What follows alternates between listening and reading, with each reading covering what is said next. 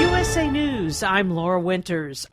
The sound of protesters in Israel as it's been 3 months and people are questioning where are the hostages and what's being done to get them out. The government should do everything they can do to bring them back home. It's so many days, too many days that they're there. Israelis who are missing a loved one kidnapped by Hamas terrorists back on October 7th protesting in Tel Aviv and setting up a long table with more than 100 empty white chairs with color pictures of those still being held. We don't know who is alive, who is not. In other news, in light of the war in Ukraine and the war in the Middle East, it seems it would be a good idea to know where the U.S. Defense Secretary is. But we are learning more about his absence. Defense Secretary Lloyd Austin, turns out, was in the hospital as the result of complications from a medical procedure, and he was even in ICU for a period. Problem is, he reportedly didn't inform the White House for a few days. He was hospitalized Monday, and reporters at the Pentagon first alerted to the situation on Friday. To Fort Lauderdale, Florida now, and another shocker where people are absolutely stunned to see a tornado-looking funnel cloud hit. A lightning strike.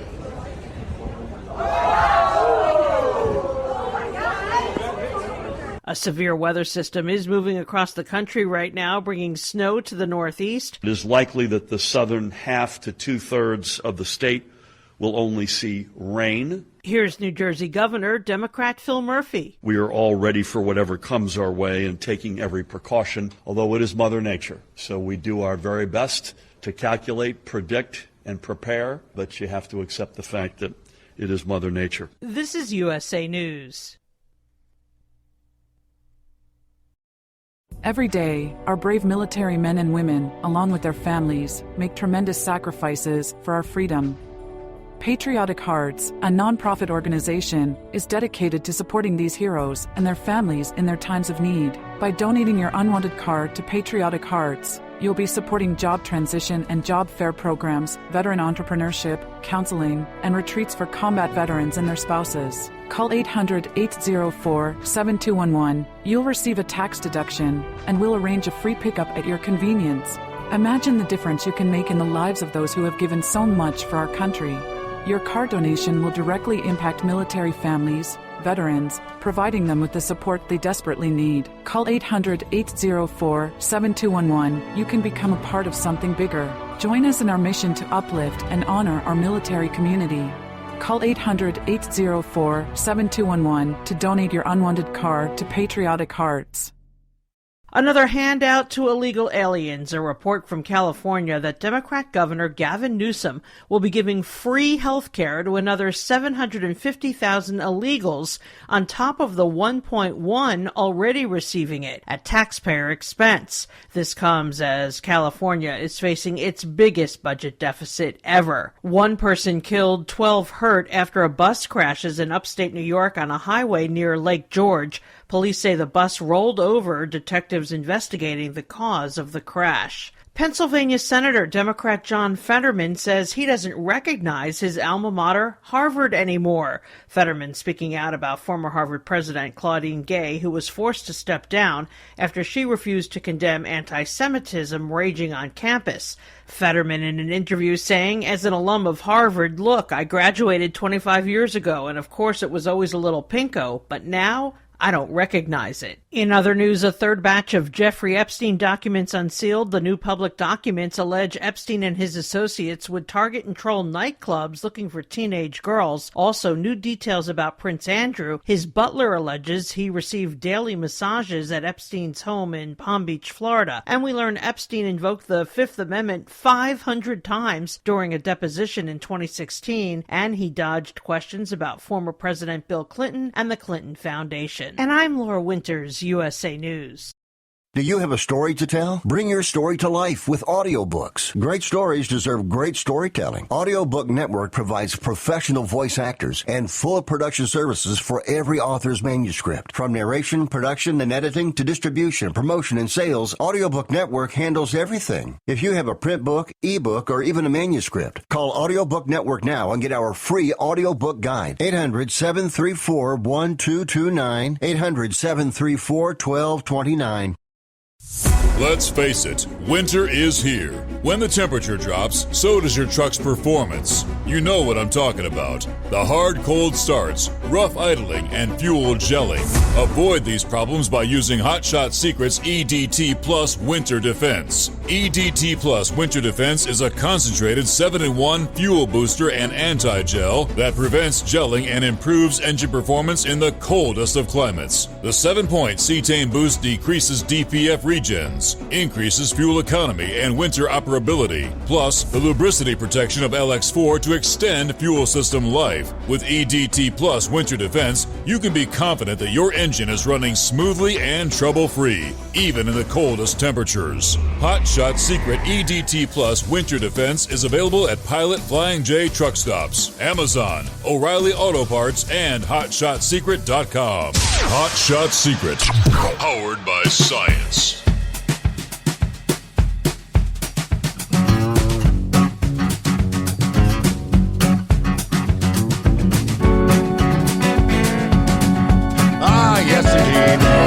Say it isn't so. The weekend's over? Gotta be kidding me. We just got started. Well, there you go. Yep, when you get those regular old normal weekends, rather than a 3-day or 4-day, holidays are over. Close out the first weekend of 2024. We will work our way into a Monday, which will be turning the page on the calendar, 8th day of January. So, just like that. Hi there. I'm Steve Summers. Welcome aboard the Steve Summers Overnight Drive, live from the Hot Shot Secret Studios. Kind of a cloudy night outside the secret bunker, 33 at this hour. Yeah, as anticipated, got a little bit of snow, a little bit of rain, everything kind of mixed in. Didn't really have any travel difficulties in our area. Just a tad bit too warm. But areas further to the north and east, it got pretty ugly. Hope you had a great weekend. All ready to settle in back to the old grind. Hit those highways and byways. I'll tell you what, the next several days, a lot of folks are going to be dealing with some ugly travel conditions. Suffice it to say, early this week, Monday, Tuesday, into midweek, conditions are going to go downhill. There will be parts of the country where freight simply will not be moving, including portions of the I-70 corridor. Right on the heels of the weekend storm, which that's pretty much clearing out of the Northeast. Maybe still a few lingering snow showers, but that one's in the books. At this hour, next storm just beginning to come together. We're seeing some of the snow beginning to break out. At this hour, we've got some light to moderate snow in north central and northeastern Nebraska. Spotty snow showers wrapping around here and there. It's pretty scattered in nature as we get the night started. But things are going to fill in.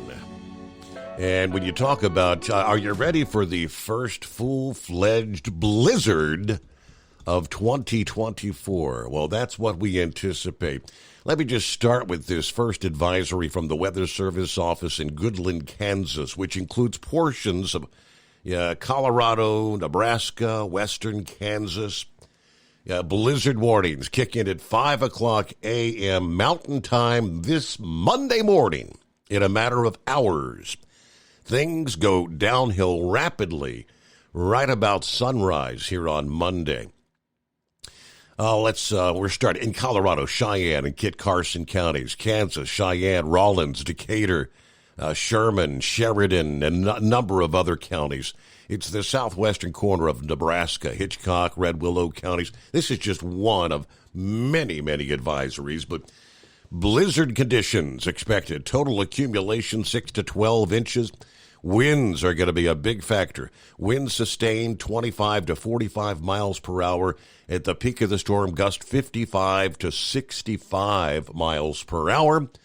Dangerous or impossible travel condition. Road closures are likely. This includes the I-70 corridor in northwest Kansas and eastern Colorado.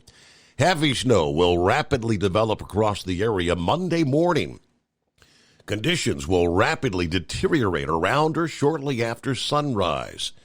Heavy snow will persist throughout the day, tapering off from west to east late Monday night, but then you'll have blowing snow persisting after the precip ends.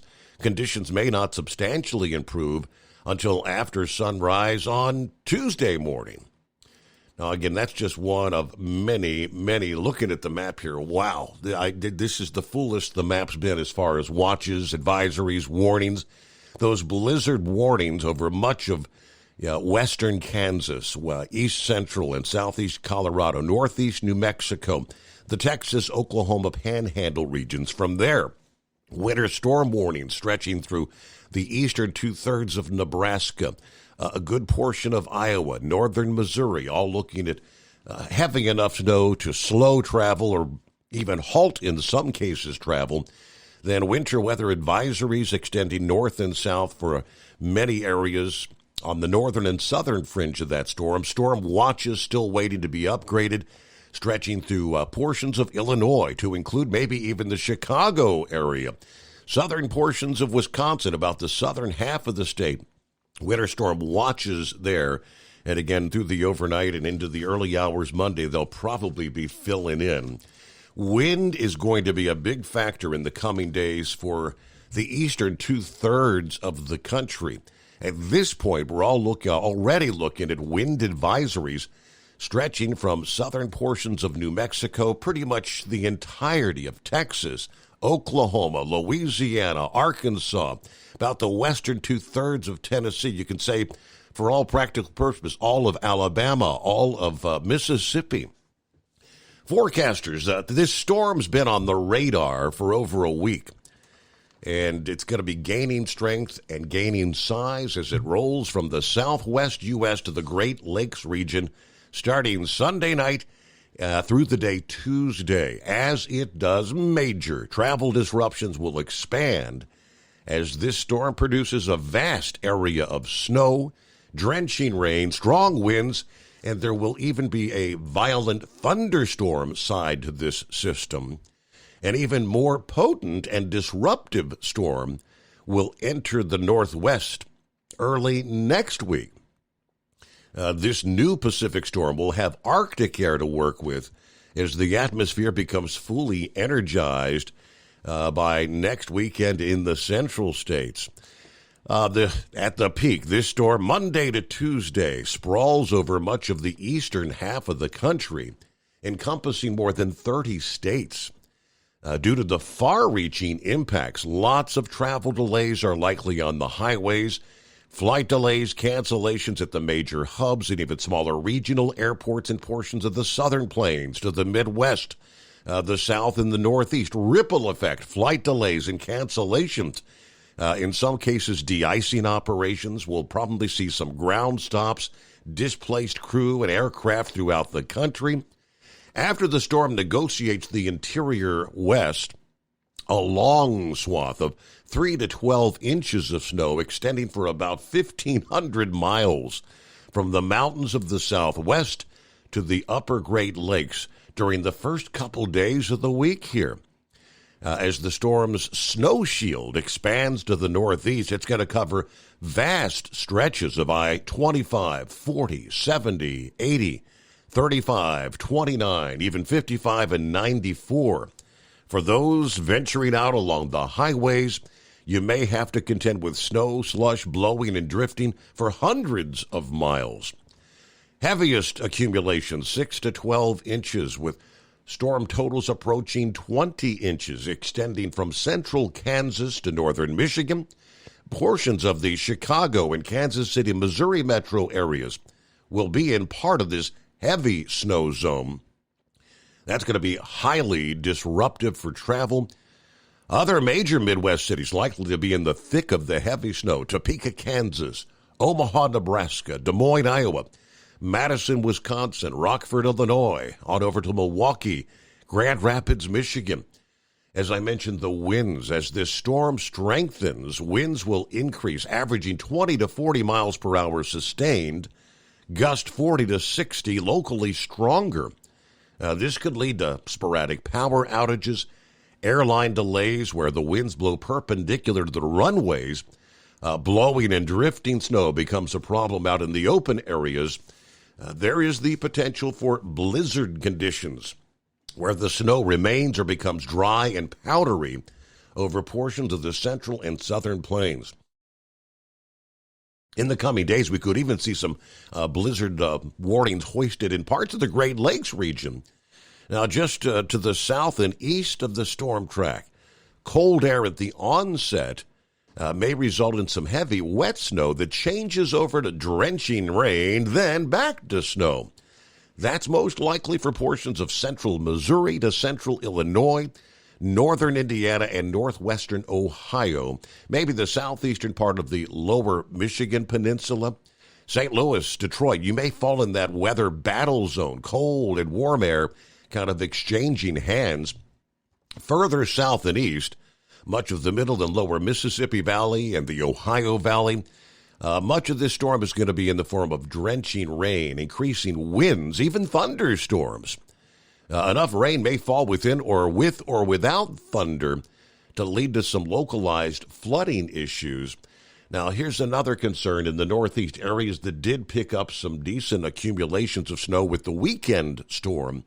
You're going to begin to warm up, and you're going to see some heavy rains coming down. You couple that with a rapid runoff, melting snow from the weekend storm Tuesday into Wednesday. Small streams and rivers are going to be on the rise with the potential for a serious flash flood event there.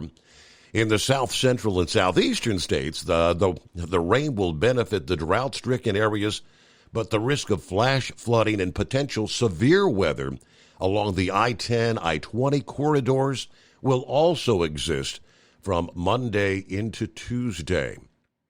So this is going to be a big weather maker across much of the country. Accumulating snow continues to spread northeast out of the plains into the Great Lakes and into northern New England from Tuesday to Wednesday night. Some areas will see another maybe 1 to 3 inches of snow in parts of the interior northeast, 3 to 6 in areas of the Adirondacks, the Green and White Mountains, on into southeastern portions of Canada.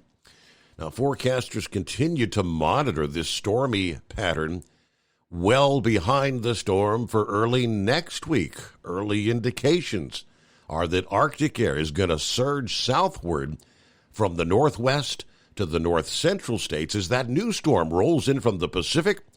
This is slated to hit the middle of the nation during the second weekend of January. Already looking, this would be storm number 3. This one could evolve into one of the most intense snowstorms in recent years, from parts of the plains to the Midwest. Depending on the storm's track and strength, travel stopping and dangerous blizzard conditions may once again unfold over multiple states, stretching from Texas to Michigan next weekend. They've been telling us this busy weather pattern, one after another. So we're going to, again, we'll get through system number 2 here before we look ahead to system number 3 in the days ahead. So welcome aboard. Good news to start the new week, right? Well, hope you had a good weekend. Our number, 844-844-3388. We'll see who we've got checking in out of the box as we get things underway on the greatest day of the week. At Hot Shot Secret, we share the science behind common diesel problems. For example, Turbocharger spool time. Turbochargers are designed to increase the efficiency and power of the diesel engine by forcing compressed air into the combustion chamber. Temperatures inside the turbo can reach upwards of 400 degrees.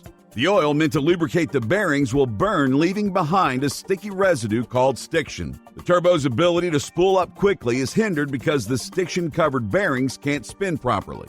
Hot Shot Secret Stiction Eliminator cleans the stiction from turbo bearings, reducing spool time, and builds maximum boost sooner in the RPM range. Stiction Eliminator is a synthetic cleaner plus nano lubricant that contains no harmful solvents and is formulated to be left in the engine to safely dissolve stiction for thousands of miles. It works as you drive. Hot Shot Secret Stiction Eliminator. Available at truck stops, Tractor Supply, O'Reilly's Auto Parts, and online at hotshotsecret.com. Hot Shot Secret. Powered by science. About 25% of your trucking business revenue goes to paying for fuel. Most fleet cards promise big discounts, but charge hefty fees and limit where you can fuel up.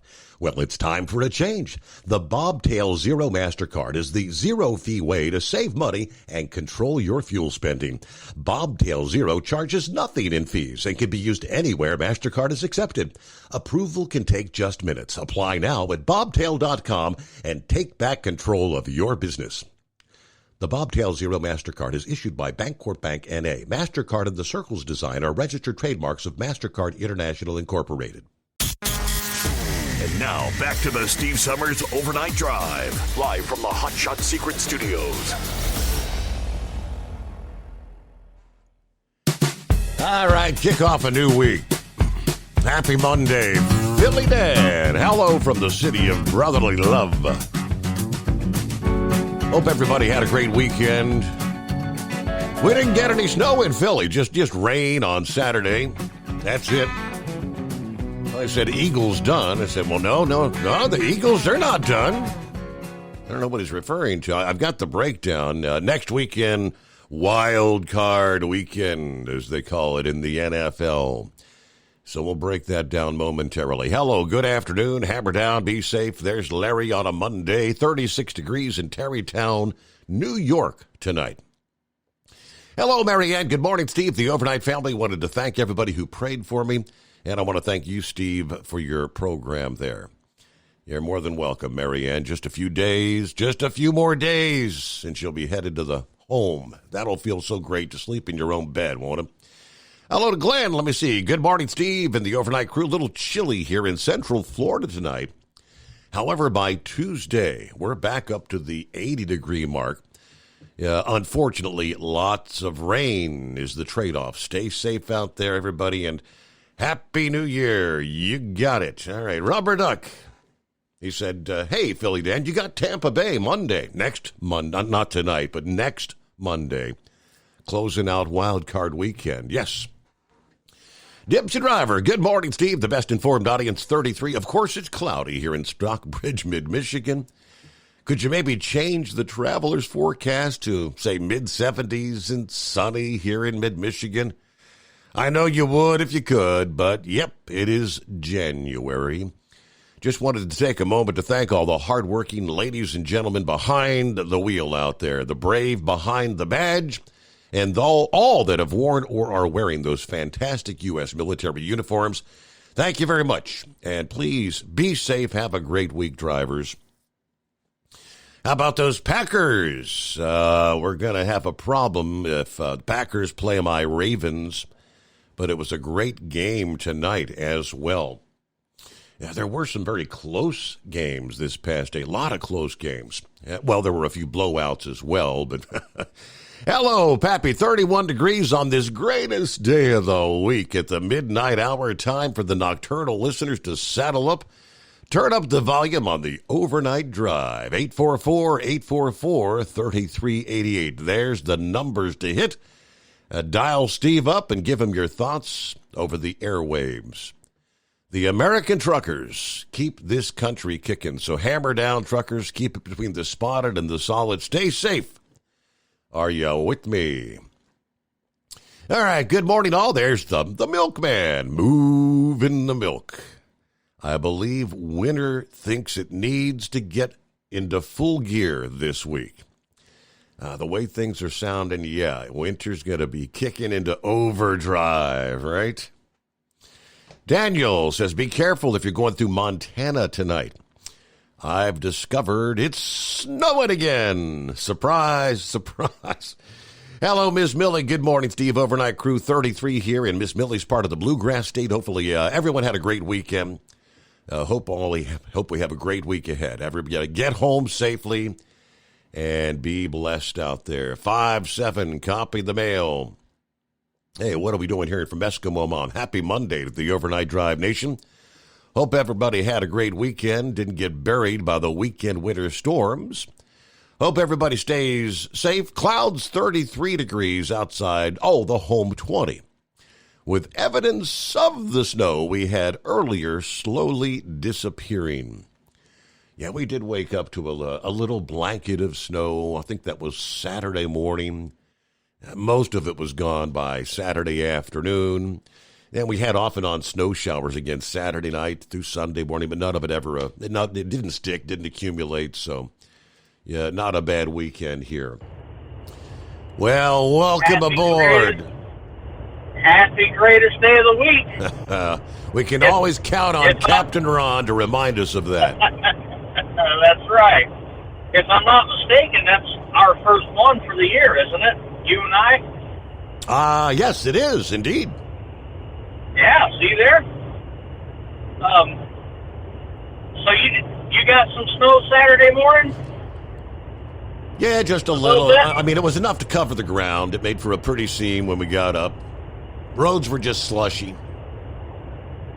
Well, we got that down here in Clearwater, too, only it was the clear variety. Oh, okay. Of snow. And again Sunday morning. But, yeah, anyway, it should be a great day tonight for Go Blue, my Michigan Wolverine. Oh, yeah, we got one more college football game tonight. And is that tonight at 7:30. Okay, all right, the big game. Who will be national champion? Yep. The Wolverines. I've been saying it all year. I got you.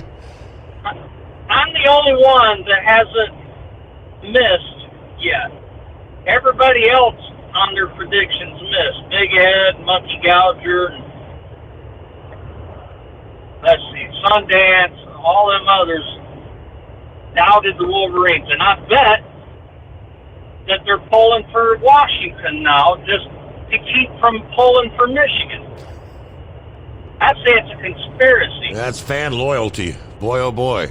Yeah, well, I guess, but you got to pull for one or the other. So why not be Michigan?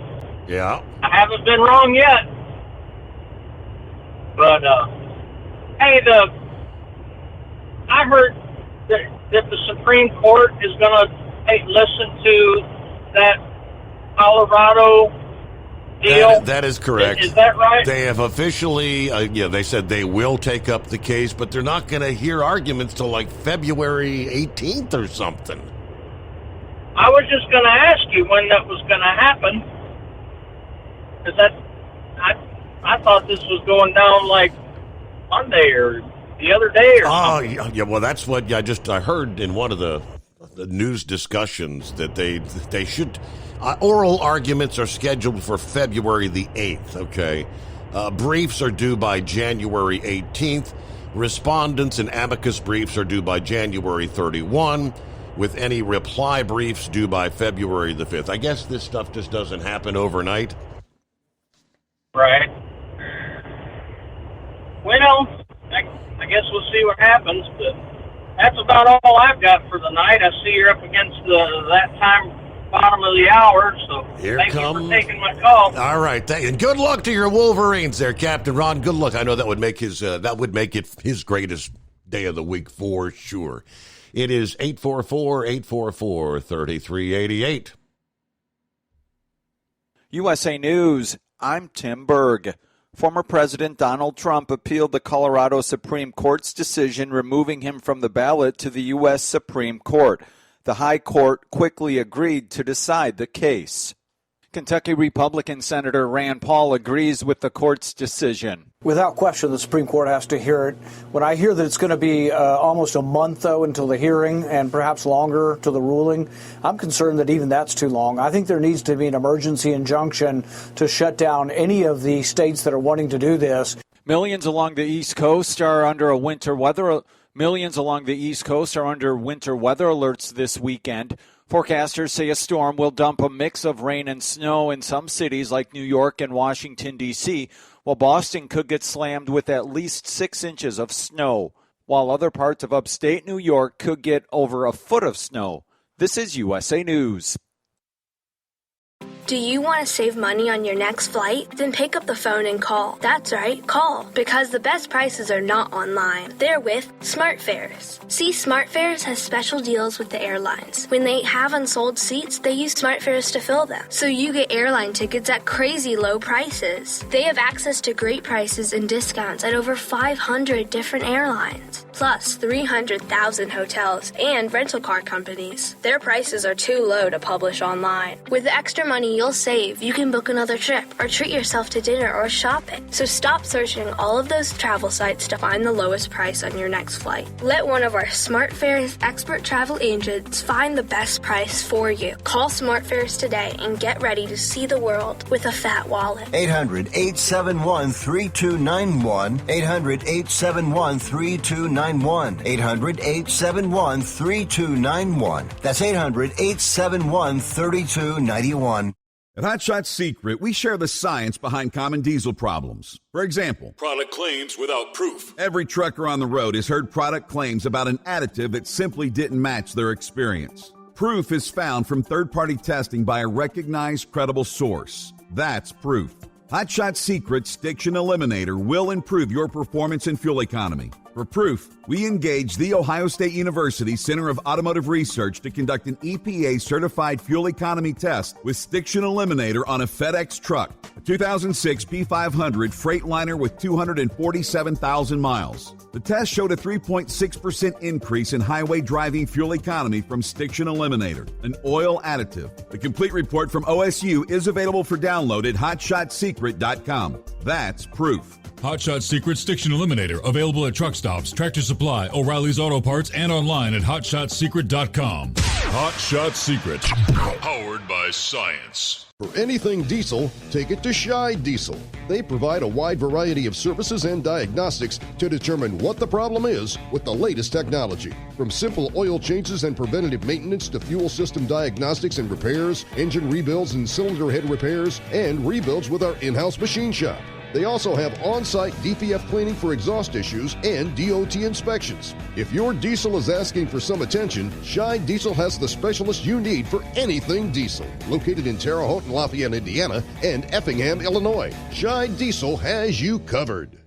Hey, don't forget, as a listener to this program, you get 10% off your entire order at hotshotsecret.com by using the coupon code Overnight Drive. Attention all truckers, Dean Michael, the tax doctor here. I want to talk to you about those dreaded tax problems. I know you want to keep on trucking and not even think about them. Well, let's face it, they're not going away all on their own. You need professional help. I've been helping truckers put their tax problems in the rearview mirror for years. I can help you too. Call me for a free consultation at 888-632-4506 or go to mytaxhelpmd.com. It's like I always say, keep your eyes on the road, I'll keep mine on the IRS. 888-632-4506. How do you sleep on the road? After downtime, do you wake up well-rested and invigorated or tired, achy, and sore? Well, if it's the latter, you're not sleeping on the Big Rig Mattress. The Big Rig Mattress is a hybrid with an individually pocketed spring core that's engineered to deliver the best restorative sleep for your time on the road.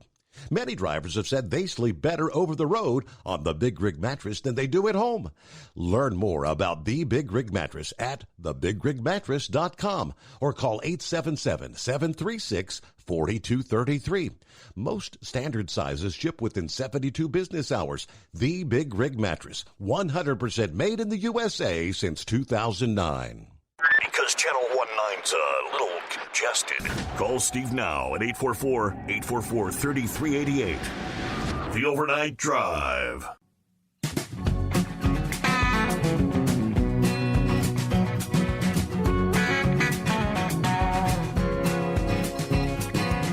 So NFL regular season is in the books. Week number 18 has closed out. That leads us to Wild Card Weekend. Next weekend, January 13th and 14th. Here's what I'm looking at. All right, first up will be Cleveland Browns versus those Houston Texans, Saturday, January 13, 4:30 p.m. These would be Eastern time, right? Followed by the Miami Dolphins versus the Kansas City Chiefs, Saturday at 8 p.m. Sunday, we've got the Steelers going into the weekend. Steelers needed some help. Well, they took care of business. They won their game. And apparently, whatever the formula was, it worked out. Steelers will face the Buffalo Bills Sunday, January 14th, 1 p.m. Sunday afternoon, 4:30 kickoff. Green Bay Packers versus the Cowboys. On into Sunday evening, the 8 p.m. game. We actually have, looks like, what do we have, two games? Okay, no, Sunday evening, 8 p.m. That'd be the Rams versus the Lions. I did see 8 p.m., but that's Monday. Monday, January 15th, which will feature the Eagles versus those Tampa Bay Buccaneers. Who moves on? There you go. Wild Card Weekend coming on next weekend. So congratulations to all those that got to move forward. During the Cincinnati Bengals versus the Browns this past day, neither team supposedly, had the anticipation was, I don't know how the Browns have moved on as it is, but they got that wild card. So they obviously got some help. But one thing we do know for certain, I think it's the first time ever, every team in a division, it's what's the AFC North? Every team had a record above 500, with Cincinnati beating the Browns this past day. That put them at 9-8 on the season. I don't think ever before has a division had every team in the division with a winning record. But that's how that all unfolded. But Always Moving wanted to chime in regards to how about those Bengals yesterday? Hot diggity dog. Loving it. Hey, a friend of mine got to go there to the game, and I haven't gotten to talk to her, but she sent me photos, and she sent me just a couple of quick texts. And it's the lady that I got her cycling. We went up to New York. We went out west. We do everything. Anyway, she had taken me to the Texans game because she's a major C.J. Stroud fan. I'm an OSU fan. She is too. But so I wore red and orange that day. But anyway, so she already took me to a football game. So it turns out she took her grandson to the Bengals-Browns game. And I didn't know anything about it till I got these photos this evening.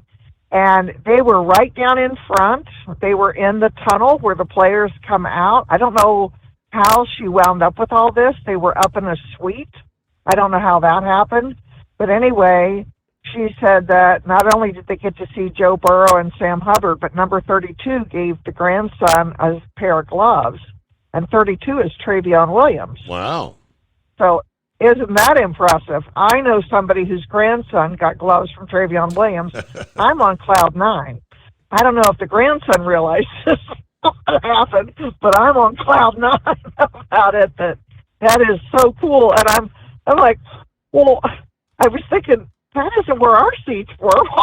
Why did the grandson get the better seat? Yeah. But anyway, that's okay. Yeah, he got really good seats. And we had awesome seats, too. The day we went, the weather was absolutely perfect. Absolutely perfect. Bengals lost, but it was absolutely perfect weather. We had a wonderful time. It was all good. So my next team I'm cheering for tonight is the Washington Huskies. Go Purple. Gotta have them. Oh, yeah. Gotta have purple. Any Ohio State fan will not pull for Michigan, right? And I don't care. I am more of an anti-Jim Harbaugh fan than I am an anti-Michigan fan. Does that make sense? Yeah, it does. Mm-hmm. I don't care if Jim Harbaugh was whatever team Jim Harbaugh is coaching for. I can't stand the man. I can't get over the difference between him and his brother, because, you know, the three of us are really tight, and I'm real close with the family. But from what I ever see of him, I just think Jim Harbaugh is he's just not my type of person at all in any way, shape, or form. But yeah, I will always cheer for somebody that's going to go up against Michigan. So yeah, I was rooting for Alabama. Never thought I would do that, but I was cheering for Alabama during the Rose Bowl. And I never counted Dick Saban out until the very end, because, you know, he'll watch you that first half, and then he'll go in for the kill in the second half of the game. Mm-hmm. So I enjoyed the Rose Bowl very much. But also, I wanted to say thank you. A couple of the callers, your regular callers, have reached out to me, and I've been getting to know them, and they are just lovely, nice people on a more personal level. I've gotten a lot of photos from one gentleman in particular, and you know, it's one thing to be a voice on the radio. It's another thing to put a face to it, and then to learn about them in their more of their personal life. And I've just thoroughly enjoyed getting to know them, and just fascinated at the heritage and you know, what they like to do on their free time. That's always fun. So I appreciate the connection. So that's been very nice. There's been I think 3 of them that I've gotten to know so far. That's great. Yeah, I like that. Yeah. And other than that, welcome to 2024. It was very quiet here on the farm. Christmas spent here on the farm by myself with the critters, and New Year's Day here on the farm with the critters, working at the vet office, of course, all the time. Hospital's been very busy, as usual. And I know people are going to think I'm weird, but yesterday on January 7th was our 40th wedding anniversary. And it just seems like yesterday when that happened. And he's been gone for 20 years, but I can still remember the day pretty much all day. I was in the kitchen making decorated sugar cookies for the doctor that let us use the condo. So I got a bunch of New York cookie cutters, New York City cookie cutters, Statue of Liberty, street signs, and stuff like that, taxi and all. And I was working on decorated sugar cookies, listening to the game, and just remembering everything of 40 years ago. Hard to fathom. That's a lifetime ago. It is, yeah, yeah. I mean, that's a lifetime ago, and I had brown hair then. It's toasty Snow White now, but I had long brown hair back then, and I looked much different back then. And now, you know, we got married at his parents' house and had a home-cooked meal. You know, his parents were farmers, and had a home-cooked meal. And she was always big, his mother was always big on making homemade noodles and homemade cinnamon rolls with all of her meals. And there were 23 people. That included Roger and I and the minister and his wife. They were patients at the dental office where my sister was a dentist where I worked, and I had them do the ceremony. And, you know, I've catered a lot of weddings over the years. I've done hundreds and hundreds of wedding cakes for people. And I just chuckle at the money people spend at weddings, because ours was very quiet. Yeah, right. Very subdued, and lasted 20 years. You know, it was just as good as anything. I wouldn't have changed anything about it. It was the people that meant the most were, you know, that were there. It wasn't about having a big party. It was about getting married. And I think I've told you this before. Maybe somebody new listening might not know, but we met on October 20th. We were engaged 3 weeks later on our 5th date, and we were married January 7th. And boom, boom, boom. And when you know, you know. After our first date, I got out of the truck and I said, I'm going to marry that man. I don't know why, but I'm going to marry him. And sure enough, we were married just, you know, a month and a half later. Wow. So it was pretty cool. Pretty cool, yeah. And you know, some things like that are just really, you know, God was very, very good to me to give me that. When we got our beautiful daughter, and I'm still here on the farm, and you know, it's just really nice. So you know, I very, very blessed in my life with everything I've had. So, and now I've got 3 new friends that I've been able to chat with, and that's always nice too. Absolutely. So I'm parked out here in front. Yep, I'm parked out here in front of the barn. I gotta get inside here and get the cats are all staring at me, going, "Hey, get in here and feed us." So I gotta take care of the critters and then get to bed and do all that. But I did want to put a shout out to Travion Williams. That thank you very much. You made an old lady very happy, and you made the grandson happy too. And my friend Sherry said it was a great day. Her pictures were great. And I'm glad the Bengals won. I'm glad they had a winning season. And I wish them all the best for the coming year. So go Huskies. All right. Well, thank you. Thank you for taking the time to dial us up this morning. Always moving. Good to hear from you. Thank you. Bye-bye. There you go. It is 844-844-3388. You know, the wife and I celebrated our 40th anniversary in 2023.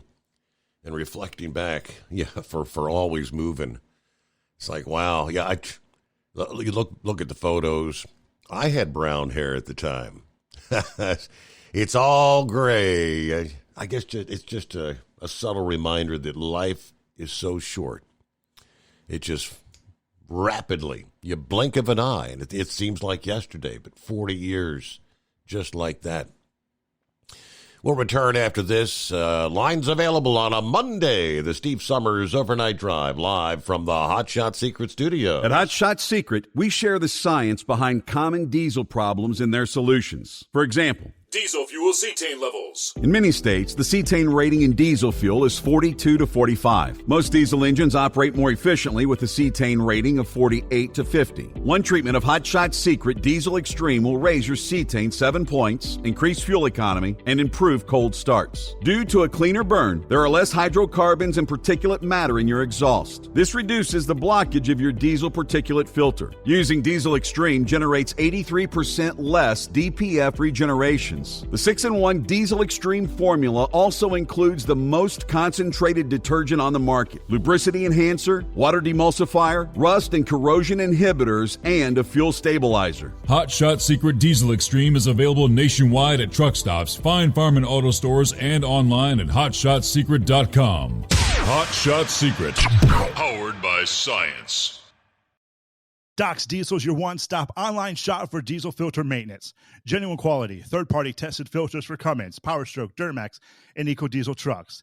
Doc's cuts out the middleman and those pesky markups you often find from OMEs, dealerships, and parts stores. We make ordering easy with filter kits, subscriptions, and even dealer sign-ups if you have a fleet. Purchase your filters at www.docsdiesel.com and receive 10% off when you use code SUMMERS10. Doc's Diesel, your one-stop shop for diesel maintenance.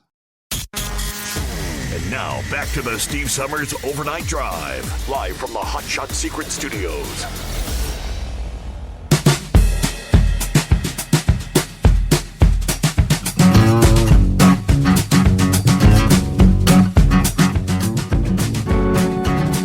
You know, they say things always get kind of crazy during the final week of regular season. Man, oh man, this year was no different. Tennessee Titans sent shockwaves around the AFC during the early slate of games with a 28-20 win over Jacksonville. Now, if the Jaguars had won, they would have clinched the AFC South title, but instead, they are out of the playoffs. And here's how Tennessee's win impacted the AFC playoff race. The Texans clinched the AFC South. The Steelers, there's some of the help they needed, clinched a playoff berth. The Bills clinched a playoff berth. And the Jaguars were eliminated. The Bills closed out the season beating the Dolphins to win the AFC East. The Bills are now the 4th team in NFL history to win a division after being down at least 3 games in the standings with 5 or fewer games left on the schedule. Who would have ever thought, right? In the NFC, the Packers clinched the final spot with a 17-9 win over the Bears. Rams also picked up the 21-20 win over the 49ers to claim the 6th seed in the NFC, and that victory created a ripple effect that will now have Los Angeles facing Jared Goff and the Lions in the wild card round. With that in mind, here's the full AFC breakdown. Let's start there. In the AFC North, Ravens clinched number one. They've already clinched the number one overall seed in the AFC. That means we won't see them on the field again until the divisional round of the playoffs. The loss to the Steelers meant nothing to Baltimore, which is a big reason why the Ravens decided to rest Lamar Jackson there. And that actually, of course, with the Steelers winning that game, that gave them a little help, one of several pieces of a puzzle they needed to move on. AFC East, Buffalo clinching number 2. The Bills knew they would clinch the AFC East with a Sunday night win over the Dolphins, and they took care of business with a 21-14 victory. The win by Buffalo means the Bills will now host the Steelers in that wild card round. In the AFC West, Chiefs, of course, champion, clinching at number 3. The Chiefs are locked into the 3rd seed. That means they'll be opening the postseason against the Dolphins. In the AFC South, it's the Texans clinching the number 4 to win the AFC South. The Texans needed 2 things to happen in Week 18. They had to beat the Colts, and the Jaguars had to lose. Both of those happened, which means Houston will now be hosting the Browns in the wild card round. Speaking of the Browns, they clinched the number 5. The Browns rested everybody in that loss to the Bengals yesterday. That's because they really didn't have anything to play for. Now, you headed into Week 18. They had already clinched that 5th seed, and now they know who they'll be playing, though. The Browns will be traveling to Houston to face the Texans for Super Wild Card Weekend. Dolphins, possible seeds, clinched number 6 after losing to the Bills. The Dolphins now have to hit the road for the wild card round. They'll head to Kansas City, where the temperatures are expected to be below 15 degrees. That's not good news for a team that's 0-10 since 2017 in games where the kickoff temperature is under 40 degrees. It's going to be a cold one. How about those Steelers? Yes, clinched number 7. The Steelers had to wait till Sunday night to find out who they'd be playing in the wild card round, and they found out they'll be headed to Buffalo. Eliminated, the Colts would have punched their ticket to the postseason with a win over Houston, but rather they were eliminated. Of course, the Jaguars had to beat the Titans to win the AFC South. Instead, they'll be staying home after losing in Tennessee. All right, so we broke down already the AFC games coming up next weekend. In the NFC, 49ers clinched number 1. They rested a good chunk of their starters yesterday's game. They lost to the Rams, and that's because they had already clinched the top seed in the NFC. Cowboys clinched the number 2 seed. To clinch the NFC East title, all the Cowboys had to do on Sunday was beat the Commanders. That's exactly what they did. Thanks to their 38-10 win over Washington, Cowboys will now be hosting a wild card game against a team that Mike McCarthy knows well, a.k.a. the Packers.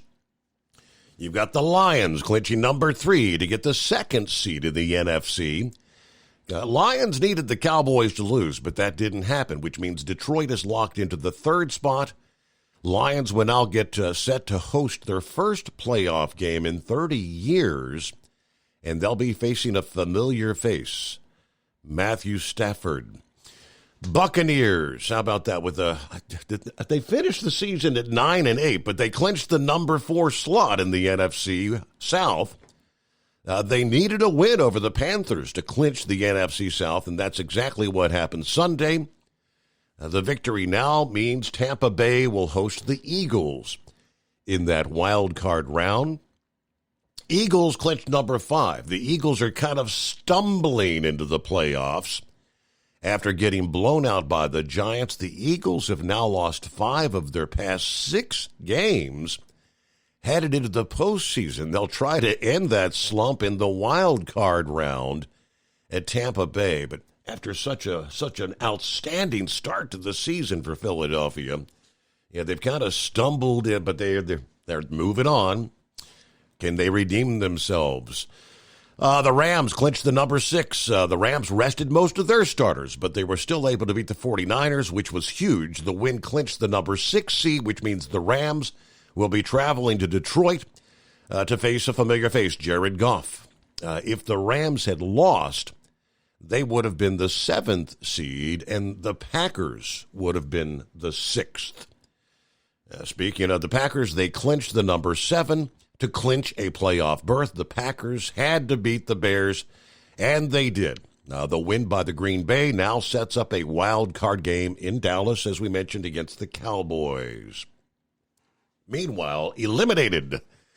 The Saints had a chance to win the NFC South title, but they needed the Buccaneers to lose. Didn't happen. They also had a chance to win a wild card berth, but they needed the Packers to lose for them to have a chance to get in, and that didn't happen. Seahawks, to make the playoffs, they're eliminated. Seahawks needed a win combined with the Packers' loss. Second part didn't happen. Season over. Falcons eliminated to make the playoffs. The Falcons needed a win. Buccaneers lost. Neither of those happened, and the Vikings out. Ending the season 7-10. Vikings had to beat the Lions to keep their playoff hopes alive. That did not happen. So there you go. 49ers will have a bye next week as the wild card matchup. Packers at the Cowboys. Sunday the 14th at 4:30. Rams at the Lions. Sunday, 8:15 p.m. Then you've got the Eagles at the Buccaneers Monday night, Monday the 15th, an 8:15 game. All right, so there's your breakdown in the NFL. Lot of things changed in that week number 18. Pretty crazy, isn't it? Meanwhile, as we head up toward the midnight hour in the Central Time Zone, 1 o'clock Eastern, we make our way into a greatest day of the week, a Monday.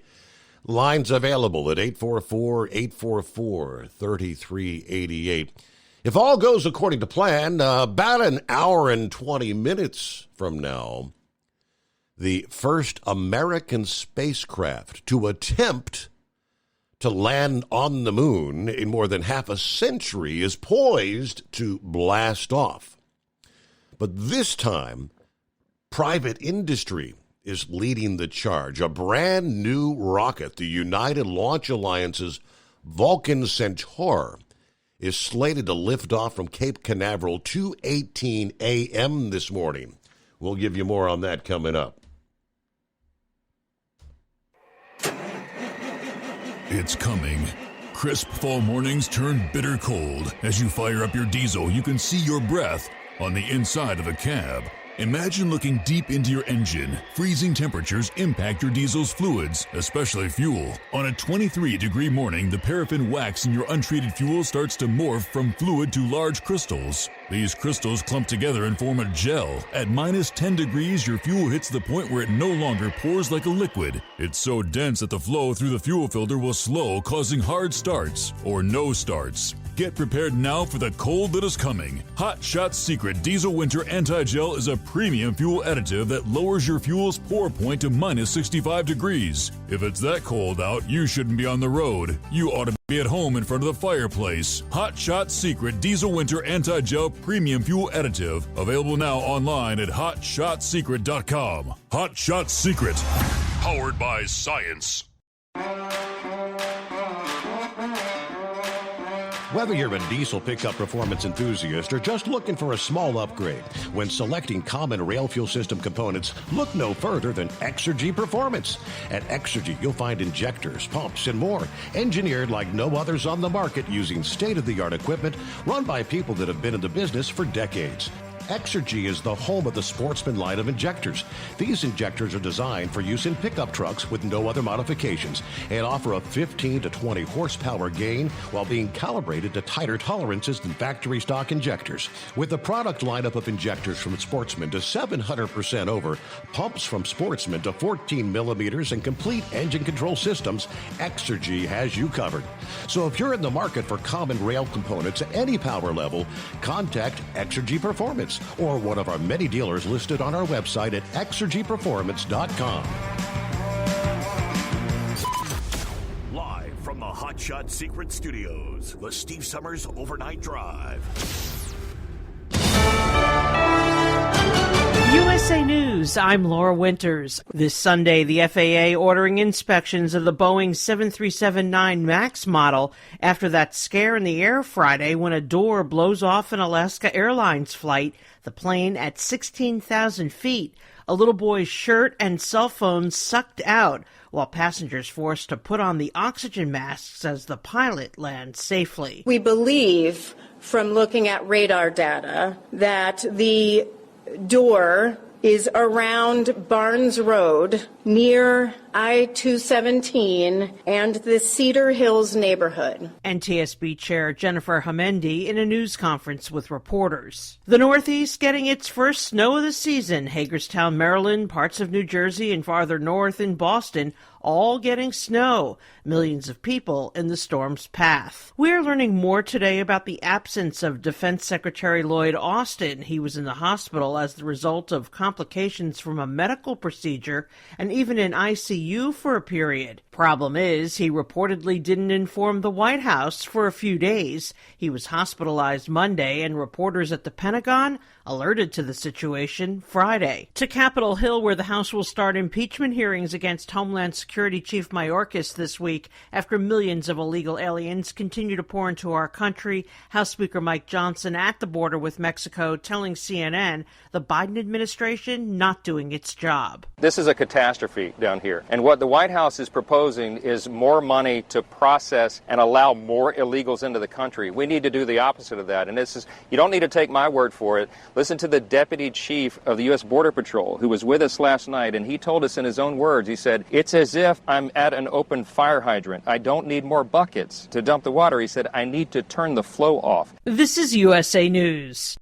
Omaha Steaks is rewriting the book on burgers with an all-new handmade texture for the juiciest home-style burgers you've ever tasted. Their pure ground burgers are made from single cuts of real aged Omaha steaks. These are truly steaks on a bun. Filet mignon, ribeye, New York strip, sirloin, and even brisket burgers. Now is the time to experience the exclusive Burger Perfection Flight for just $79.99. Go to omahasteaks.com and use promo code TREAT at checkout to get an extra $20 off your order plus free shipping. You'll get 4 of each pure ground burger so you can sample all the steak on a bun greatness. These burgers are crafted for a juicier, more tender experience, making your mouth water with every single bite. Don't wait. Go to omahasteaks.com. Use promo code TREAT at checkout and get $20 off the Burger Perfection Flight and discover your new burger obsession. Minimum order may be required.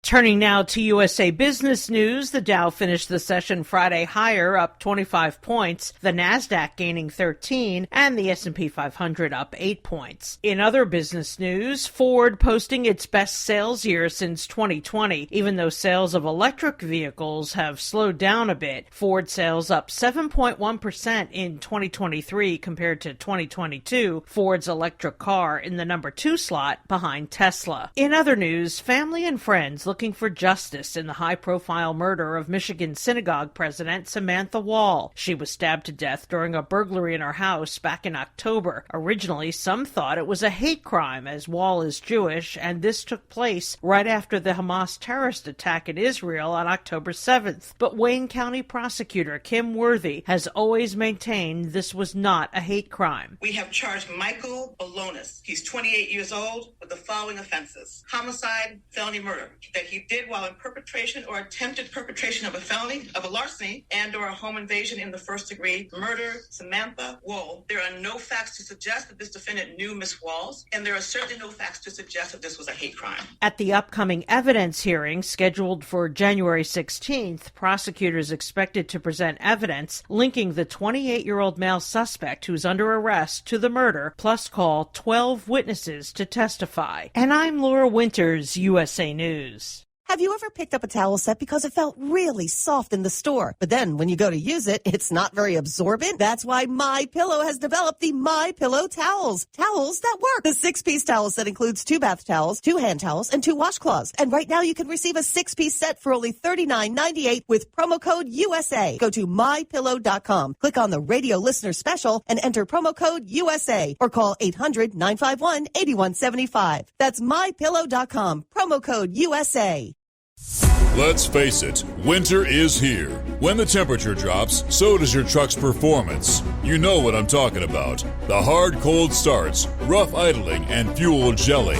Avoid these problems by using Hot Shot Secret's EDT Plus Winter Defense. EDT Plus Winter Defense is a concentrated 7-in-1 fuel booster and anti-gel that prevents gelling and improves engine performance in the coldest of climates. The 7-point cetane boost decreases DPF regens, increases fuel economy and winter operability, plus the lubricity protection of LX4 to extend fuel system life. With EDT Plus Winter Defense, you can be confident that your engine is running smoothly and trouble-free, even in the coldest temperatures. Hot Shot Secret EDT Plus Winter Defense is available at Pilot Flying J truck stops, Amazon, O'Reilly Auto Parts, and HotShotSecret.com. Hot Shot Secret, powered by science.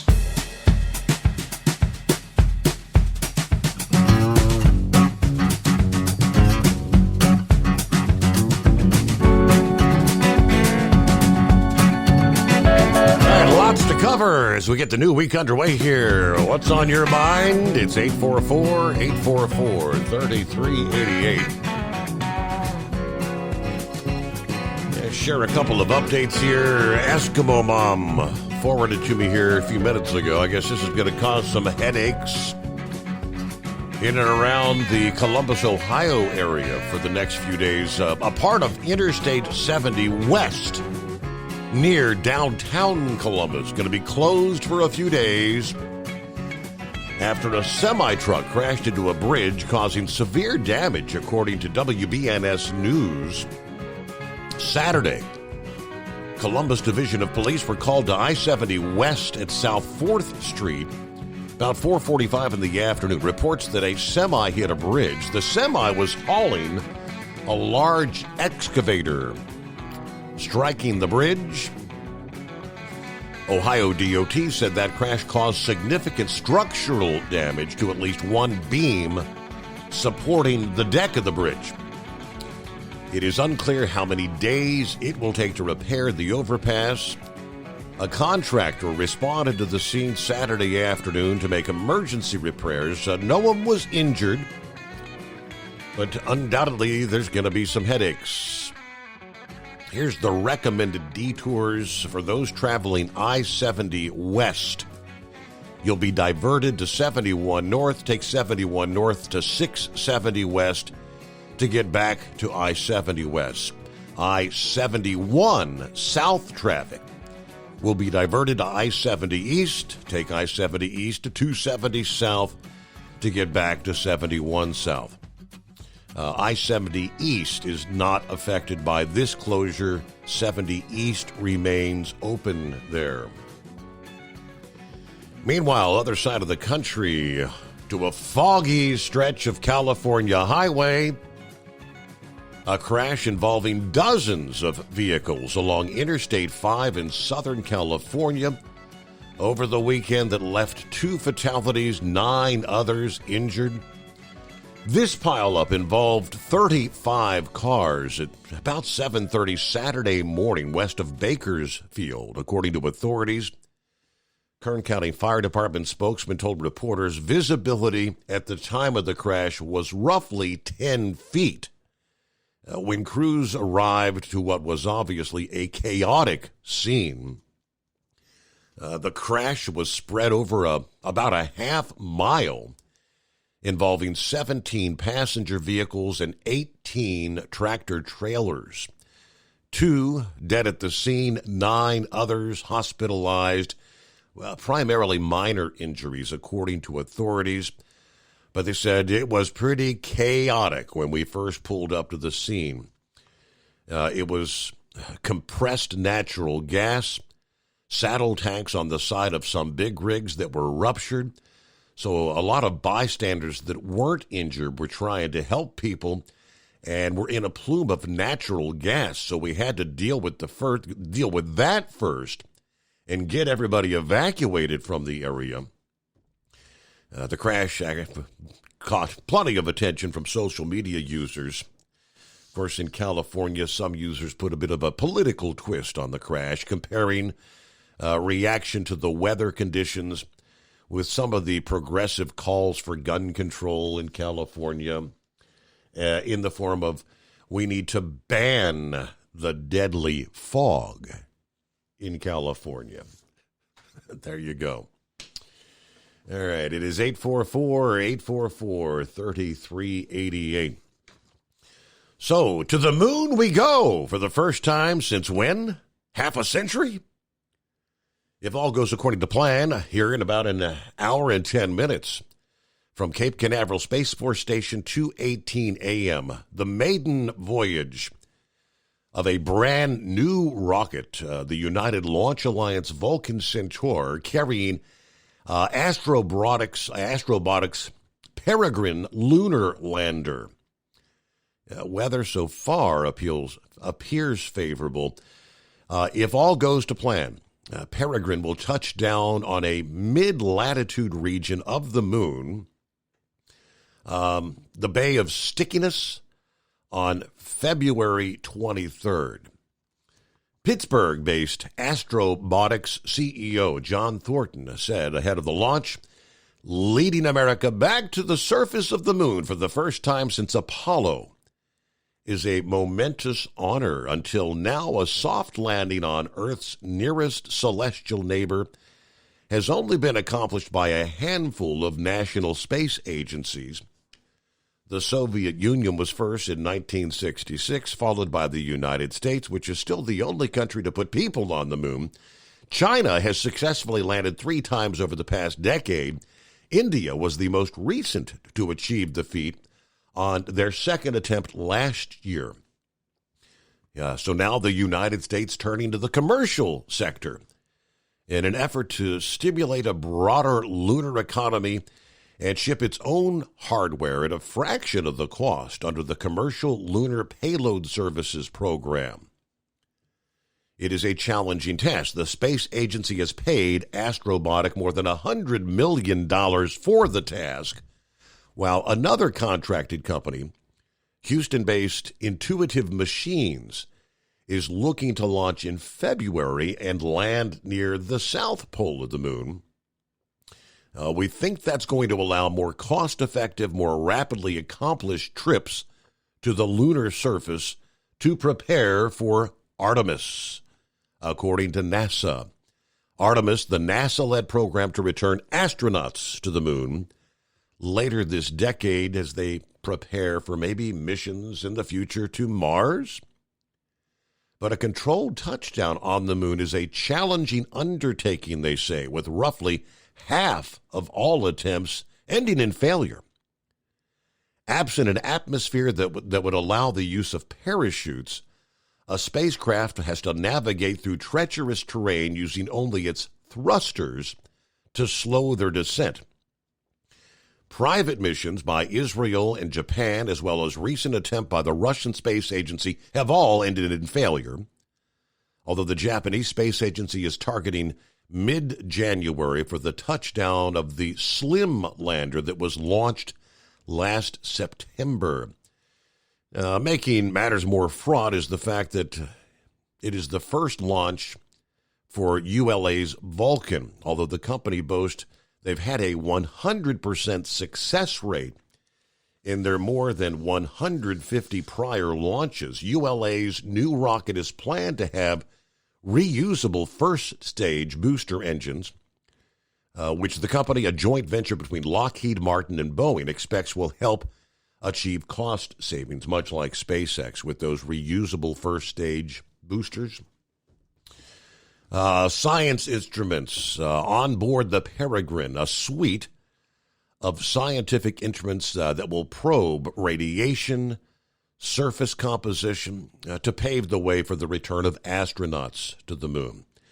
But it also contains some more colorful cargo, including a shoebox-size rover that was built by Carnegie Mellon University, a physical Bitcoin, and somewhat controversially, created remains and DNA, including those of Star Trek creator Gene Roddenberry, as well as the legendary sci-fi author and scientist Arthur C. Clarke, as well as a dog. The Navajo Nation, America's largest indigenous tribe, has said sending these to the moon desecrates a body that is sacred to their culture, and they've pleaded for that cargo to be removed, although they were granted a last-ditch meeting with the White House, NASA, and other officials.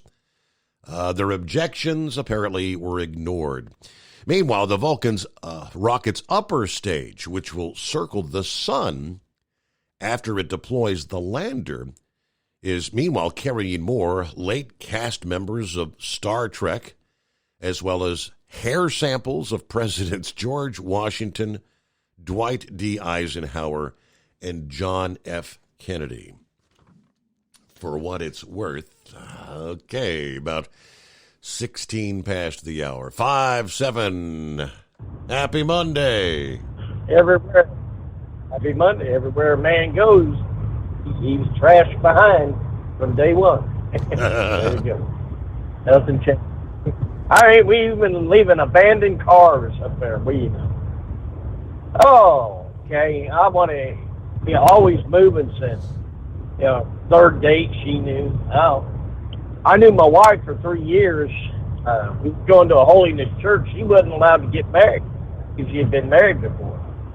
Till some young man come along and explained to the preacher, Corinthians, the unbelieving depart. A believer is not, in bondage. So boom, all of a sudden, I've been flirting with this woman for 3 years now. It was fun because she couldn't do anything about it. I mean, one time going down Turkey Run Road, little narrow road coming out of the country church. I was blocking her off to the left, blocking her off to the right, wouldn't let her get around, doing about 3 miles an hour. And that baby hit the gas and slammed into the back of the 67 Le Mans convertible, man. That little high-headed Cherokee, man, she's a keeper.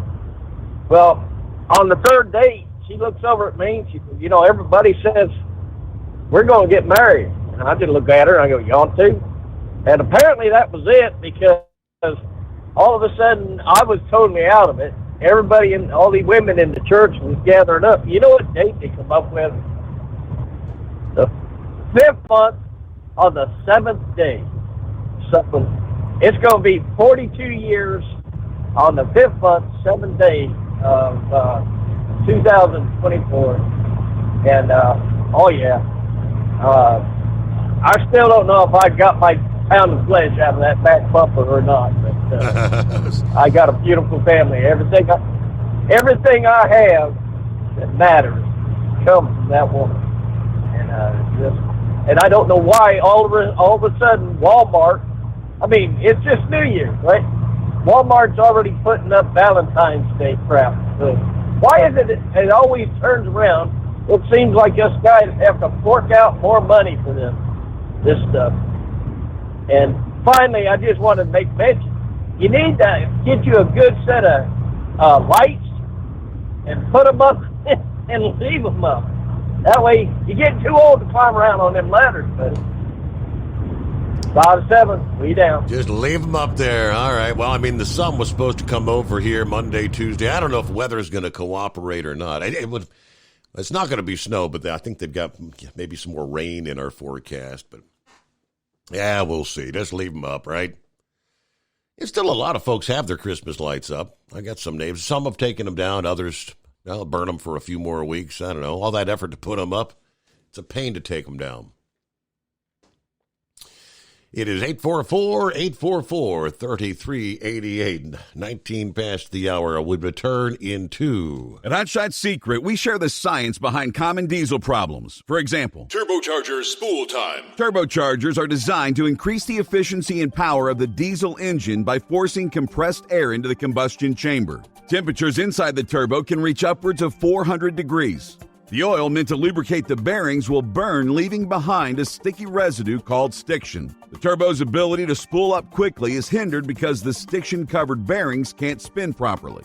Hot Shot Secret Stiction Eliminator cleans the stiction from turbo bearings, reducing spool time, and builds maximum boost sooner in the RPM range. Stiction Eliminator is a synthetic cleaner plus nano lubricant that contains no harmful solvents and is formulated to be left in the engine to safely dissolve stiction for thousands of miles. It works as you drive. Hot Shot Secret Stiction Eliminator. Available at truck stops, Tractor Supply, O'Reilly's Auto Parts, and online at hotshotsecret.com. Hot Shot Secret. Powered by science.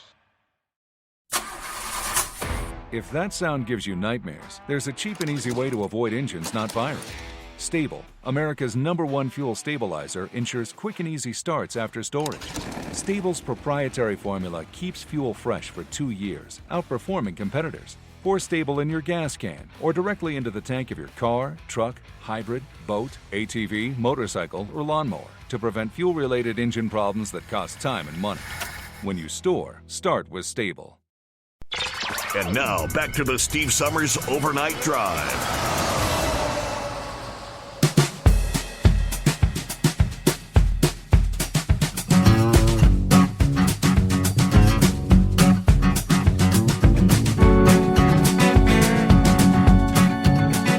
Okay, let me give you a little more on the update over the weekend,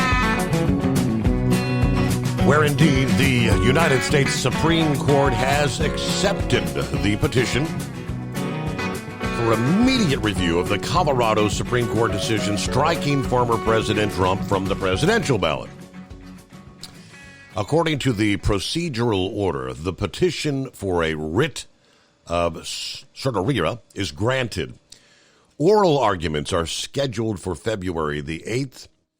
Petitioners and amicus briefs are due by January 18. Respondents and amicus briefs are due by January 31, with any reply briefs due by February 5. Of course, we all know the Colorado Supreme Court disqualified President Trump as a candidate on December 19 in an order that left little chance for the actual removal of his name from the ballot. Of course, on January 3rd, Trump filed a separate petition with a similar question. Did the Colorado Supreme Court err in its ruling? The U.S. Supreme Court has taken up President Trump's petition. They have yet to reject the Colorado GOP's petition. That was on December 27th. The Colorado GOP also filed a petition with the Supreme Court asking 3 separate questions regarding the application of Section 3 of the 14th Amendment and political parties' First Amendment rights to primary their candidate of choice. Now, we all know the legal theory as far as Section 3, the 14th Amendment. Since Colorado has made this move, there have been at least 60 of these challenges all over the country in recent months. According to President Trump's attorneys, the majority of those challenges have been dismissed for a wide range of reasons, with several courts citing lack of jurisdiction.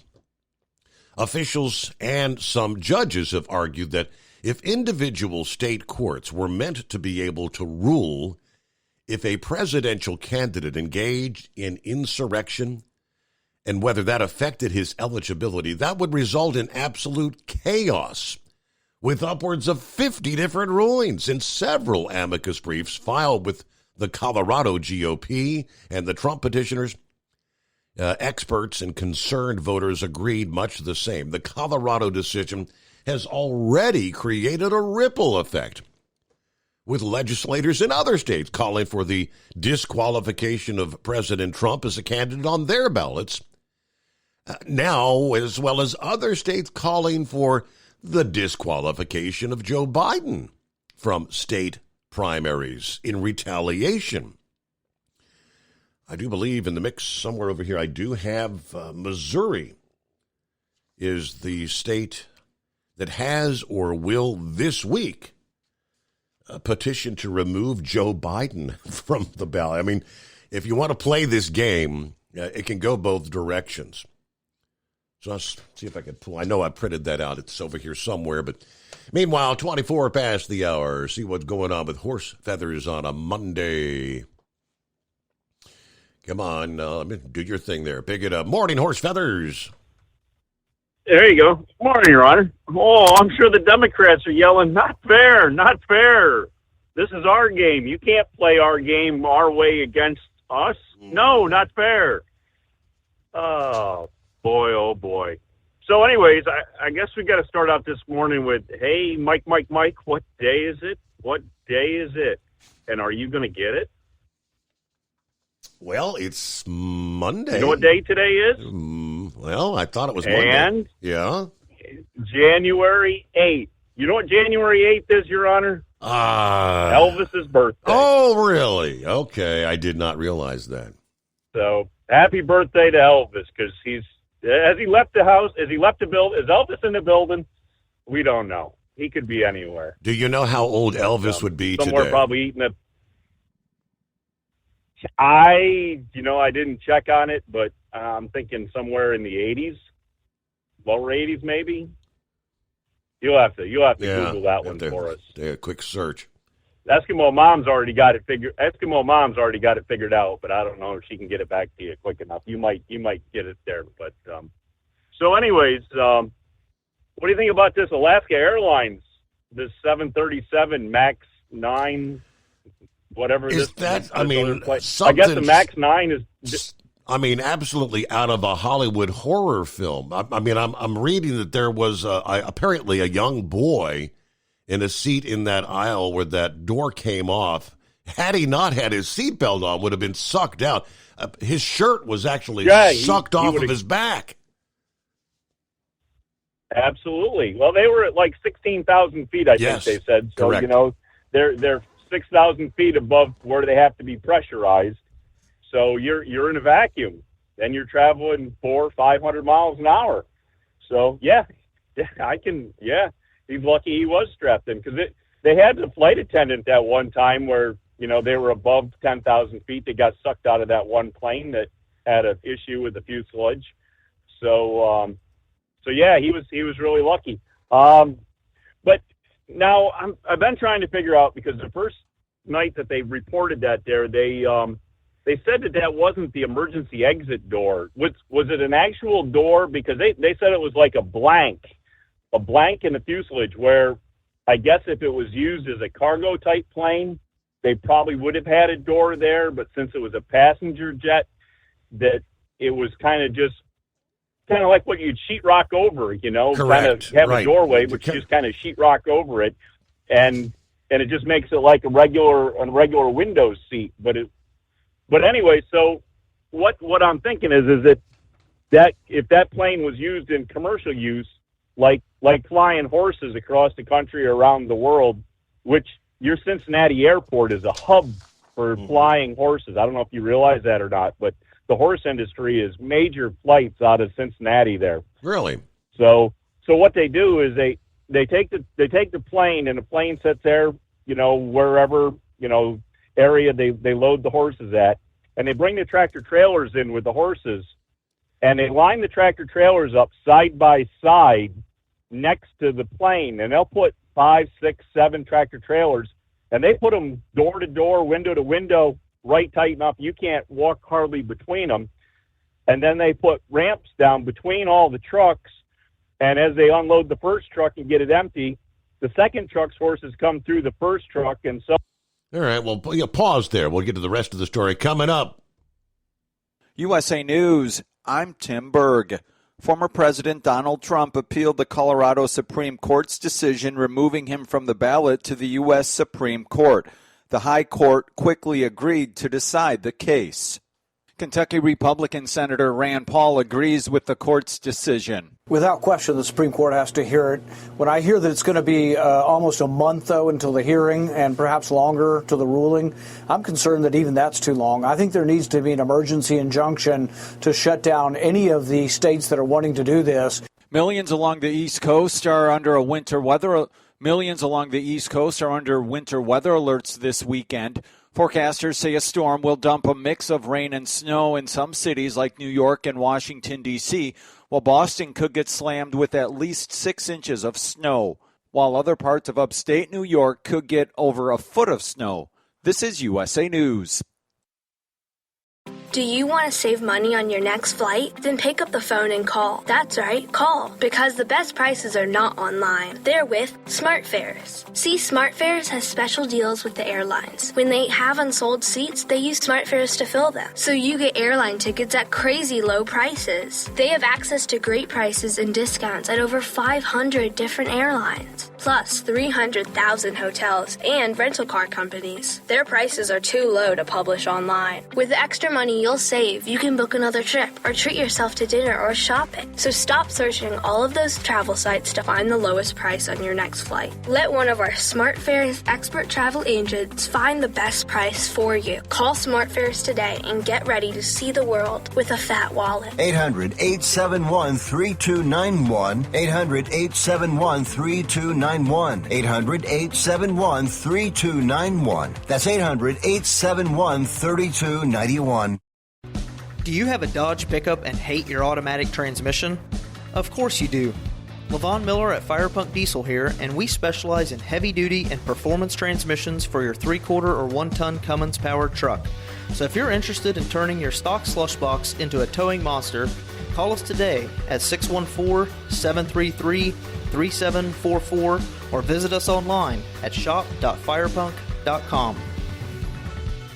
At Hot Shot Secret, we share the science behind common diesel problems and their solutions. For example, diesel fuel cetane levels. In many states, the cetane rating in diesel fuel is 42 to 45. Most diesel engines operate more efficiently with a cetane rating of 48 to 50. One treatment of Hot Shot Secret Diesel Extreme will raise your cetane 7 points, increase fuel economy, and improve cold starts. Due to a cleaner burn, there are less hydrocarbons and particulate matter in your exhaust. This reduces the blockage of your diesel particulate filter. Using Diesel Extreme generates 83% less DPF regeneration. The 6-in-1 Diesel Extreme formula also includes the most concentrated detergent on the market, lubricity enhancer, water demulsifier, rust and corrosion inhibitors, and a fuel stabilizer. Hot Shot Secret Diesel Extreme is available nationwide at truck stops, fine farm and auto stores, and online at hotshotsecret.com. Hot Shot Secret, powered by science.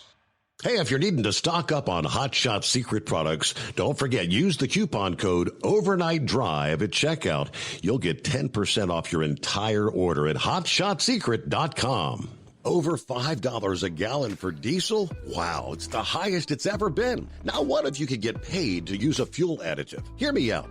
Hot Shot Secret Everyday Diesel Treatment, EDT, will improve your miles per gallon enough that the fuel economy savings will not only pay for the cost of the product, but also keep more money in your pocket. Think about it. At $5 a gallon, you're paying over $1,200 to fill up and going 1,500 miles on a full tank. Well, Hot Shot Secret Everyday Diesel Treatment will increase fuel economy up to 3%. That's an extra 45 miles per tank, $37 worth of diesel, and a savings of 2 cents every mile. EDT is so strong, it only takes $12 worth of EDT to get these savings, and you get all the other benefits of this 6-in-1 treatment. Take the EDT challenge today. If you're not completely satisfied, we'll refund your purchase. EDT is available at Pilot Flying J, Love's Travel Stops, and TA and Petro Stopping Centers. Learn more at hotshotsecret.com. At Turbo 3000, our founder Andy Matouche firmly believed you should challenge yourself. Put the most money back in your pocket where it belongs.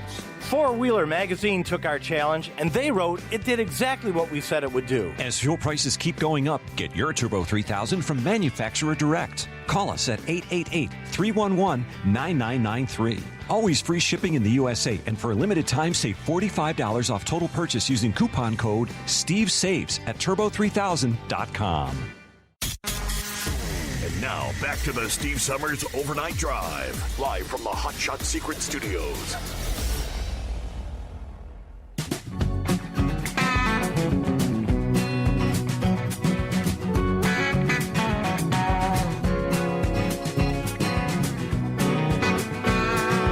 All right, back at it here. Where we leave off. Here's the scoop on playing a little tit-for-tat kind of move here. One Republican politician seeking to strike Joe Biden from the presidential ballot in his home state. Obviously in a move to undermining decisions taken by Maine and Colorado to remove Trump from the ballot. Missouri State Senator Bill Eigel has confirmed he will introduce legislation that will ensure Joe Biden is disqualified and removed from the ballot for the aid and comfort he's given our enemies. Our country is being invaded because Joe Biden has swung our southern border wide open, he writes. President Biden has allowed more than 8 million people to stroll across our border illegally, causing more harm to this country than any other president in American history. Now, Eigel, who is running for the state governor race, went on to admit this legislation is about exposing the absolute absurdity of Colorado's and Maine's decision to remove Trump from the ballot. If the radical lefties continue to push lies and fairy tales in an attempt to kick Trump off the ballot in their state, Republicans have no choice but to buck up and fight back. Use the facts to remove Biden from the ballot before he destroys this country even further. Democrats only believe in democracy when it favors them. Let's expose their double standard hypocrisy. We must stand our ground to protect the security of our nation and the sovereignty of our people. Now, although this effort may appear far-fetched, Eigel has already received the backing of an important ally that would make the idea a reality. Last Friday, Missouri Secretary of State Jay Ashcroft denounced the decisions in Colorado and warned that he and other secretaries of state will retaliate if the Supreme Court does not have them overturned. What has happened in Colorado and Maine is disgraceful and undermines our republic, says Ashcroft. While I expect the Supreme Court to overturn this, if not, secretaries of state will step in and ensure that the new legal standard for Donald Trump applies equally to Joe Biden. Two can play at this game, right? All right, back to horse feathers. Yeah, we were talking about, I didn't realize Cincinnati was a hub for actually, horses and air travel around the country, but you were kind of explaining how they offload the horses. Yeah, they actually bring a lot of them right out of Kentucky there, from, the Churchill Downs and that. So anyways, but hey, to get back real quick, there was in the news there was some guy that they were talking to that the House Speaker was there with, and I forget his title, that he said he was standing in front of a open fire hydrant and didn't need any more buckets. I got news for him. He's standing in front of the Mississippi River. He ain't standing in front of no fire hydrant. I'd much rather stand in front of the amount of flow coming out of a fire hydrant than what he's standing in front of coming across that southern border. So anyways, he's got to get a better perspective on the size of what's happening down there, I think. But anyways, hey, I'm just a truck driver. I don't know nothing. But so anyways, Cincinnati's a pretty major air travel hub for the horses. So as I was saying, they got the plane there, wherever they stage it at, one of the little terminals, like a freight terminal and that. but they actually take the horses straight off the trucks onto the planes, and they line up, like up to a half dozen trucks side by side. And as I say, they're right almost window to window. You barely get down through between them. And then they drop ramps between the trailers. So the first trailer unloads, and then the second one goes through the first one, and the third one goes through the other two, and so on and so forth until they get to the end. And it all depends. Sometimes it's kind of first come, first next to the plane, and other times depends on whose horses they are and how big the money is, whether it's a sheik or somebody like that that owns a horse, and he'll say he doesn't want it standing on the trailer, he'd rather have it on the plane, or sometimes they want him to be on the trailer and be the last one on the plane. So the truck order gets determined, which position they get at. But if you're the first truck in, you got to wait for everybody else's trucks to get all their horses off before you get ready to leave there. They start breaking everything down. So first in is the last out with that type of deal. But I don't know if any of our livestock callers out there have gotten to do horses at all. I mean, it's a completely different trailer. So I don't know if they switch trailers up, if Lauren Weiss has ever gotten to switch from the bull haulers to the horses, but not only do they do race horses, they got all the show horses, the dressage horses like they use in the Olympics and those types of shows, and then the rodeo horses. Some of the rodeo horses, depending on where they're going, where rodeos are, they put those on planes to transport them across the country as well. So, but it's kind of an interesting process and all that. But just a little insight there into the horse world there a little bit, I guess. So anyways, but yeah, so that's kind of what I'm thinking, that blank or whatever was in the plane is in case it was, designed or ever changed over to be a cargo plane from a passenger plane. That's just kind of interesting because it, as you look at it, it really just looks like the emergency exit door blew out of it. Correct. But of course, they were saying with all the reports that I saw, it was not an emergency exit door, and it kind of, I was kind of wondering how that possibly could have been, because the way, if you ever watch and you see videos of how they operate the emergency exit doors, the way they open and close really isn't like what that doorway was showing, how it was how that opening was opened up. So I guess I don't know. I'm not an aviation expert. Maybe he won't call in tonight, will he? He doesn't work tonight. So our in-house avionics expert there, maybe we'll have to wait for tomorrow night there, because he's probably casually sawing logs right now. You know how that scarecrow is on a Monday morning. But anyway, so we had our death travel through the area. Looked like the further west you got in Maryland there, and Pennsylvania, West Virginia, looked like White Death was doing its job the way it was supposed to, and caused havoc on 81 out there in the Hagerstown, Maryland area.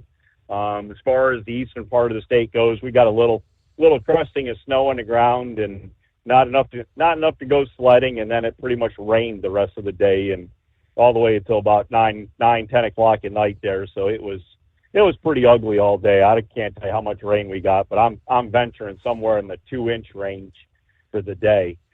So it's pretty soggy around here, and now they're saying there's another storm coming on Tuesday. Yep. It's supposed to be here in the middle of the day Tuesday and go through Tuesday night. And then what? Is there another one coming like Thursday or Friday or Saturday or something? Toward next weekend. Storm after that. Yep. So, yeah. So yeah, we're just yeah. And the one Tuesday, they're talking high winds when that storm. Yep. When the rain gets done on Wednesday, we're going to have 50, 60 mile an hour winds again after that, chasing it. So just waiting for the trees to start falling in the highways again, because there's nothing holding what little bit of roots they have in the ground at that point. Only good thing is we don't have the leaves on them anymore. But we'll see what happens with them and the evergreens. But so the only thing I did see to go with the weather there, I'm not sure if it's weather related or not. Did you catch that the governor of New York, the I can't remember her name. Really don't care. Hochul. She's got her arm in a sling. She's got her arm in a sling, Your Honor. Was she out shoveling snow? Did she hurt her arm or dislocate her shoulder shoveling snow? Or but she was thanking the AccuWeather gods for having the snow on Saturday because there's less people traveling on the Saturday and Sunday than there was during the weekdays. So she was making nice things to the AccuWeather gods, saying. So I think she's hoping that they'll do it again for her the next time. That that maybe while the rest of the time she's governor, all the snow could be on the weekends and not be during the week when. Good luck with that. Make travel hard. I think she's going to be dealing with some flooding here in a few days there. Yeah, I'm sure. So, anyways, have you figured out there, because you ain't nothing but a hound dog? Have you figured out how old Elvis is yet? I did. I did not pull that up. All right. That's about all I got for I'll you. get around to it. I don't know, because when I get around to it, we'll get her done. But yeah, the airline thing, it was an Alaska Airlines that blew out a portion of the fuselage. The thing about it is, this is all, I don't know, would you call it a brand new plane? It's only been in service for like 8 weeks. So, I mean, yeah, pretty much brand new plane. This shortly after takeoff, 3 miles above Oregon late Friday. And they're still looking for that piece of the fuselage. They've actually asked for the public's assistance. Hey, if you see anything laying around out there, that might be the piece of the plane we're looking for. But the gaping hole, pilots had to make an emergency landing. 171 passengers and 6 crew members. How often when you get on the plane, does anyone actually pay attention to the instructions about your seatbelt? And when in the event of an emergency, the masks come down. Everybody had to get those oxygen masks on. I guess the good thing was they were at 16,000 feet. So, I mean, they had to get down to like 10,000 feet. But had they been, say 30,000 feet, they may have had more significant issues. Ultimately, no one was seriously hurt as the depressurized plane returned safely to Portland International Airport. But over the weekend, the airline grounding the Boeing 730 MAX 9 aircraft on a global scale so they can all be inspected. One of the passengers on that flight, though, Evan Smith, said there was a little boy and his mom who were sitting in the row where that panel blew out. And the kid's shirt was literally sucked off his back, sucked out of the plane. Describing, you heard a big loud bang to the left rear, a whooshing sound, and all the oxygen masks deployed instantly, and everybody got those on.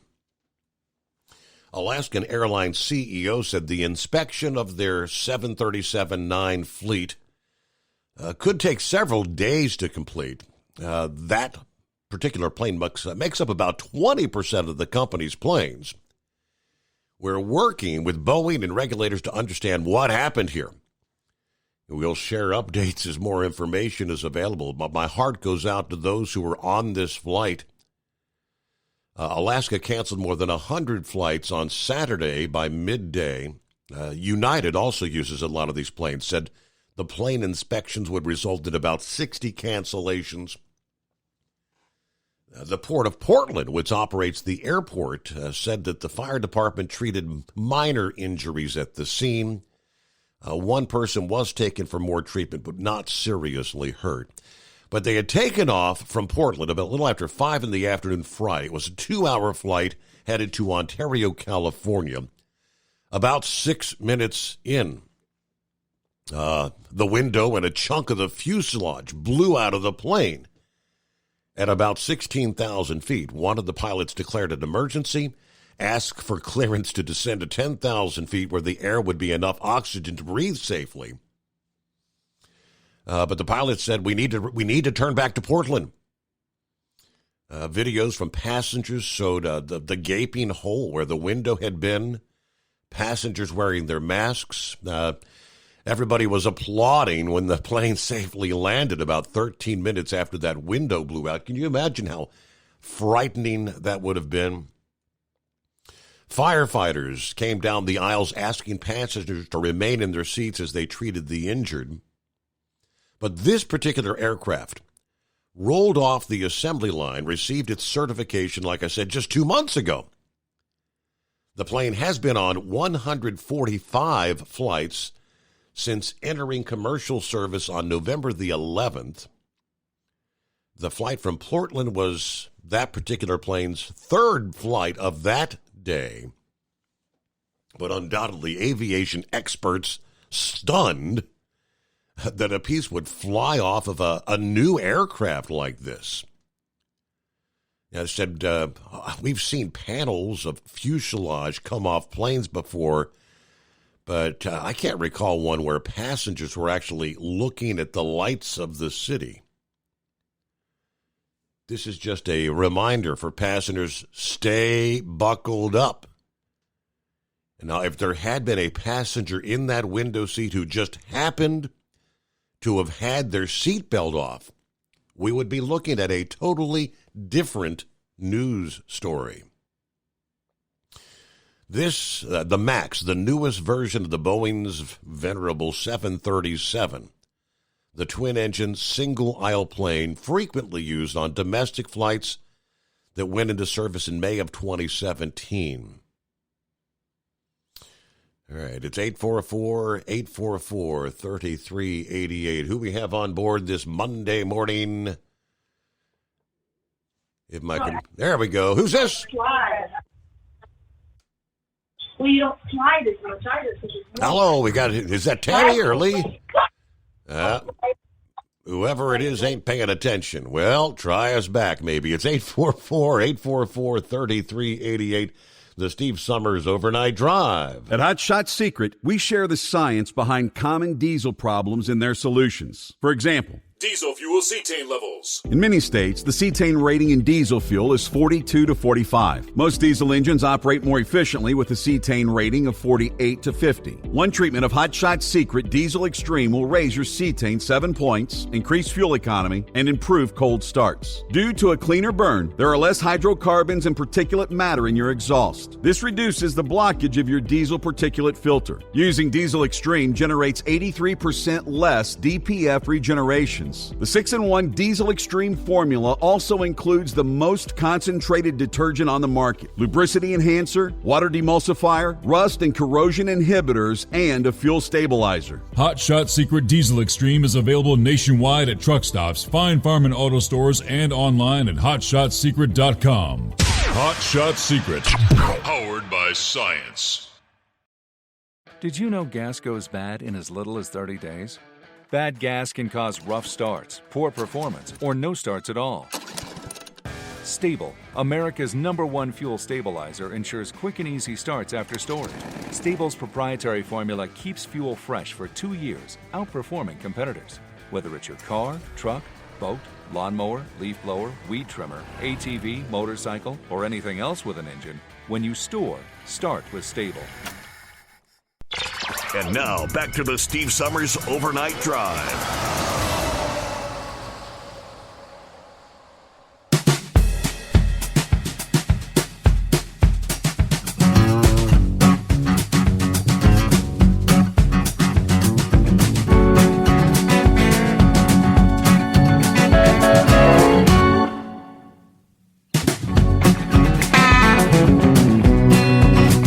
All righty, thank you much.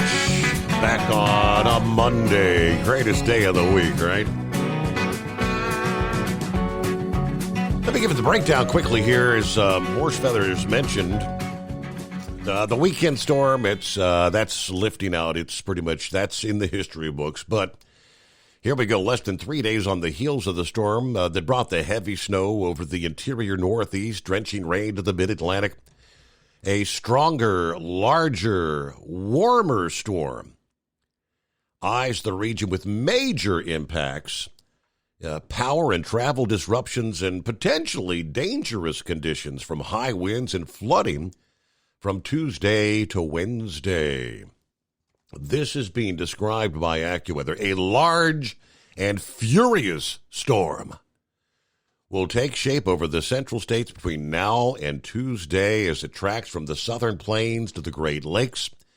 Its massive, strengthening circulation will be pulling warmer air from the Gulf and the Atlantic on powerful south to southeast winds from Tuesday afternoon through Tuesday night.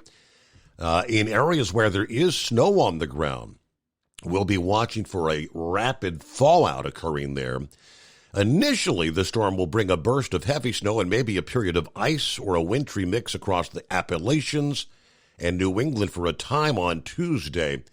But the most notable impact is going to be the winds and the flooding rain. Winds 40 to 60 miles per hour, gusts near 75 will raise the risk of regional power outages. Strongest winds along the Atlantic coast and over the ridges of the Appalachians. Tree and property damage likely. Large trees, limbs may come crashing down on sidewalks, vehicles, homes, and businesses. Obviously, trash cans, unsecured items may become projectiles. Now, this storm will gather a great deal of moisture from the Gulf and the Atlantic, and it's going to wring that moisture out over the mid-Atlantic and New England. A general 1 to 3 inches of rain that falls on the already saturated ground from prior storms through the month of December will be enough to lead to rapid flooding, especially in poor drainage areas and along some of the smaller streams. Many streams and rivers are already running high from the storms prior to this weekend. That storm this past day brought yet another surge of water. Now, since much of the rain coming in from this next storm Tuesday to Wednesday may come down in a matter of hours and be accompanied by melting snow, many streams and rivers will rise extremely fast and flood unprotected areas with very little notice. Property owners, township supervisors are being urged to monitor the flood potential with this weekend storm, and especially that from the storm Tuesday to Wednesday. The sudden rush of water down mountainsides into the valleys could lead to some roads being blocked with debris flows. The flash flooding could be so significant that it may pose a threat to lives in extreme cases. Same storm that led to drought relief in the southeast, but also the likelihood of flooding. And this same system we will get to, we're talking the potential for severe weather, and maybe we could even be talking tornadoes in the next couple of days here. As one headline, the nocturnal tornado threat for New Orleans will be in play. Tornadic weather possibly beginning Monday night across the Gulf Coast. Monday night storms begin to depart the Texas coast and will pulse across Louisiana, Mississippi, portions of Alabama, and the Florida Panhandle. In addition to some of the more robust thunderstorms, flooding downpours, the setup and the timing would be conducive for the development of nighttime tornadoes along the Gulf Coast Monday night. So here we'll probably be keeping a live eye on that, say, 24 hours from now. All right, coming up, we'll check in with Philip in the Sunshine State as we get the new week started.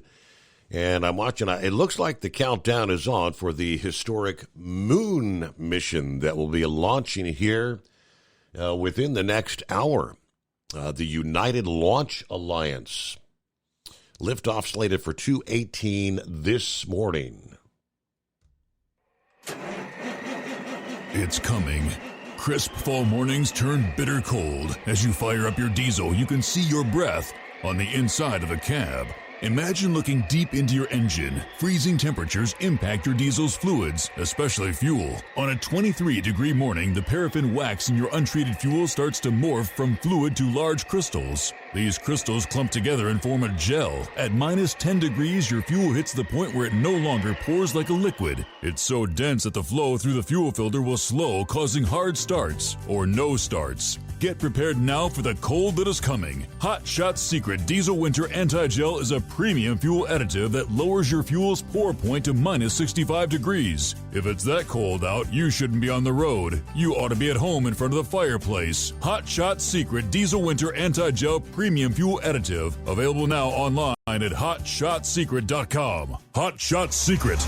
Powered by science. Whether you're a diesel pickup performance enthusiast or just looking for a small upgrade, when selecting common rail fuel system components, look no further than Exergy Performance. At Exergy, you'll find injectors, pumps, and more, engineered like no others on the market using state-of-the-art equipment run by people that have been in the business for decades. Exergy is the home of the Sportsman line of injectors. These injectors are designed for use in pickup trucks with no other modifications and offer a 15 to 20 horsepower gain while being calibrated to tighter tolerances than factory stock injectors. With the product lineup of injectors from Sportsman to 700% over, pumps from Sportsman to 14 millimeters, and complete engine control systems, Exergy has you covered. So if you're in the market for common rail components at any power level, contact Exergy Performance or one of our many dealers listed on our website at exergyperformance.com. Live from the Hot Shot Secret Studios, the Steve Summers Overnight Drive. USA News, I'm Laura Winters. This Sunday, let it snow. The Northeast getting its first snow of the season. Hagerstown, Maryland, parts of New Jersey, and farther north in Boston all getting hit. Boston getting 6 to 8 inches, 30 million people in the path of the storm. Here's USA's Tim Berg. A winter storm is bringing a mix of rain and snow to New York and Washington, D.C., while Boston could get at least 6 inches of snow. I'm Tim Berg. In other news, in light of the war in Ukraine and the war in the Middle East, it seems it would be a good idea to know where the U.S. Defense Secretary is. But we are learning more about his absence. Defense Secretary Lloyd Austin, turns out, was in the hospital as the result of complications from a medical procedure, and he was even in ICU for a period. Problem is, he reportedly didn't inform the White House for a few days. He was hospitalized Monday, and reporters at the Pentagon first alerted to the situation on Friday. We could have ended up with something so much more tragic, and we're really fortunate that did not occur here. That is NTSB Chair Jennifer Hamendi on the FAA ordering inspections of the Boeing 737 MAX model after that scare in the air Friday when a door blows off at Alaska Airlines flight while the plane at 16,000 feet. We believe from looking at radar data that the door is around Barnes Road near I-217 and the Cedar Hills neighborhood. If you find that, please contact local law enforcement. A little boy's shirt and some cell phones sucked out of the plane while passengers forced to put on oxygen masks as the pilot lands safely. This is USA News. Omaha Steaks is rewriting the book on burgers with an all-new handmade texture for the juiciest home-style burgers you've ever tasted. Their pure ground burgers are made from single cuts of real, aged Omaha steaks. These are truly steaks on a bun. Filet mignon, ribeye, New York strip, sirloin, and even brisket burgers. Now is the time to experience the exclusive Burger Perfection Flight for just $79.99. Go to omahasteaks.com and use promo code TREAT at checkout to get an extra $20 off your order plus free shipping. You'll get 4 of each pure ground burger so you can sample all the steak on a bun greatness. These burgers are crafted for a juicier, more tender experience, making your mouth water with every single bite. Don't wait. Go to omahasteaks.com. Use promo code TREAT at checkout and get $20 off the Burger Perfection Flight and discover your new burger obsession. Minimum order may be required. We are learning that Grammy Award-winning singer Michael Bolton, best known for his song How Am I Supposed to Live Without You, revealing that he was diagnosed with a brain tumor and had immediate surgery before the Christmas holiday. In a note to his fans, he says he'll be taking a break from touring to focus on his recovery. Bolton, who is 70 years old, writing on Facebook, "I am now recuperating at home and surrounded by the tremendous love and support of my family." It's been a real eye-opener for voters who perhaps tune into the mainstream media and do not see the daily invasion at our southern border with Mexico. This week, the story harder to ignore, with many Republican lawmakers and some Democrats touring our southern border where thousands and thousands and thousands of illegal aliens continue to pour into our country unvetted. The Biden administration absolutely looking the other way. Here's USA's Ryan Daniels. 60 Republican congressmen led by new House Speaker Mike Johnson take time to tour the southern border in Eagle Pass, Texas. From California to Maryland, from Michigan to Florida, every state in America is now a border state. Meanwhile, the White House is piling blame on Republicans. Speaker Johnson continues with the House Republicans to make this a political issue. Press Secretary Karine Jean-Pierre told reporters that Republicans rejected President Biden's supplemental funding request, but Republicans argue there also needs to be significant policy changes to slow down the flow of immigrants. And I'm Laura Winters, USA News. Have you ever picked up a towel set because it felt really soft in the store, but then when you go to use it, it's not very absorbent? That's why MyPillow has developed the MyPillow towels. Towels that work. The 6-piece towel set includes 2 bath towels, 2 hand towels, and 2 washcloths. And right now you can receive a 6-piece set for only $39.98 with promo code USA. Go to MyPillow.com, click on the radio listener special, and enter promo code USA, or call 800-951-8175. That's MyPillow.com, promo code USA. Let's face it, winter is here. When the temperature drops, so does your truck's performance. You know what I'm talking about. The hard, cold starts, rough idling, and fuel gelling. Avoid these problems by using Hot Shot Secret's EDT Plus Winter Defense. EDT Plus Winter Defense is a concentrated 7-in-1 fuel booster and anti-gel that prevents gelling and improves engine performance in the coldest of climates. The 7-point cetane boost decreases DPF regens, increases fuel economy and winter operability, plus the lubricity protection of LX4 to extend fuel system life. With EDT Plus Winter Defense, you can be confident that your engine is running smoothly and trouble-free, even in the coldest temperatures. Hot Shot Secret EDT Plus Winter Defense is available at Pilot Flying J truck stops, Amazon, O'Reilly Auto Parts, and HotShotSecret.com. Hot Shot Secret, powered by science.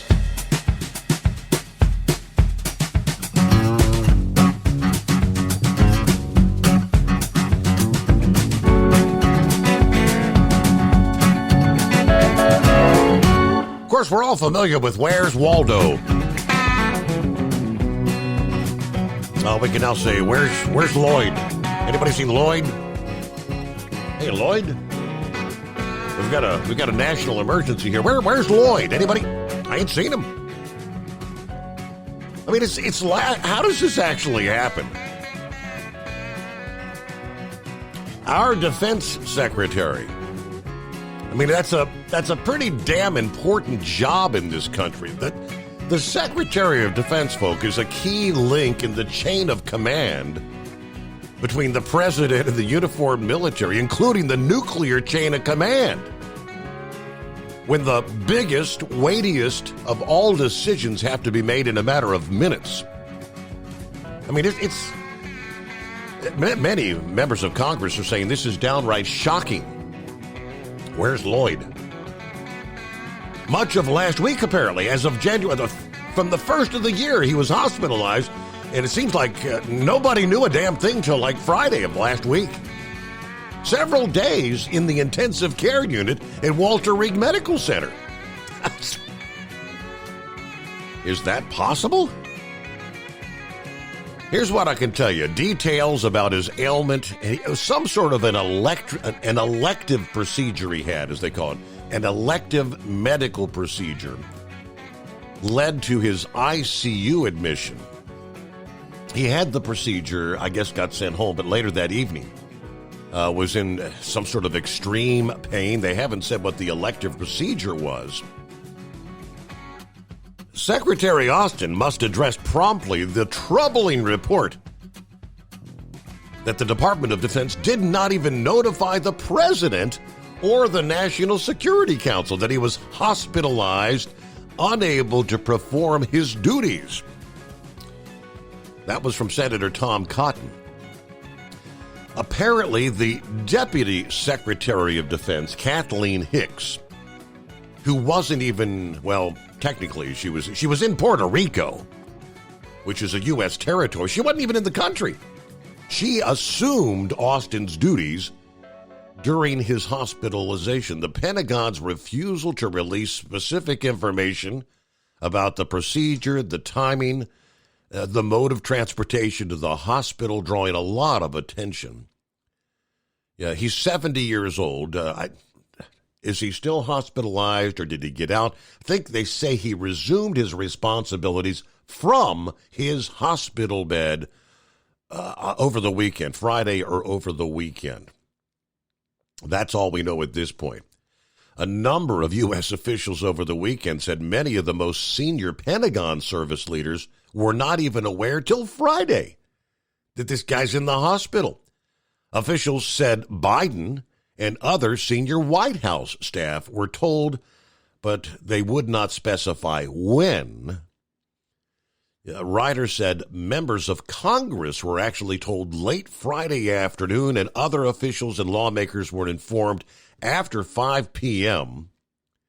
It is not clear when key service members of Austin's staff were even told, but across the Pentagon, many staff found out when the department released a statement about Austin's hospital stay just minutes after 5 o'clock Friday afternoon. Most of them said they thought he was on vacation for the week. Anyway, Hicks, who took over when Austin was hospitalized, was also away.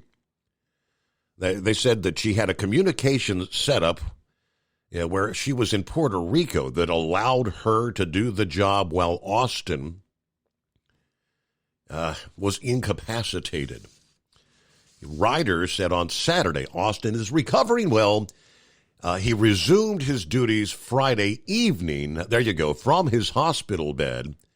Now, ask why the hospital stay was kept secret so long. Ryder said Friday that it's an evolving situation. I don't know. Nobody knows what the hell's going on. And due to privacy and medical issues, the Pentagon didn't make Austin's absence public. The White House refused to say when or how they were even notified that he was in the ICU. They simply said, ask the Pentagon.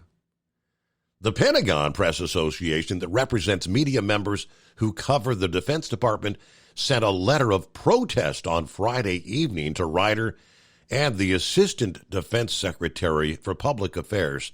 The fact that he's been at Walter Reed Medical Center since the first of the year, and the Pentagon is only now alerting the public on a Friday evening? This is outrageous. I mean, at a time where there are growing threats to U.S. military service members in the Middle East, and we're playing key national security wars, the war in Israel and Ukraine, this is pretty critical for the American people to be informed about the health status and decision-making ability of the top defense leader. Apparently, Austin released a statement Saturday saying he takes full accountability for this. I understand the media concerns about transparency. I recognize I could have done a better job ensuring the public was appropriately informed. I commit to doing better, but this is important to say. This was my medical procedure. I take full responsibility for my decisions about disclosure. And when this happens with other senior leaders, it's always been much more transparent. When Attorney General Merrick Garland went in for a routine medical procedure in 22, his office informed the public a week in advance. They outlined how long it was expected that he'd be out and when he would return. But Austin's hospitalization is the Iranian-backed militias have been repeatedly launching drones, missiles, rockets at bases where U.S. troops are stationed in Iraq and Syria. I mean, these strikes often involve sensitive, top-level discussions and decisions that have to be made by the likes of Austin and other key military leaders. That is insane. But that's what we got. Gateway pundit said, "Do you trust the federal government?" If you answered no, well, you're not alone. According to the Pew Research Center, less than 2 in 10 Americans say they trust the government in Washington to do what is right, just about always at 1%, or most of the time at 15%. So it's no wonder. Would you be surprised if our defense secretary was secretly hospitalized so the information could be kept from the public? And that's what happened pretty much all of last week, according to the Military Times. All right. First hospitalized, it was an evolving situation and taking privacy into account, so the decision was made not to release the news to the public initially. Okay. It is 844-844-3388. Morning, Philip. Morning, buddy. I'm driving down I-4 here. I'll probably see a rocket here pretty soon. What y'all up to today? I was just kind of waiting to see. I mean, I can't pull it up and watch it live. I don't have the bandwidth and whatnot with everything on my system. So I know the count. I did pull it up briefly a few minutes ago, and it looks like everything was counting down. It's supposed to be like 18 after, right? So about 3 minutes from now? Yeah, 3 or 4 minutes, something like that. My clock is like at 2:14 right now. But, yeah, this one here you need to watch because instead of having a yellow flame, it's going to have a purple-blue flame on it. So it's going to be a different look when it goes off. So what kind of fuel is this one using? Yeah. Obviously something that burns a different color? Yeah, it's using methane. Oh. They're using the same kind of methane they use for the Starship. The Starship, you really couldn't notice it in those launches because of, there was a daytime launch, but this is a nighttime launch, so you'll be able to see it. It'll look purple. Kind of like when you fire up the grill and you see that bluish tinge on your propane gas, something like that. It doesn't have that yellow look or reddish look that the liquid oxygen and hydrogen has, or the RP-1 propellant that they use for the Falcon 9 rockets. Okay. So if any of you guys want to see the replay, check out the replay. They'll have on the replay you should be able to see it pretty good. It's going to be a different deal. And this one's going to the moon. I just found that out yesterday, Yes. Steve. Did you know that? Correct, yeah. It's first time in, a half a century, I think. Yeah, this one's going to be basically the Explorer that's for the SLS program. They're going to go up there and explore the moon before they keep planning on their SLS packages and stuff going on with those rockets. And saw the SpaceX one yesterday afternoon. That was a really good launch. It went over toward the southeast, came back and landed on a drone at the Bahamas, around in that area. That rocket actually did a really interesting track. It took off to the southeast and went around Africa before the second stage went out of the deal, and over by South Africa and Indian Ocean. So that was pretty interesting. So, that thing with Lloyd Austin's kind of amazing me. I mean, I don't have a problem with them not knowing, letting us know out here, but I think that the inner office needs to talk to each other a little bit more. What do you think, Steve? I mean, they're saying that Austin was supposed to be in some meetings last week on several occasions, and he wasn't there, and nobody knew where the hell he was. Nobody was the wiser. Yeah, that just sounds. I don't blame it on Lloyd Austin. I blame that on the inner office. I mean, because when somebody gets incapacitated and they're in a hospital, especially if they're in ICU, if they're in that kind of position and they're in a military medical facility like Walter Reed, that information should be, due to his status and everything, that information should be shared with the inner office. I don't know why it wasn't. That's kind of crazy. You would think it would be shared amongst the inner office more. Steve, did you hear about that 737 deal with Alaska Airlines? Yes, we were talking about that a little bit ago. How bizarre is that? Yeah, that essentially was a door that they put in place to fill a hole, because those planes are configured at the factory by the way the customer is, that the airframe has holes cut in it. And they just put that door in there as a plug in case they need to ever put another emergency exit in. So that was, I've never seen one of those come out of one of those planes ever. I worked with airplanes back in the early 80s, or late 80s, excuse me, and I never ever seen one of those ever come out. So somebody's going to be getting talked to about that one. How many planes did it down? Do you know, Steve? I know they're inspecting planes all over the world. I mean, Alaska and United, I think, are the two biggest users of that particular plane here in the U.S. I mean, there were a number of flights canceled over the weekend because of it, but I guess the inspection's supposed to take like 8 hours per plane, and it would take several days to get the entire fleet all inspected. Yeah, I heard it affected United too as well. So, yep. But I'm going to get going, buddy.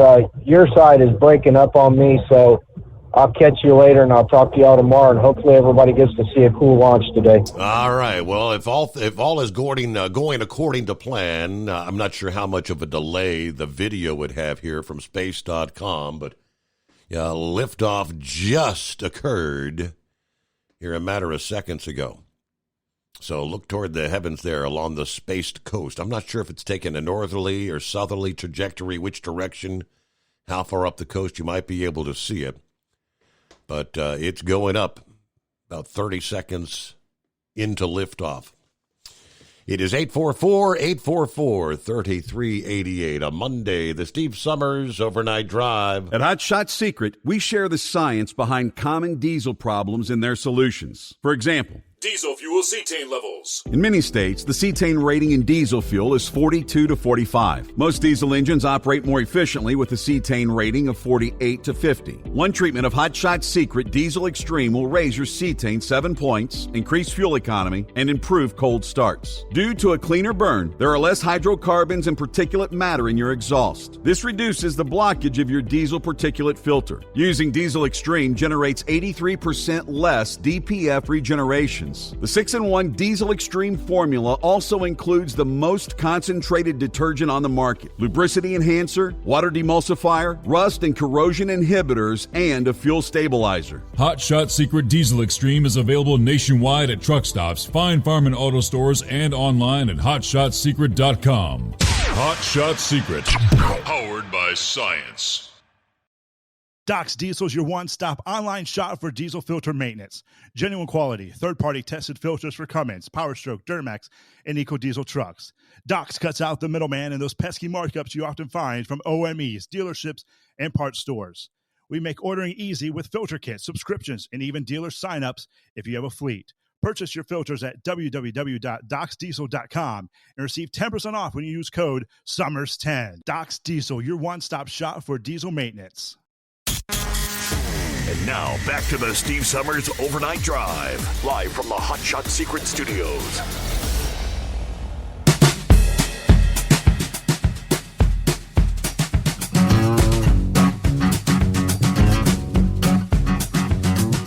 I was looking at a report from,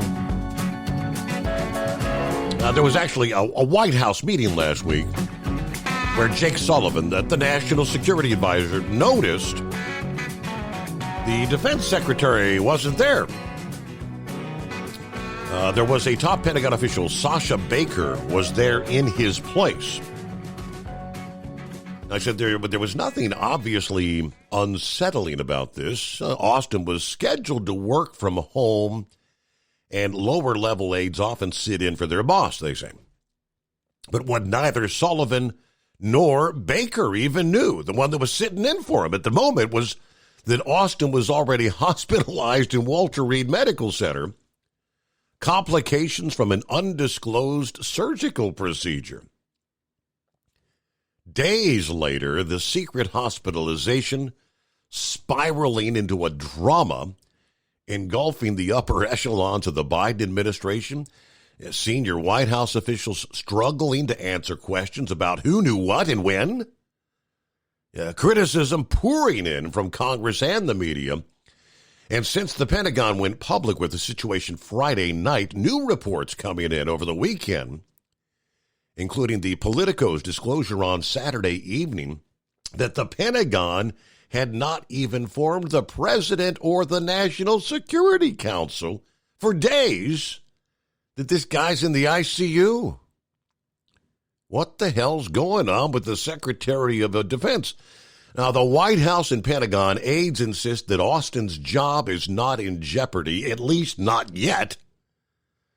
But they're sticking to that line despite seeming to lack full information about what's actually been going on at the Pentagon.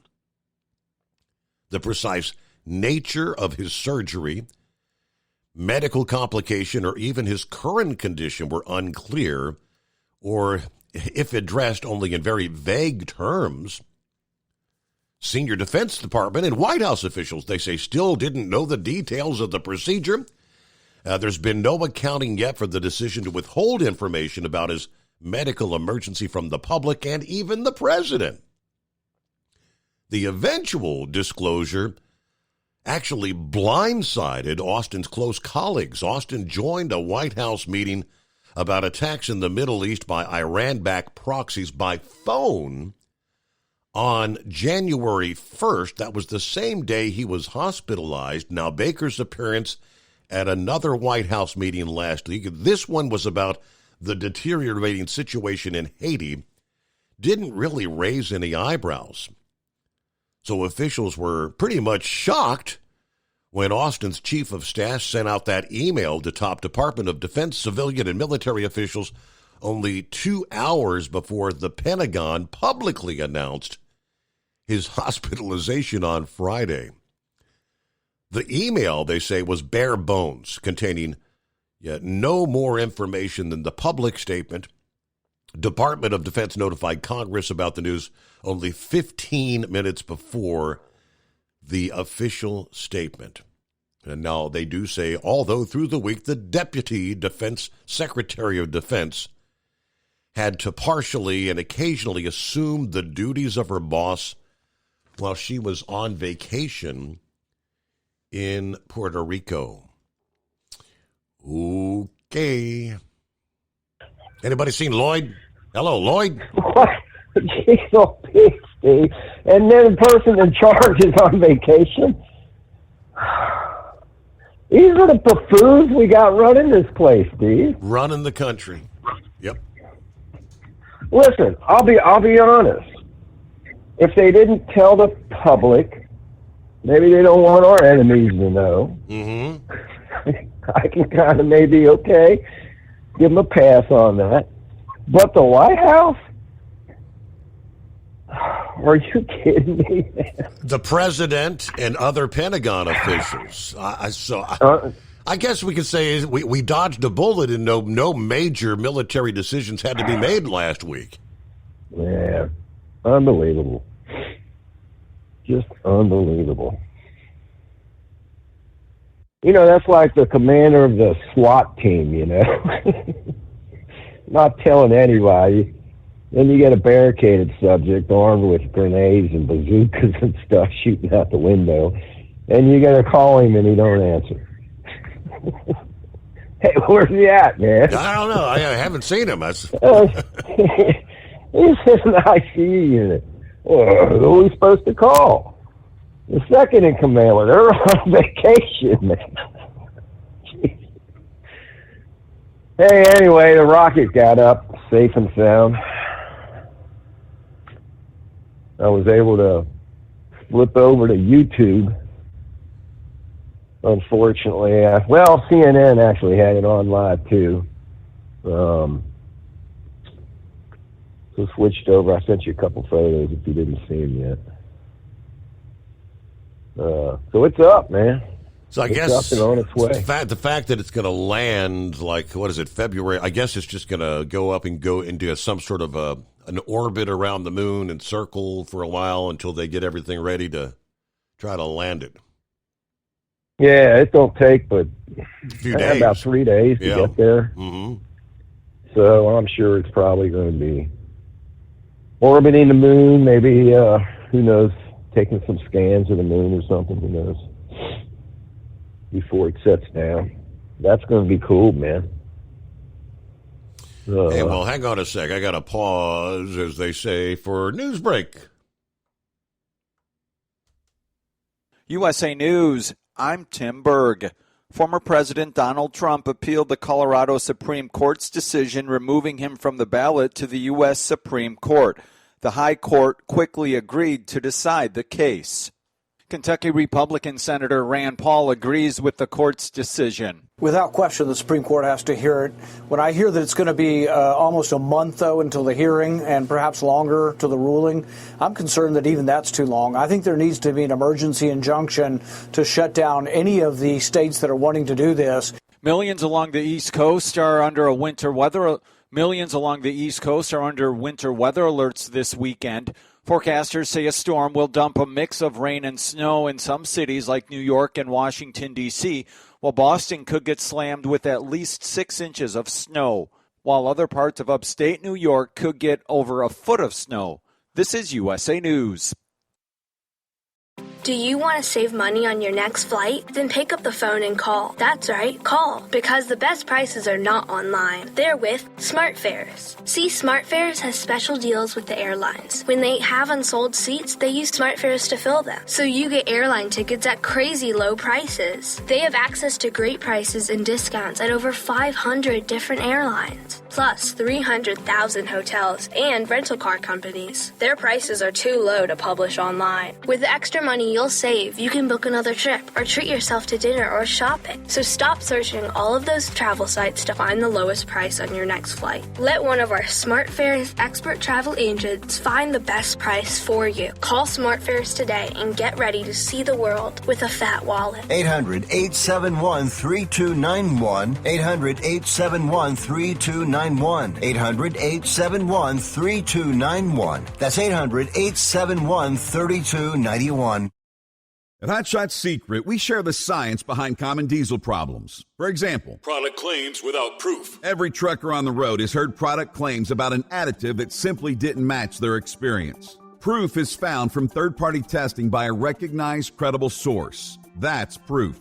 Hot Shot Secret's Stiction Eliminator will improve your performance and fuel economy. For proof, we engaged the Ohio State University Center of Automotive Research to conduct an EPA-certified fuel economy test with Stiction Eliminator on a FedEx truck, a 2006 P500 Freightliner with 247,000 miles. The test showed a 3.6% increase in highway driving fuel economy from Stiction Eliminator, an oil additive. The complete report from OSU is available for download at hotshotsecret.com. That's proof. Hot Shot Secret Stiction Eliminator, available at truck stops, Tractor Supply, O'Reilly's Auto Parts, and online at hotshotsecret.com. Hot Shot Secret, powered by science. For anything diesel, take it to Scheid Diesel.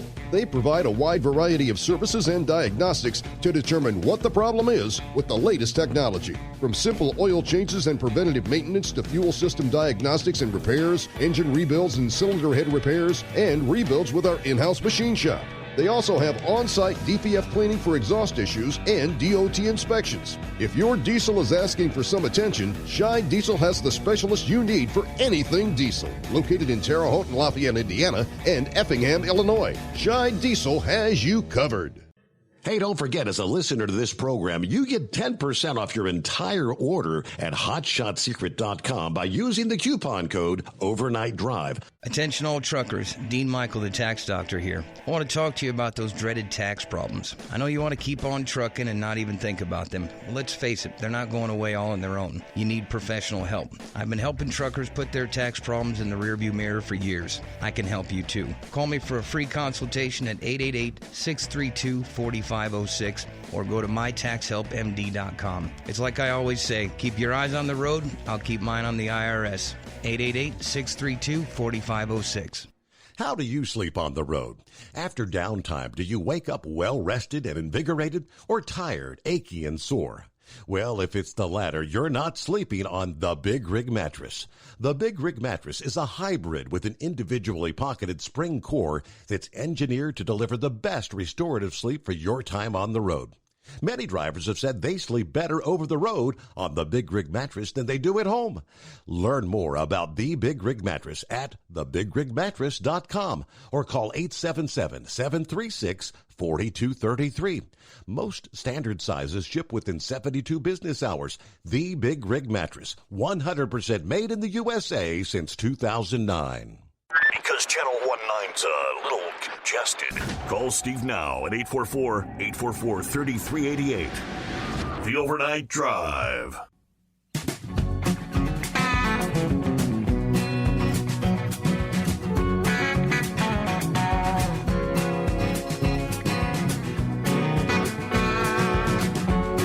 All righty, thank you much. Welcome back. And what do we got? Scott sent me an email during the break talking about that, the door, the plug, whatever it was that popped off the plane there. They were only at 16,000 feet. He said, I had just took a ride last week, and I guess when they got to altitude at close to 40,000 feet, pilot, they come on the intercom and they say, currently air temperature outside the plane is minus 60 degrees. I remember taking a flight. And it wasn't like it wasn't wintertime. It was, I can't remember what time of year, but I think we were flying to Texas out of Cincinnati. And once we got up, and the pilot said, yeah, currently outside the 50 below, outside, if you could imagine that. Now, if that door had popped out and it was 50, 60 below, how long does it take for humans to become a popsicle? with that sort of air rushing into the plane. That would have been horrible. All right, Pappy, welcome back.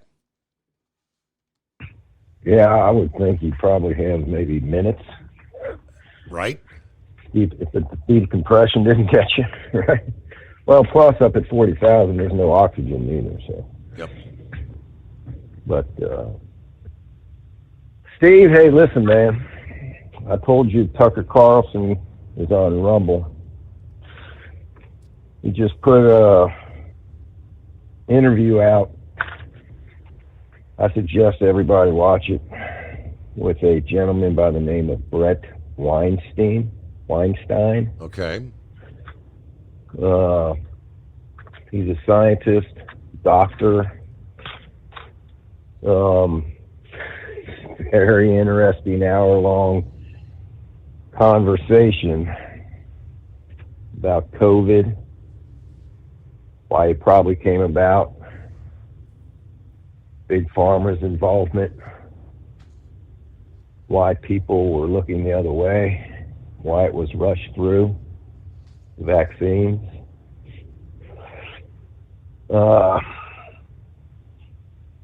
Steve, man, I'm telling you, listen, your show, man, is ahead of the news cycle. Because we've talked about this weeks ago.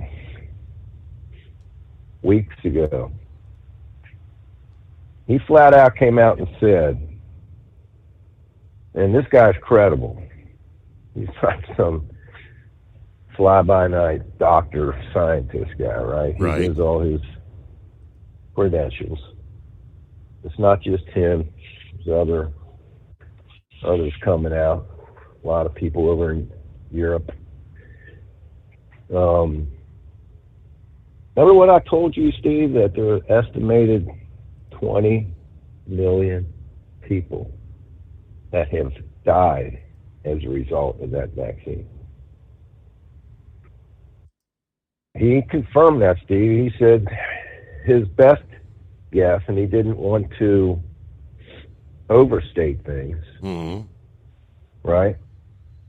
He's talking 17 million people. And the estimates I heard were anywhere from 17 to like 25. It's so hard to really put a hard finger on it. So that's why I came in the middle with 20.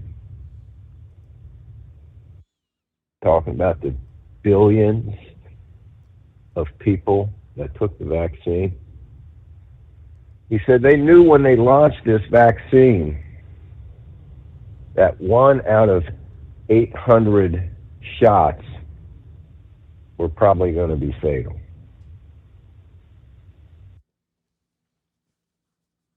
So 1 out of 800 was probably going to be fatal. Well, and I mean, and based on that, they're saying, well, that's pretty rare. Well, not really, no. Steve, they were saying that's equal to a World War catastrophe. How many people were killed in World War II? I don't know offhand. I don't think it was 17 million. I could be mistaken. It might have been because the whole globe damn near, blew up. But I don't know. Maybe if you put a little Google search in there, see what that number comes out to be. But that's a... And he explained how they justify it, how Big Pharma justifies making some of these decisions. But you're talking 17 million people. He talks about when the medical field creates a vaccine or any other pharmaceutical products that, can save lives. If they know that some of the side effects could be fatal, if they save 1,000 people, but 2 people are going to die as a result, they just chalk that up. Chalk that up to, we're saving 1,000. But the big point he was making is that this vaccine, Steve, was not designed. It was not helping anybody. It would be one thing if it was stopping the spread like we were first told. Right. And if you got it, prevent you from dying, which is a lot of this was nonsense. But anyway, Steve, listen, check it out on Tucker. Brett Weinstein. It's about an hour long. Okay. He goes into the World Health Organization. We've talked about this too, Steve. How they're trying to get these countries on this planet to sign a treaty with the World Health Organization that they will be the sole power and the sole people in charge if another pandemic comes around. That they have the right to tell every country how they're going to react, respond, what medications will be allowed, won't be allowed, and that I guess our government is supposed to be voting on this come May of this year.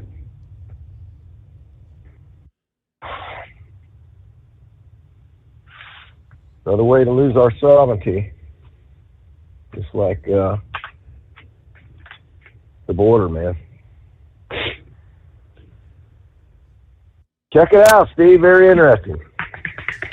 Well, just about all I got, my man. Just so you Go know, ahead. everything's fine at the border.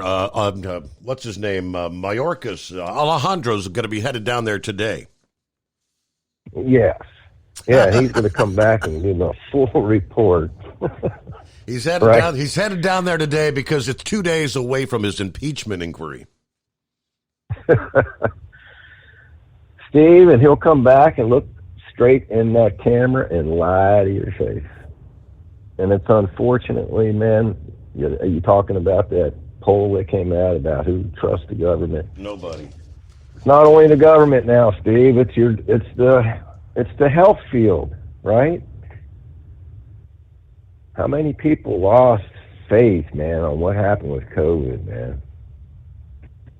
The medical field, the World Health Organization, don't trust none of them. The CDC, yep.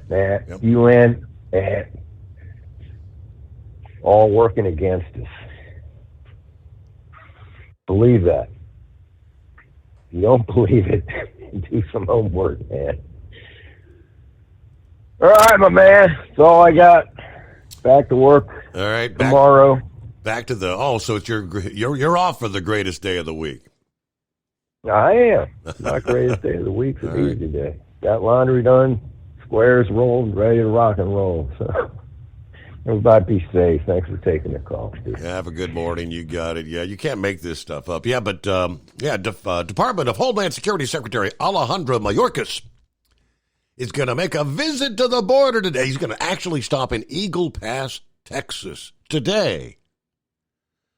Just 2 days before he's slated to appear for impeachment proceedings before the House Committee on Homeland Security.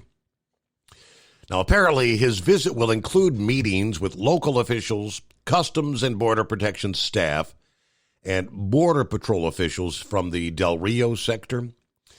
The visit will not include an opportunity for the media to question Mayorkas, nor will it involve any events that are open to the public. A likely topic of conversation between city leadership and the secretary will involve the recent closures of the import rail line in one of two official ports of entry connecting to the city of Piedras Negras, Mexico, for more than a week.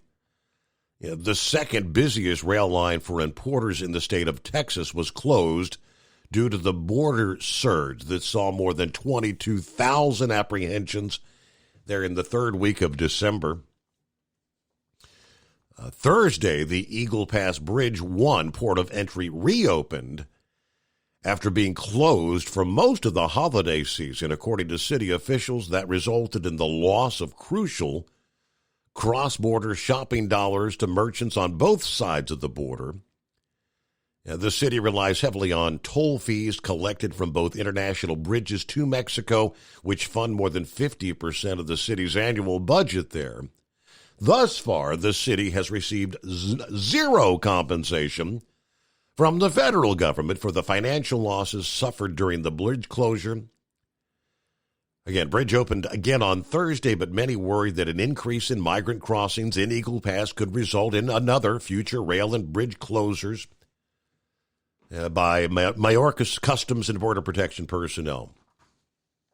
Of course, last week, in case you had missed it, Mayorkas will be the target of impeachment proceedings before the House Committee on Homeland Security within 2 days of his return to D.C. That'll be this Wednesday, when the committee chairman, Mark Green, joined Speaker of the House, Mike Johnson, and more than 60 other House Republican colleagues for a border tour there in Eagle Pass to see firsthand the aftermath of this latest surge. At the press conference after that border tour, Green told reporters the greatest domestic threat to the national security and safety of the American people right now is Secretary Alejandro Mayorkas. With his policy, he has defied and subverted the laws passed by the United States Congress. He has defied multiple court orders. He has lied numerous times to the U.S. Congress. He has, under oath, stated things that were blatantly and obviously incorrect. although crossings maybe have slowed down in recent days. That slowdown may have come too little too late to provide any relief for Mayorkas during that hearing, again, coming up Wednesday of this week. All right, Philip, hey, did you get a live look this morning? Yeah, I did. That was kind of cool. It looked like a little purple dot up in the sky there. It was cool. I only saw it for like a fraction of a second, but it looked really cool. It was neat. So I'm glad they got it off. But it looked really good. What little bit I could see, I could only see it for a fraction of a second. Okay. But getting back to that 737, Pappy was wondering about that depressurization. You got maybe 5 minutes if you're at about 30,000, 40,000 feet, because that air is so thin up there and so cold. You're gonna freeze to death in that. The vacuum in your lungs will get terrible. It'll tear you up. So you ain't got much time. You remember that airplane, Steve, that they had in Hawaii where the top of it came off?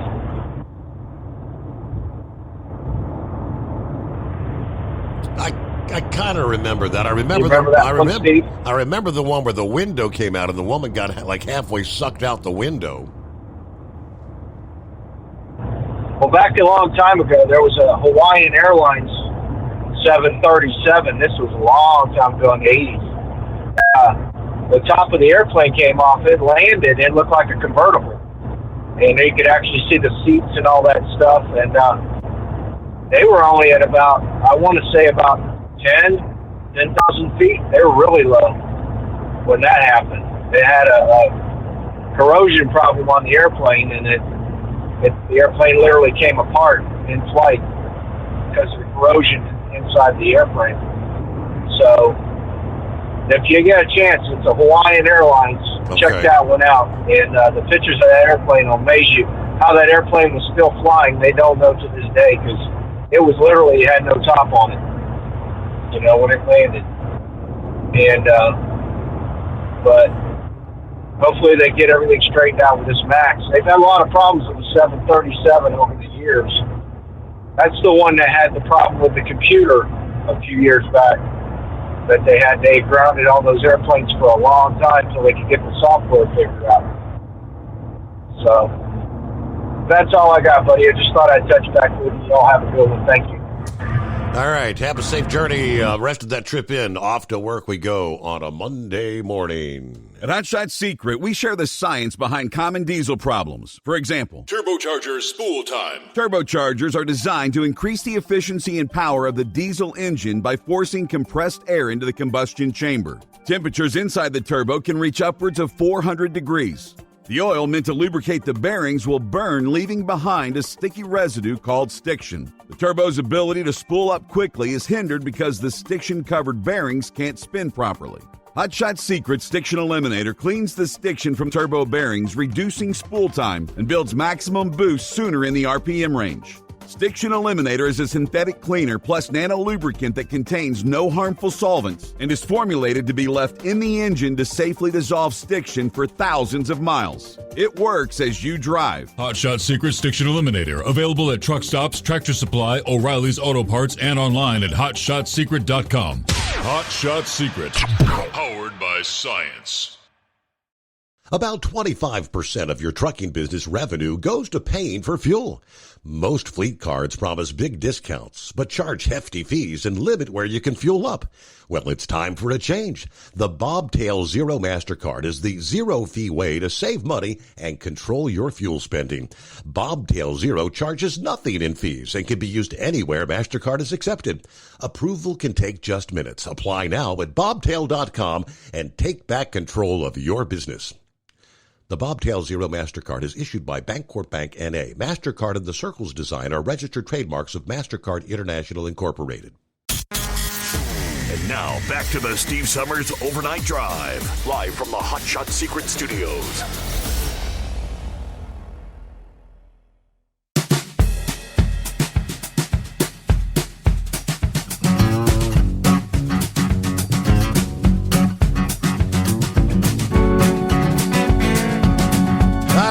Meanwhile, some 1,400 miles from the Rio Grande, we're talking all the way up in Wisconsin. A city is begging President Biden for help dealing with issues linked to the illegals. 1,400, as you've been hearing in the various news breaks, when that delegation went down to the Eagle Pass just last week, the Republican delegation, they said every community in this country is now a border community. And this is a great example of that. Wisconsin, Whitewater, a 15,000 person community west of Milwaukee, sent a letter December 28th from the chief of police and the city manager that said in the past 2 years, nearly 1,000 immigrants have arrived, mostly from Nicaragua and Venezuela. The police chief says, I'll be the first to say that's our best guess, and that's a very difficult number to get accurate because we're talking about at least a portion of the population that's undocumented. The strain illegal aliens are placing on a small Wisconsin town, thanks to the failure of the Biden administration, is not right-wing propaganda. Now, the letter to Biden said that in small communities, small numbers by metro standards can cause big problems. Communication with the immigrant population that generally speaks only Spanish has been a challenge we've worked to overcome by the use of costly translation software. We have found approximately 3 times the number of unlicensed drivers on our roadways compared to previous years, resulting in a drain on police time. Our department averaged 2,437 self-initiated traffic stops annually from 2010 to 2021. In 2022, that number was reduced to 1,719. In 23, we're on pace for 1,246. That's an incredible statistic that shows how our police staff is struggling to address the workload. The immigrant population has fueled a significant trust barrier between the immigrant population and law enforcement. In many cases, this has led to individuals providing false documents and misleading our staff, which further increases our time involved in investigating cases. Finally, our law enforcement staff has responded to a number of serious crimes linked to immigrants in some manner, including the death of an infant child, multiple sexual assaults, and a kidnapping. The letter did not condemn those who've caused problems, saying, our officers have also seen firsthand the terrible living conditions that many of them are living in. We've seen a family living in a 10 by 10 shed in 10-degree temperatures. The letter stressed how crime increases from the plight of the migrants. We've seen many over-occupied apartments that create non-familial living situations, which unfortunately has led to a number of situations involving juvenile victims of sexual assault. None of this information is shared as a means of denigrating or vilifying this group of people. We are in dire need of additional resources.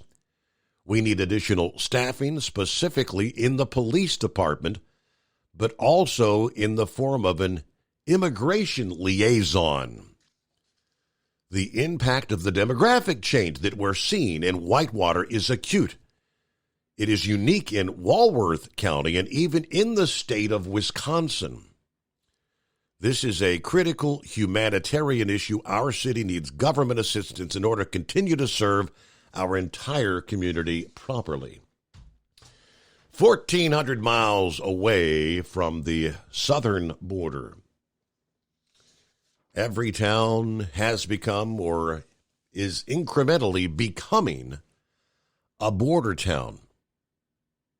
And the cost being covered by who? Well, that's every hardworking American that pays into the tax system. That's who. We'll get a news break and come back with more. It's 844-844-3388. The Steve Summers Overnight Drive. It's coming. Crisp fall mornings turn bitter cold. As you fire up your diesel, you can see your breath on the inside of a cab.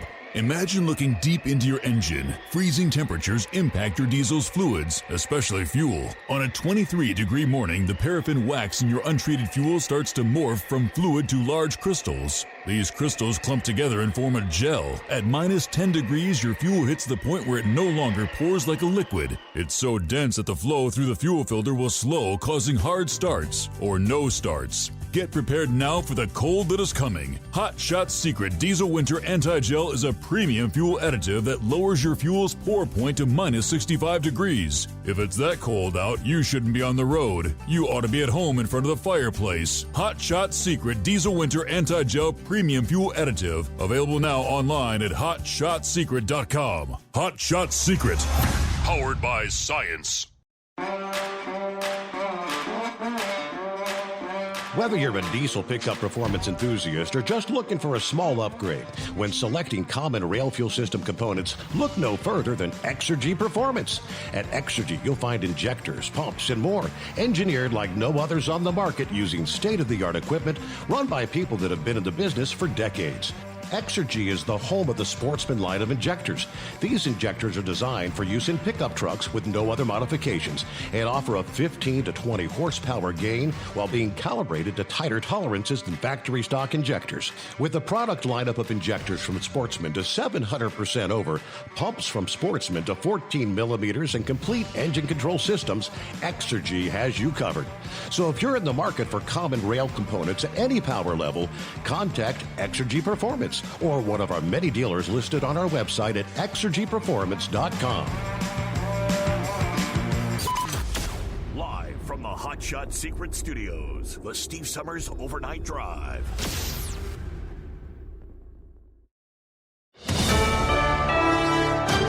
USA News, I'm Laura Winters. This Sunday, let it snow. The Northeast getting its first snow of the season. Hagerstown, Maryland, parts of New Jersey, and farther north in Boston all getting hit.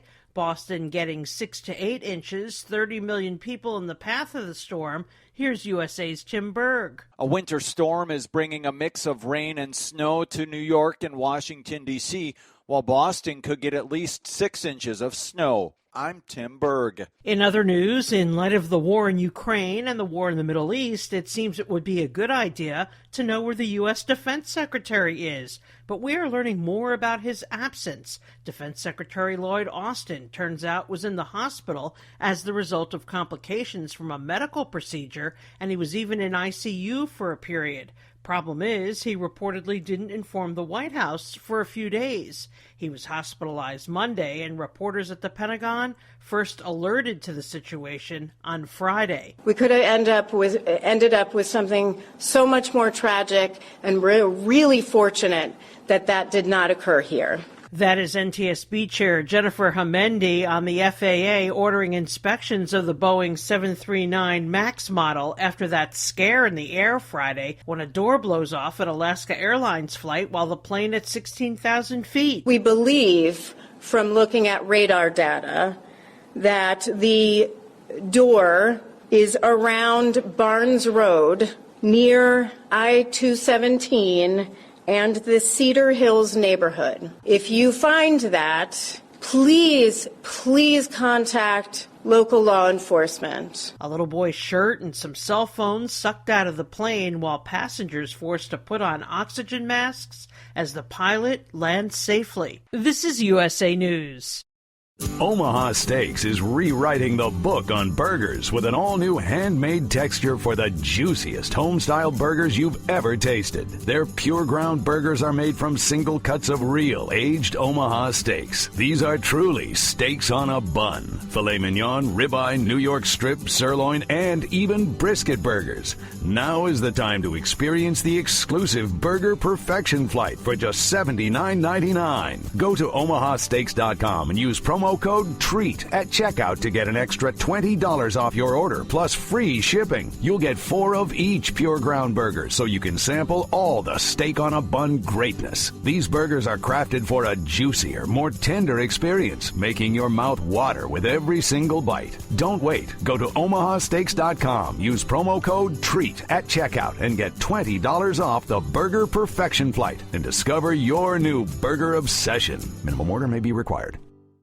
We are learning that Grammy Award-winning singer Michael Bolton, best known for his song How Am I Supposed to Live Without You, revealing that he was diagnosed with a brain tumor and had immediate surgery before the Christmas holiday. In a note to his fans, he says he'll be taking a break from touring to focus on his recovery. Bolton, who is 70 years old, writing on Facebook, "I am now recuperating at home and surrounded by the tremendous love and support of my family." It's been a real eye-opener for voters who perhaps tune into the mainstream media and do not see the daily invasion at our southern border with Mexico. This week, the story harder to ignore, with many Republican lawmakers and some Democrats touring our southern border where thousands and thousands and thousands of illegal aliens continue to pour into our country unvetted. The Biden administration absolutely looking the other way. Here's USA's Ryan Daniels. 60 Republican congressmen led by new House Speaker Mike Johnson take time to tour the southern border in Eagle Pass, Texas. From California to Maryland, from Michigan to Florida, every state in America is now a border state. Meanwhile, the White House is piling blame on Republicans. Speaker Johnson continues with the House Republicans to make this a political issue. Press Secretary Karine Jean-Pierre told reporters that Republicans rejected President Biden's supplemental funding request, but Republicans argue there also needs to be significant policy changes to slow down the flow of immigrants. And I'm Laura Winters, USA News.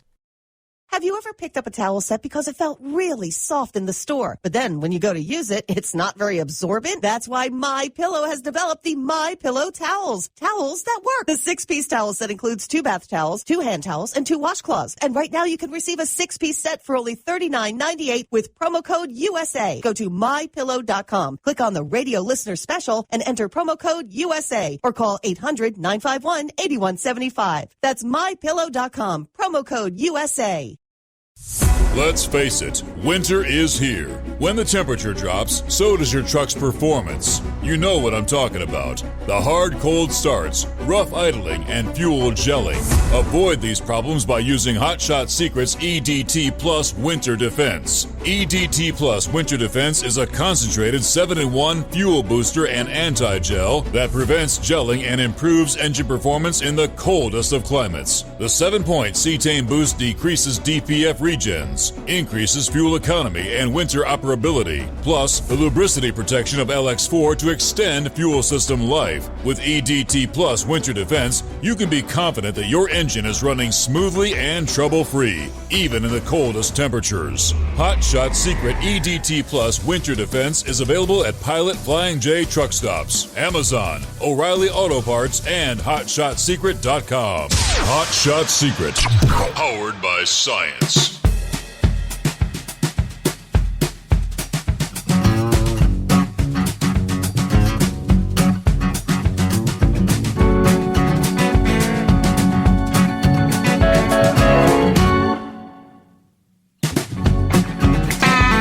Well, question. Are egg prices, chicken prices about to head up and away again? Yeah, they're talking an outbreak of the avian flu once again, which has resulted in millions of chickens being euthanized, threatening to drive up the cost of poultry and eggs, according to The Hill this past day. For the past month, cases of the disease have been cropping up across the country, and the heaviest concentrations now are being seen in the agricultural hubs in Northern California. There's economy of scale in commercial agriculture, including poultry. According to University of California Davis School of Veterinary Medicine, avian disease specialists, no pun intended, if you put your eggs all in one basket, the virus gets into a facility, then all the birds have to be euthanized, unfortunately. As of Friday, this past Friday, approximately 10.62 million birds across the country had been infected with the pathogen in the past 30 days. Now, last year, though, there was a significant increase in the rate of poultry disease. This caused a shortage of eggs around the country, and we saw a big-time increase in prices. Unfortunately, we could be headed that same direction again. Although egg prices are half what they were a year ago, they have risen by 12% in the past month, according to the Wall Street Journal. Further complicating matters, some vaccinated birds may not exhibit any symptoms of the disease, but still spread it. But nonetheless, at the insistence of the World Organization for Animal Health, all available tools are called for to reduce the risk of this turning into a full-blown pandemic, including vaccination. But he said we can't keep on having this happen every year, where we're having to euthanize and depopulate millions of birds.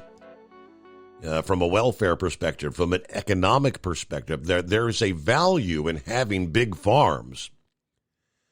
But also, I think we need to be very thoughtful about where we have those large farms. Now, we know that the avian flu was cropping back into the news. Yeah, they're just before Thanksgiving this year when we were talking. Turkey prices were not nearly as high as the prior year when the avian flu much earlier in the season had wiped out a large portion of the poultry population. Seems like it's running a little later this year. We've got through the holidays, but 10.62 million in the past 30 days alone, well after the Thanksgiving. Back to the phones. Who we got on board? Yeah, this is Vic. Hello, Vic. Hey, I was listening to you talking about those birds I called to. I heard Pappy talking about the different things the government wants to regulate, so I'll get to that first. The government has decided that the people that gave us information on the pandemic, the COVID pandemic, that they need to establish another agency to make sure we don't get misinformation on the climate change like we did on the COVID thing. And it's like, say what? I believe they were the ones, the government was the ones that was basically propagating all the false information. Right. And now as it comes out, those that were, and unfortunately, I think you got caught up in that too. Mm-hmm. And I know other people that, so I'm trying to figure out on this climate change thing, for various reasons. I looked at a lot of videos, and I'm amazed at how much information our scientists have about this climate change thing and climate crisis and all the different factors that are driving it, from, the Ring of Fire, the river flows. I mean, it's amazing. And the information that NASA has is beyond belief with their deep penetrating radar, that they can even find evidence of ancient lakes in the Sahara Desert. And I mean, I shouldn't say I wasted it. I should have been working on other things, but I couldn't tear myself away from that. And I was thinking about, that's kind of how Al Gore basically tricked a lot of us, especially me, about climate change. Because back in the 70s, we had a kind of a dry spell there, and the deserts were expanding, and the United States was the only place to where the world could get grain. So that's what had my interest kind of peaked, and like, what is this phenomenon? Well, come to find out, the real scientists that was working on all the different factors that were driving it And a big part of it is that, like China building the Three Gorges Dam, that upset all the rivers over in that area, created a large body of water. There were a lot of cities and people building in floodplains that prohibits groundwater penetration, and you need the groundwater in order to have the hydrological cycle, and it just, everything fit in there. But somehow, some way, they come up and said the real cause is greenhouse gases warming the planet. Excuse me. Well, the planet is warming and the cycle is changing because of the wobble of the Earth, and it does this. I mean, they know the cycles and everything else, but you never hear it. And I'm thinking to myself, when they were talking about this agency, they want to combat misinformation on climate change. Will all those people, all those scientists, will they now be considered some sort of a criminal because they actually have research to back it up? And if you don't just say, well, greenhouse gases is causing global warming, and therefore we have to do blah, blah, blah, which is basically some strange thing or something that a congressman has money in or whatever. So that was the thing that I'd really called in about. But and I started calling in Friday night, Sundance there. I don't know who his attorney is or anything, but Trump doesn't seem to have much better, or what his problem is. But if he was messed over by someone else, someone in the transportation industry, and I thought, I'd spent a whole bunch of work on that, fuel adjustment clause, they called it, and everything, but to where it had to actually go to the person purchasing the fuel. So I don't know, but not only is there the fuel adjustment clause, like in the state of Illinois, if you buy biodiesel at one time, the company got $1 kickback on their rebate there some way, somehow, through the federal government, credit for buying biodiesel or from the state of Illinois. I mean, that was the most convoluted thing it was. But anyway, like I said, I have no idea, what state he's in or who he's arguing with or anything else. But he could have saved himself a lot of time just by filing a complaint with the U.S., whatever the U.S. attorney is, and let them handle it. But from what I picked up, but anyway, anyhow, that when I was thinking about that, and back to, like I said, Trump, there's a lot of his attorneys that I don't know what they're looking at, because like with this insurrection thing, they keep talking about the amendment.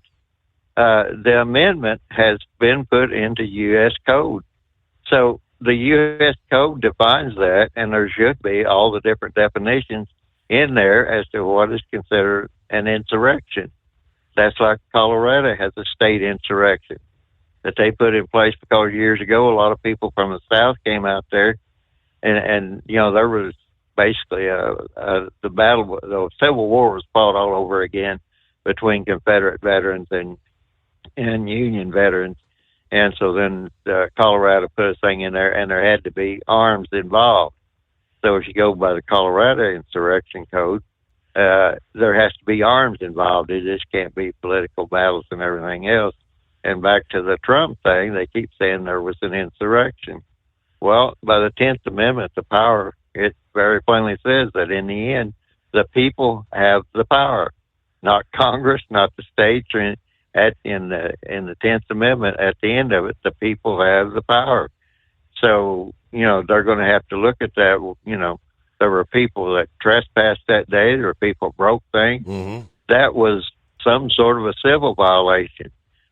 But that does that constitute an insurrection? No. Because if damaging federal property constitutes an insurrection, back to the illegals, they're damaging, sensitive property, government property.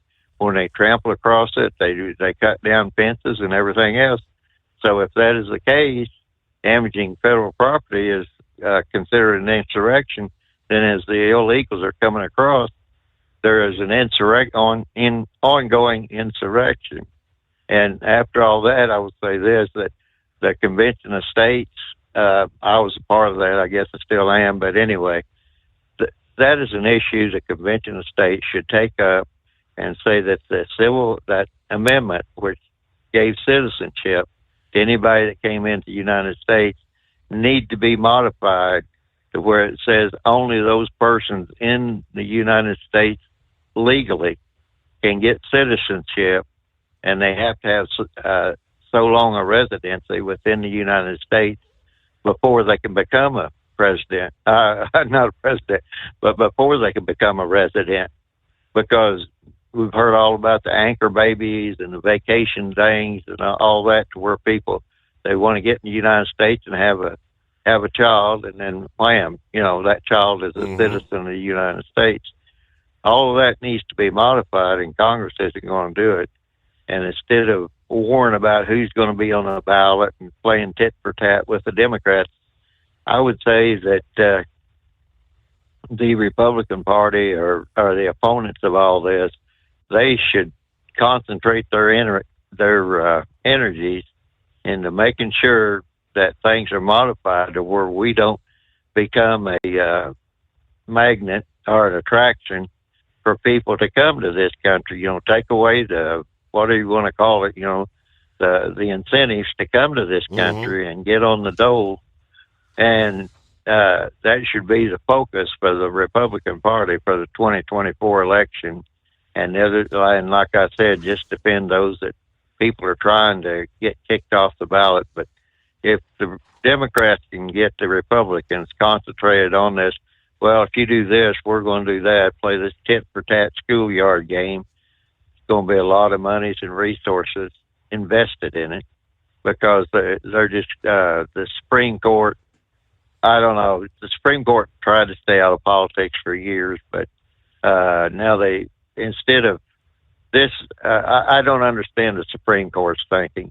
I mean, this is a critical issue, and you say, well, we want to take time to vote on this or that, and we're going to be way down the road in the political arena, because it's hard to believe it, but, that election is roughly, 9 months away, 10 months away?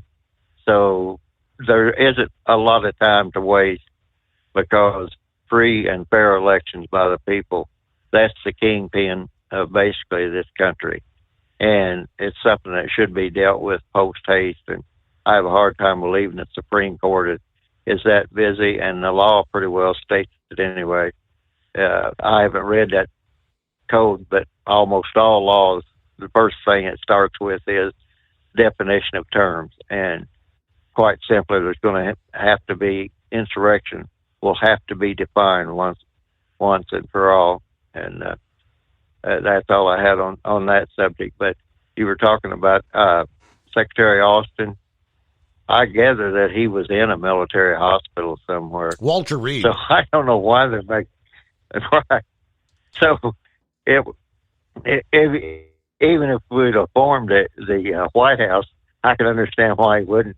What would Biden or Kamala Harris, either one, have done or known or anything else? I'm sure everything was in place on the command structure. So I don't know why they're making a big deal out of that, but the news media can pick some of the strangest things rather than report the real news. But again, the big thing, what I really called in about is not only are we in danger of losing our Second Amendment rights, we're in danger of losing our First Amendment rights. The right to redress grievances and everything that's in the First Amendment. And the deal on January the 6th that they keep trying to make an insurrection out of is, as far as I know, Trump had a permit, and he tried to get security to the Capitol. Nobody's ever answered why they didn't have security in place and all that. So I won't go over all that again, but how they have tried to define that as an insurrection is beyond me. Because one other thing on the border, that the last meeting that they had down there on the border, were you aware that one of the demands that Mexico made was that we remove our embargo against Cuba? I mean, what does the immigration from Mexicans have to do with our Cuban embargo, unless there's a high communist influence? So they did away with. So that there's a lot of things that are there that they don't really want to talk about too much, and they just kind of bury that. And oddly enough, they're worried about the information that people share once amongst the other. And, you know, there are people that start deliberate rumors, and there are others that are just misinformed and kind of come up with their own mind, but they're not doing it maliciously or whatever. So it's a pretty dangerous thing when the government believes that they have the party line, so to speak, and if anybody doesn't toe the party line, they're gone. And, you know, that's where you have places like Russia, where all of Putin's opponents, one's working in a work camp in north of the Arctic Circle, one fell out of a window, and another one, they don't know what happened to him. But Putin's going to stand for election this year. So, anyway, I'll let you go there. All right, Vic, have a good morning. Enjoy your greatest day of the week. Happy Monday. Well, it's actually Friday Eve, I believe. Brain Dead, hey there. Hey, Steve. How was your weekend, buddy? Man, that one went by fast. I know. Tell me about it. You know, when you're out here doing that nasty 4-letter word, you know, got to keep all these people fed. And, you know, like me and Eskimo Mom here, you know, you slack it off, not even taking down your Christmas decorations. Well, after a 10-day weekend, a 2-day goes by mighty quick. So if we had that cheapskate pocket like you know, we wouldn't have to worry about that now, would we? But no, you talk about that airplane. You know, old dingbat wants to know why I don't want to fly, and that's number one reason why. I mean, I'm sorry. You know, I want to stay on the ground. You know, I have no desire to get up in the air and go flying around. I mean, we were looking at, what was it, this last year, I think it was, or the year before. We were looking to go to Vegas, and I'm like, you know what, I'll just take a week off. We'll just drive out there, take our time, drive back. You know, we ain't got to worry about crashing in no ocean or anything. I mean, we ain't got to worry about it. So, I mean, to those pilots and all that, hey, my hat's off to you. You're braver than I am, but I think I'm gonna stay right here. And she's like, well, you know, you're gonna die eventually. I said, okay, babe, that's good and all, but here's the thing you got to remember: what if it's the guy sitting next to us? His time to die. I don't want to join him. But let's see. But you know, something else too. I don't know if you heard it or not. You know, we talking about all this Bidenomics and how all this stuff is changing and whatnot. Mm-hmm. Well, you know that what is that? The Christmas story with all like Tiny Tim and Charles Dickens and all that. What's the name of that? I can't remember the name of it. You know, Tiny Tim and the Cratchits. Christmas Carol. Thank you. Yeah. They had to rewrite the whole story for Bidenomics, Steve. Would you believe it? Apparently, the Cratchits are so poor, Tiny Tim had to fart in his pants so they could have 1 cent. Vitamin. 1 cent. All right, Brain Dead, enjoy your Thursday. I guess he'll join us for his Friday. And then a couple of days off.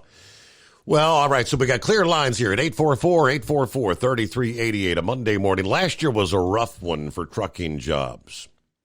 We all know, with the industry suffering a significant net loss, August, obviously, from which it never fully recovered. According to the latest numbers from the Bureau of Labor Statistics, more than 3,000 trucking jobs were added to the economy in December.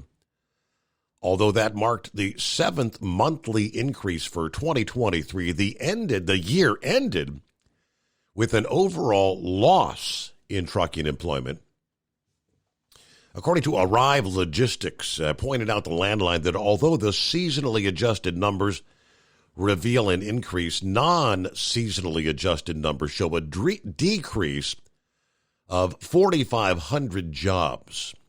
Suggesting a better than usual December. Now, the data continues to support the trend we've been seeing in other trucking indicators that despite a greatly reduced rate environment, capacity and overall employment are reducing at a smaller or slower pace than in prior market cycles. Whether the fourth quarter numbers indicate this trend or simply optimism for carriers that a market turn is around the corner, that will likely be revealed in quarter number one. As demand fades from the peak season, to fourth quarter trends that could support the relative stable trucking employment were a continuation of strong consumer and non-residential construction spending. Despite the relative optimism, Spencer said that in the long term, he expects more job losses, pending a change in the overall demand environment. They did break down revised numbers, actually showed an increase of 1,500 jobs in trucking in November compared to the initial report of 700 and a decrease of 2,700 jobs in October.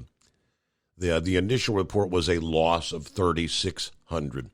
For the year as a whole, trucking jobs went down by nearly 21,000 in 2023. Whereas in 2022, they were actually up by nearly 61,000.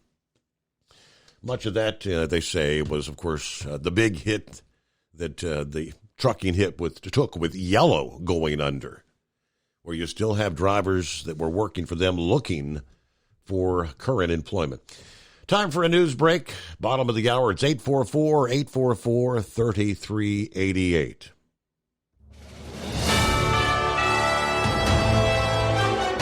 USA News Update. This Sunday, let it snow. The Northeast getting its first snow of the season. Hagerstown, Maryland, parts of New Jersey, and farther north in Boston all getting hit. Here's USA's Tim Berg. A winter storm is bringing a mix of rain and snow to New York and Washington, D.C., while Boston could get at least 6 inches of snow. In other news, in light of the war in Ukraine and the war in the Middle East, it seems it would be a good idea to know where the U.S. Defense Secretary is. But we are learning more about his absence. Defense Secretary Lloyd Austin turns out was in the hospital as the result of complications from a medical procedure, and he was even in ICU for a period.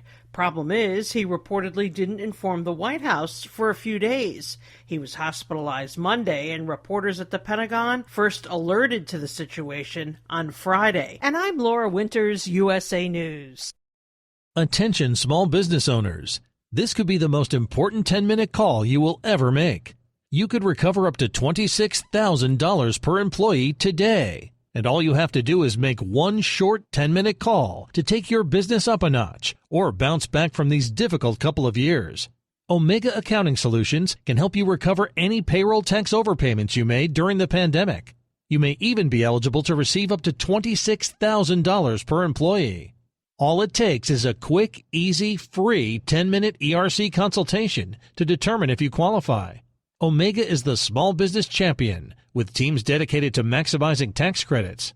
They know their stuff so well that CPAs and payroll companies even turn to Omega for ERC tax guidance. Call 800-300-9ERC. That's 800-300-9ERC.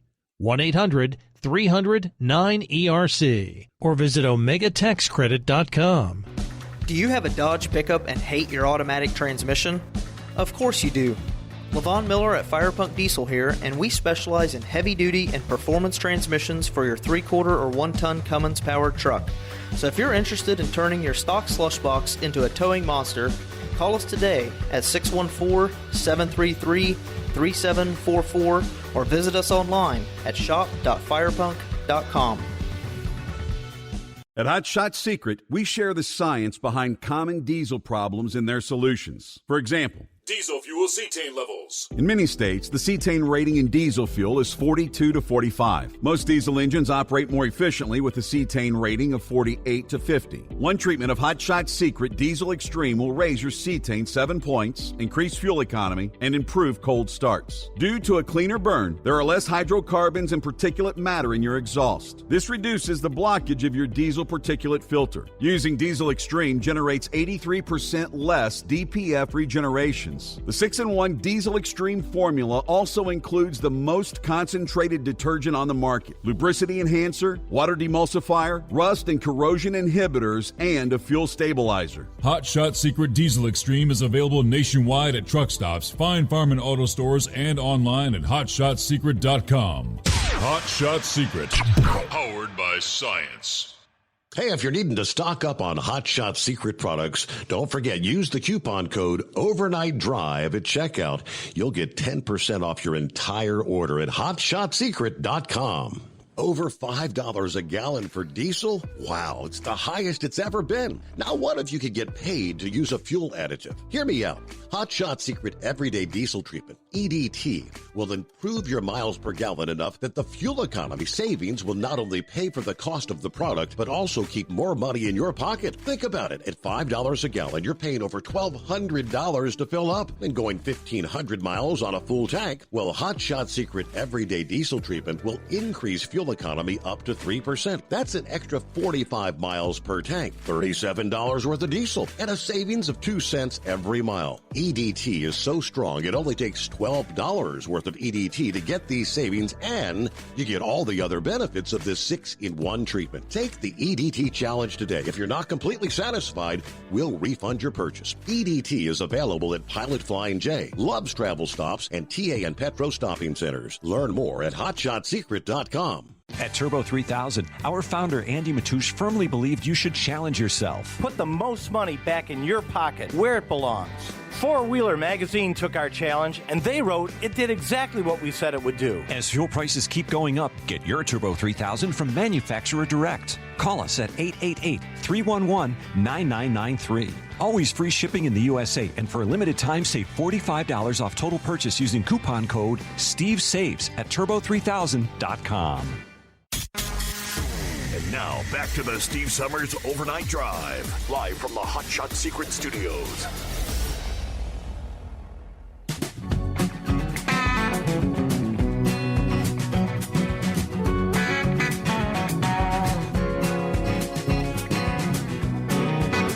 All right, there was a video last week that had gone viral via social media. I think even news outlets around the country were playing the clip without the audio because there was language that cannot be used.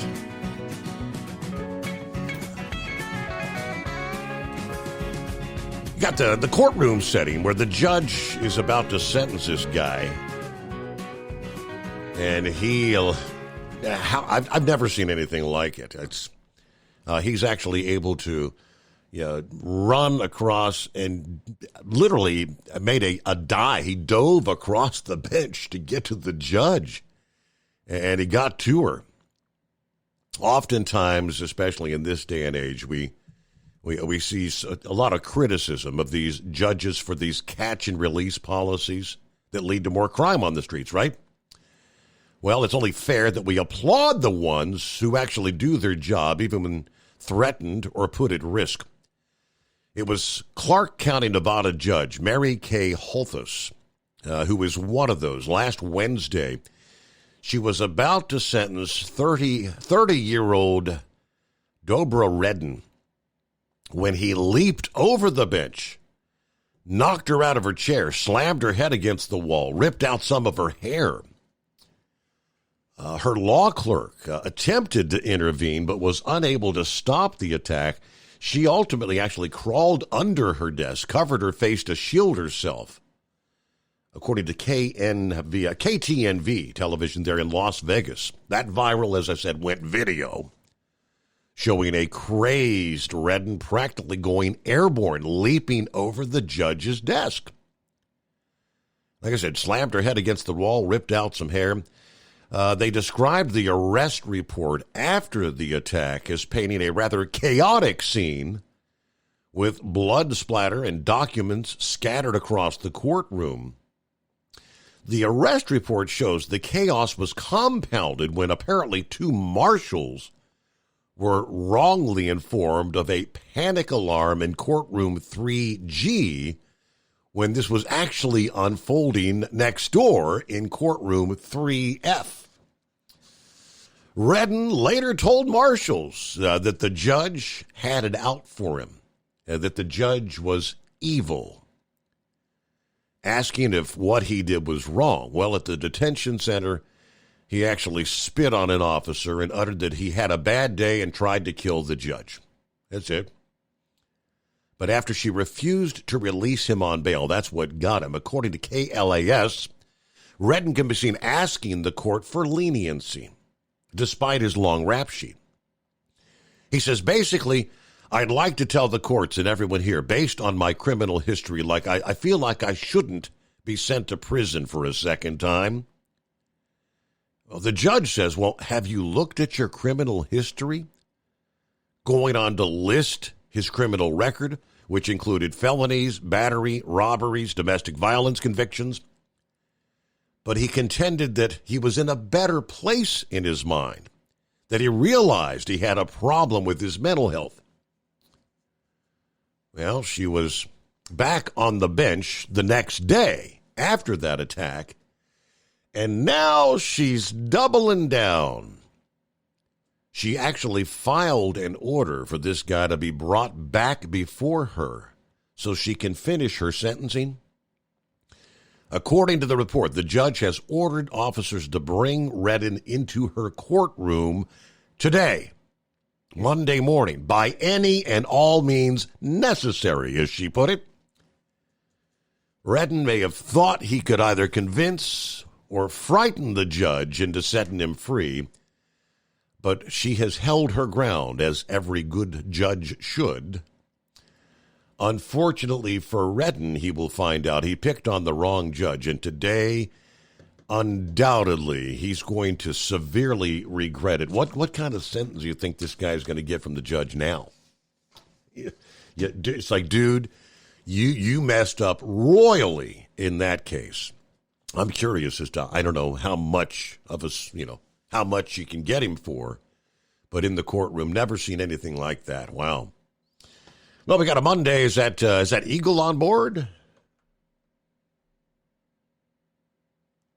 Yeah, it's me. Can you hear me? Yes, Eagle. Happy Monday. What's going on? Have a good weekend? Yeah. I did pretty good. Out here right now, but yeah, I'm pretty sure I seen the video that you're talking about. That guy there, they probably gonna put that guy under the jail. That guy there, he'll regret. Yep, he will. He's gonna regret doing that. I promise you that. If they didn't beat the hell out of him, I hate to see what he looked like. He probably got a couple of lumps on his head when he showed up for court today. But what I can't understand about that video is why he wasn't in handcuffs to begin with. No, I've been to court before. I don't understand why he wasn't in handcuffs to begin with. That's the part I don't understand, is that normally when you go before a judge, most of the time, if he's as bad as they say he was, he should have been in handcuffs to begin with. So somebody obviously made a mistake, it looked like. Because I've never seen a man jump over a counter like that, go after the judge. But when you do that, that's a dangerous job. A lot of judges have to have, protective services and stuff, especially these judges that's handling, the Donald Trump case, because they got some serious things going on.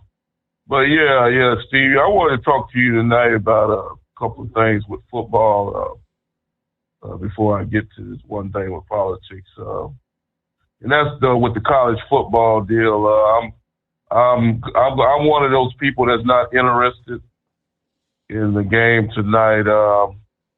I don't particularly like neither one of those teams, Michigan or Washington State. So I don't think I will watch the ball game tonight.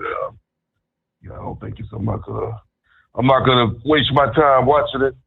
because so I'll find something else to do.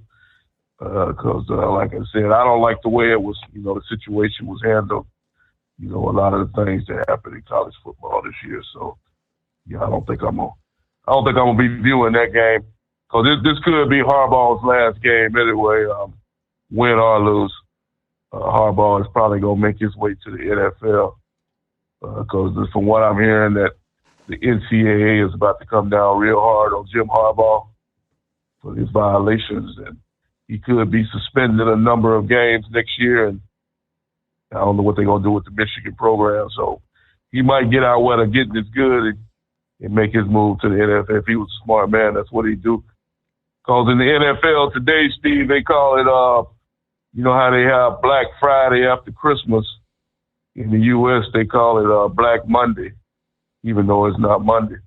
In the NFL, that's when today a number of coaches probably gonna get fired. Right. Usually after the last. Where do you think? Where's Belichick going to be? Belichick going to have a job at the end of the day today? Yeah, that's who I mainly wanted to talk about with Belichick's situation. Steve, I believe in loyalty. That's the way I was raised up. I don't like to cut a man's throat. But, because Belichick, he's won 5 or 6 Super Bowls, with the Patriots. He took the team from a nobody. I remember when I was a kid, the Patriots, they were the laughing stock of the NFL. People, they couldn't win a ball game. And then he went to New England and turned their whole program around. But at some point, Steve, as much as I hate to say this, you have to, you got to do it respectfully with Bill Belichick. You can't just go in the office today and say, get the hell out of here, you're fired. Not with a man that's won that many championships. But you have to give him an ultimatum. You have to say that changes have to be made. We're going to make some changes on this ball team with coaches, players, and this whole organization. You're either on board with that, or we're going to have to ask you to leave. That's the way you handle Bill Belichick situation. You can't just up and fire a man like that, because I've seen it done, with other coaches, in college football, over the few years, when, I was in shock, even though, Joe Paterno, even though he had the situation with the kids and all that, I was shocked to see Penn State release him, and then Bobby out of Florida State. I didn't like the way they handled that situation. They kicked him out the door. And the same thing with the Dallas Cowboys when they fired Jimmy Johnson. But like I say, at some point, Steve, you have to make a move. The Patriots only won 4 ball games this year. And the bottom line in the NFL is money, putting people in the stands, selling tickets. And Patriots, they're not going to sell tickets if they're not winning ball games. So Bill Belichick, he might be on the cutting block today. But one thing about it is he probably, they've already got his name on the list for other jobs. If he is released, he probably will turn up with another team, and he won't have a problem getting a job with somebody else if that's what he decides to do. But New England, like I said, they got a big decision to make today on whether they're going to keep the guy around or move on from the guy. So we'll see how it turns out. Like I said, I always believe, Tom Brady, I played football myself, and I'm always going to take a player over a coach. And I think the owner of the Patriots made a bad decision anyway when he decided to release Tom Brady. I think he should have made a move on Belichick a long time ago and kept Tom Brady, and he might have kept on winning ball games. So he made the wrong move as far as I'm concerned. I would have kept Tom Brady over Bill Belichick to begin with. Now, one last thing before I hang up with you, Steve, and that's going back to Donald Trump again, that situation. With Donald Trump, he's talking about he doesn't know who his vice presidential candidate might be, could be. A lot of people are turned off, about this guy. I was kind of turned off myself, with a couple of debates that he had, because he was outspoken and he said a lot of things people didn't like. But the more I listen to this guy,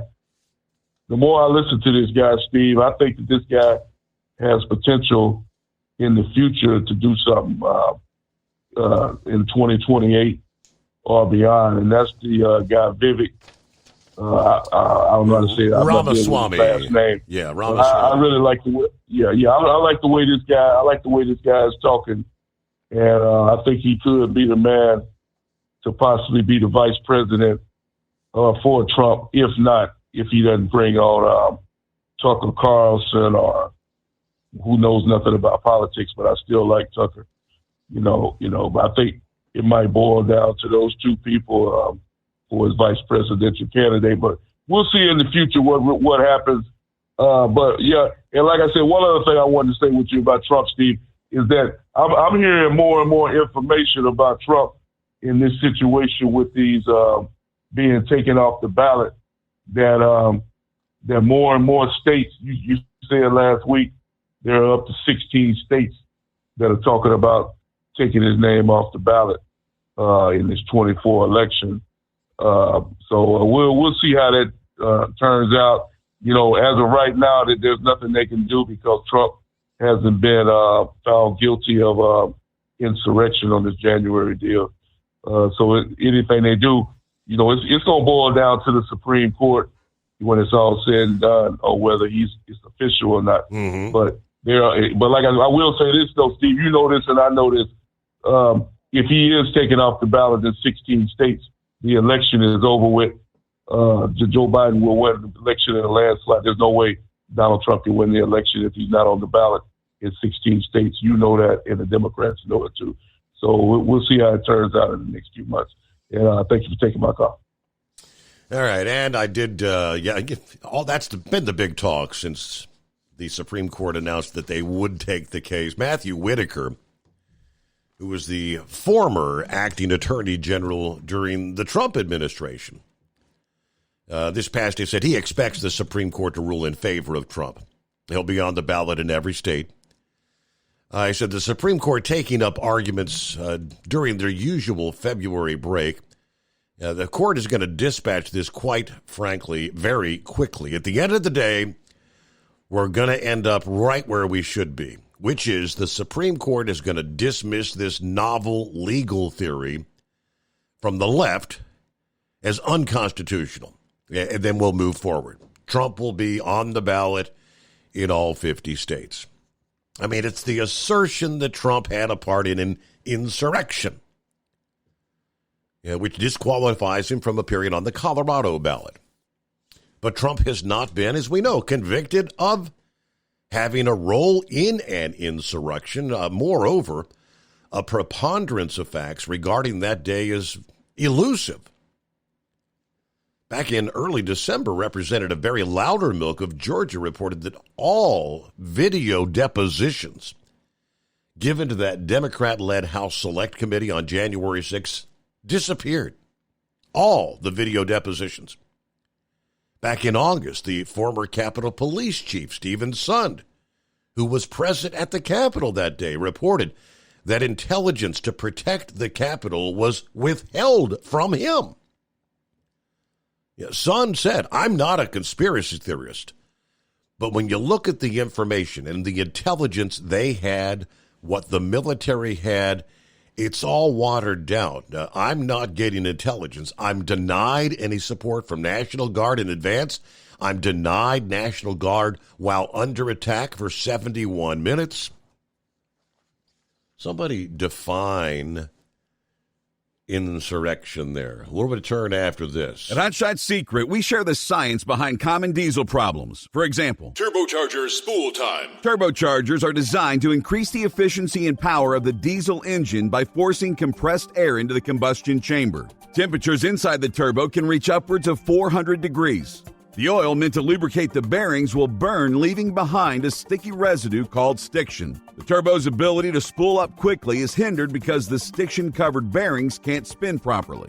Hot Shot Secret Stiction Eliminator cleans the stiction from turbo bearings, reducing spool time, and builds maximum boost sooner in the RPM range. Stiction Eliminator is a synthetic cleaner plus nano-lubricant that contains no harmful solvents and is formulated to be left in the engine to safely dissolve stiction for thousands of miles. It works as you drive. Hot Shot Secret Stiction Eliminator. Available at truck stops, Tractor Supply, O'Reilly's Auto Parts, and online at hotshotsecret.com. Hot Shot Secret, powered by science. About 25% of your trucking business revenue goes to paying for fuel. Most fleet cards promise big discounts, but charge hefty fees and limit where you can fuel up. Well, it's time for a change. The Bobtail Zero MasterCard is the zero-fee way to save money and control your fuel spending. Bobtail Zero charges nothing in fees and can be used anywhere MasterCard is accepted. Approval can take just minutes. Apply now at bobtail.com and take back control of your business. The Bobtail Zero MasterCard is issued by Bancorp Bank N.A. MasterCard and the Circles design are registered trademarks of MasterCard International Incorporated. And now, back to the Steve Summers Overnight Drive, live from the Hot Shot Secret Studios.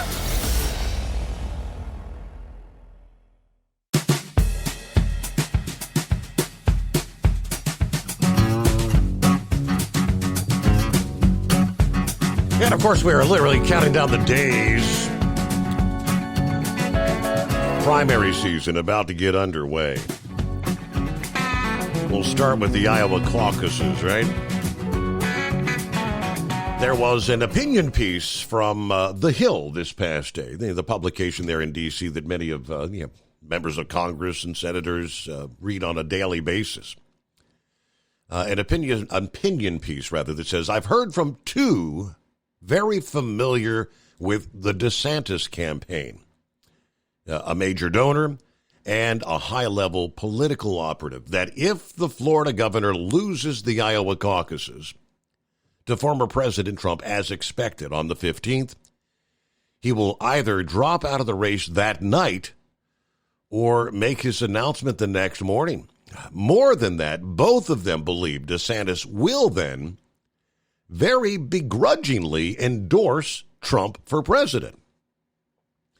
Should both predictions come to pass, DeSantis would be jumping on a bandwagon that's dramatically increasing in speed and taking on more and more Republican politicians looking to back the clear frontrunner. Last week, Trump received critically important endorsements from House Majority Whip Tom Emmer of Minnesota and Majority Leader Steve Scalise, those on top of Speaker Mike Johnson's endorsement just a month ago.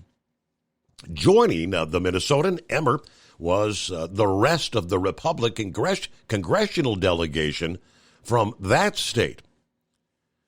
Michelle Fischbach, Pete Stauber, and Brad Feinstad. Trump also just secured the endorsement of Senator Tom Cotton of Arkansas. That's a pretty substantial one in conservative and faith-based circles, as Cotton became kind of an unplanned folk hero to many on the right when the New York Times ran his opinion piece on June the 3rd of 2020 entitled, Send in the Troops, regarding the protests and the riots taking place in many American cities in the aftermath of George Floyd. Before disowning the essay after massive backlash from within the paper. That backlash forced the New York Times opinion editor, James Bennett, to fall on his own sword and resign. Once that was announced, former President Trump immediately took to Twitter, stating, opinion editor at New York Times just walked out. That's right, he quit over the excellent op-ed penned by our great Senator Tom Cotton.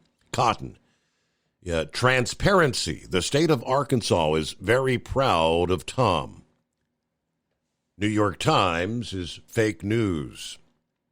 While liberal reporters and editors within the Times and elsewhere may have been outraged that the paper actually gave Cotton a rationale and a needed opportunity to express his opinion, tens of millions of Americans were not. More than that, Cotton was instantly elevated in their eyes precisely because of the liberal far-left pushback.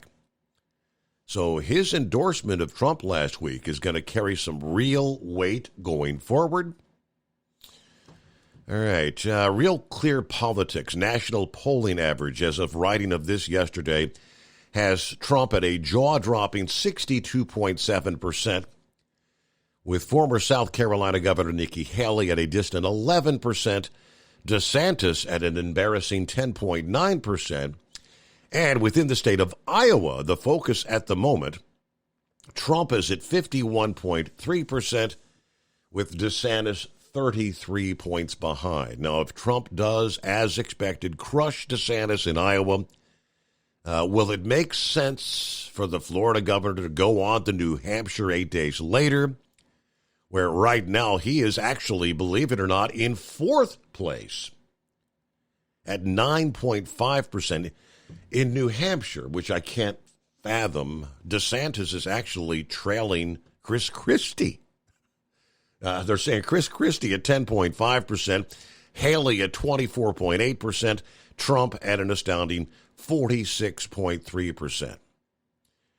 And obviously, after Iowa, more endorsements will flood toward Trump and more donors will run from DeSantis. It's almost like the handwriting that's on the wall, right?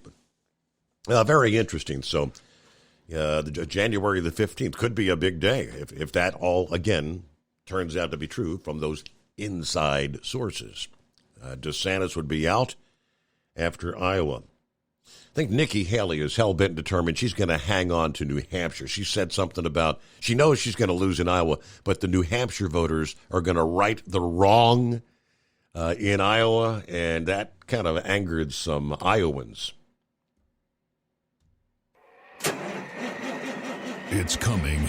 Crisp fall mornings turn bitter cold. As you fire up your diesel, you can see your breath on the inside of the cab. Imagine looking deep into your engine. Freezing temperatures impact your diesel's fluids, especially fuel. On a 23-degree morning, the paraffin wax in your untreated fuel starts to morph from fluid to large crystals. These crystals clump together and form a gel. At minus 10 degrees, your fuel hits the point where it no longer pours like a liquid. It's so dense that the flow through the fuel filter will slow, causing hard starts or no starts. Get prepared now for the cold that is coming. Hot Shot Secret Diesel Winter Anti-Gel is a premium fuel additive that lowers your fuel's pour point to minus 65 degrees. If it's that cold out, you shouldn't be on the road. You ought to be at home in front of the fireplace. Hot Shot Secret Diesel Winter Anti-Gel Premium Fuel Additive. Available now online at HotShotSecret.com. Hot Shot Secret. Powered by science. Whether you're a diesel pickup performance enthusiast or just looking for a small upgrade, when selecting common rail fuel system components, look no further than Exergy Performance. At Exergy, you'll find injectors, pumps, and more, engineered like no others on the market using state-of-the-art equipment run by people that have been in the business for decades. Exergy is the home of the Sportsman line of injectors.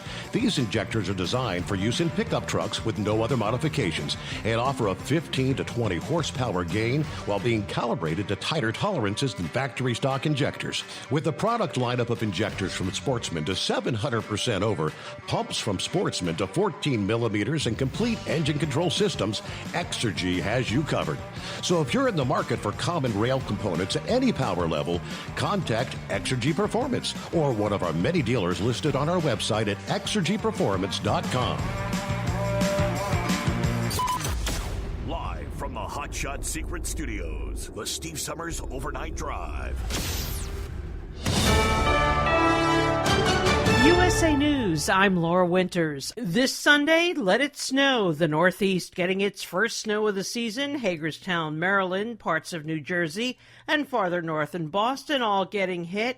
Boston getting 6 to 8 inches, 30 million people in the path of the storm. Here's USA's Tim Berg. A winter storm is bringing a mix of rain and snow to New York and Washington, D.C., while Boston could get at least 6 inches of snow. I'm Tim Berg. In other news, in light of the war in Ukraine and the war in the Middle East, it seems it would be a good idea to know where the U.S. Defense Secretary is. But we are learning more about his absence. Defense Secretary Lloyd Austin, turns out, was in the hospital as the result of complications from a medical procedure, and he was even in ICU for a period.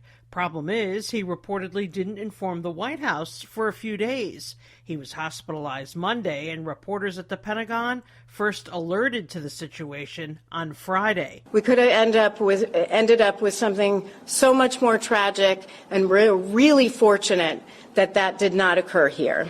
That is NTSB Chair Jennifer Hamendi on the FAA ordering inspections of the Boeing 737 MAX model after that scare in the air Friday when a door blows off at Alaska Airlines flight while the plane at 16,000 feet. We believe from looking at radar data that the door is around Barnes Road near I-217 and the Cedar Hills neighborhood. If you find that, please contact local law enforcement. A little boy's shirt and some cell phones sucked out of the plane while passengers forced to put on oxygen masks as the pilot lands safely. This is USA News.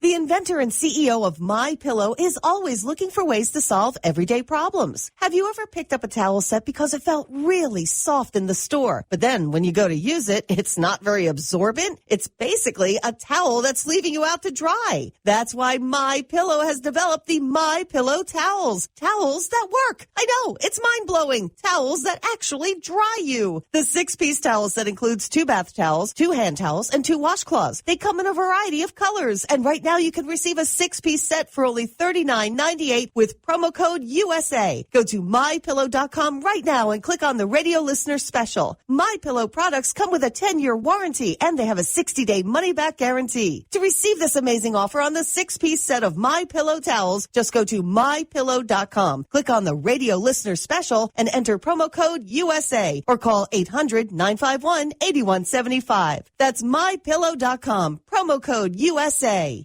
We are learning that Grammy Award-winning singer Michael Bolton, best known for his song How Am I Supposed to Live Without You, revealing that he was diagnosed with a brain tumor and had immediate surgery before the Christmas holiday. In a note to his fans, he says he'll be taking a break from touring to focus on his recovery. Bolton, who is 70 years old, writing on Facebook, "I am now recuperating at home and surrounded by the tremendous love and support of my family." It's been a real eye-opener for voters who perhaps tune into the mainstream media and do not see the daily invasion at our southern border with Mexico. This week, the story harder to ignore, with many Republican lawmakers and some Democrats touring our southern border where thousands and thousands and thousands of illegal aliens continue to pour into our country unvetted. The Biden administration absolutely looking the other way. Here's USA's Ryan Daniels. 60 Republican congressmen led by new House Speaker Mike Johnson take time to tour the southern border in Eagle Pass, Texas. From California to Maryland, from Michigan to Florida, every state in America is now a border state. Meanwhile, the White House is piling blame on Republicans. Speaker Johnson continues with the House Republicans to make this a political issue. Press Secretary Karine Jean-Pierre told reporters that Republicans rejected President Biden's supplemental funding request, but Republicans argue there also needs to be significant policy changes to slow down the flow of immigrants. And I'm Laura Winters, USA News. Omaha Steaks Burger Perfection Flight, made from single cuts of real aged Omaha steaks, rewrites the book on burgers. Go to omahasteaks.com. Use promo code TREAT at checkout for an extra $20 off your order, plus free shipping when you order the $79.99 Burger Perfection Flight, a fantastic array of pure ground steak on a bun burger greatness. For $20 off the Burger Perfection Flight, use promo code TREAT at checkout at omahasteaks.com and discover your new burger obsession. Minimum order may be required. Let's face it, winter is here. When the temperature drops, so does your truck's performance. You know what I'm talking about. The hard, cold starts, rough idling, and fuel gelling. Avoid these problems by using Hot Shot Secret's EDT Plus Winter Defense. EDT Plus Winter Defense is a concentrated 7-in-1 fuel booster and anti-gel that prevents gelling and improves engine performance in the coldest of climates. The 7-point cetane boost decreases DPF regens, increases fuel economy and winter operability, plus the lubricity protection of LX4 to extend fuel system life. With EDT Plus Winter Defense, you can be confident that your engine is running smoothly and trouble-free, even in the coldest temperatures. Hot Shot Secret EDT Plus Winter Defense is available at Pilot Flying J truck stops, Amazon, O'Reilly Auto Parts, and HotShotSecret.com. Hot Shot Secret, powered by science.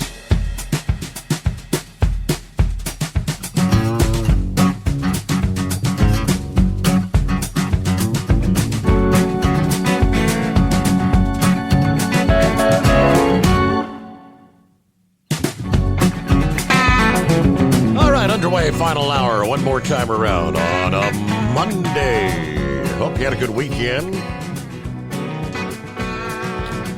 I got kind of a Happy New Year email from our friend Dean Michael, the tax doctor,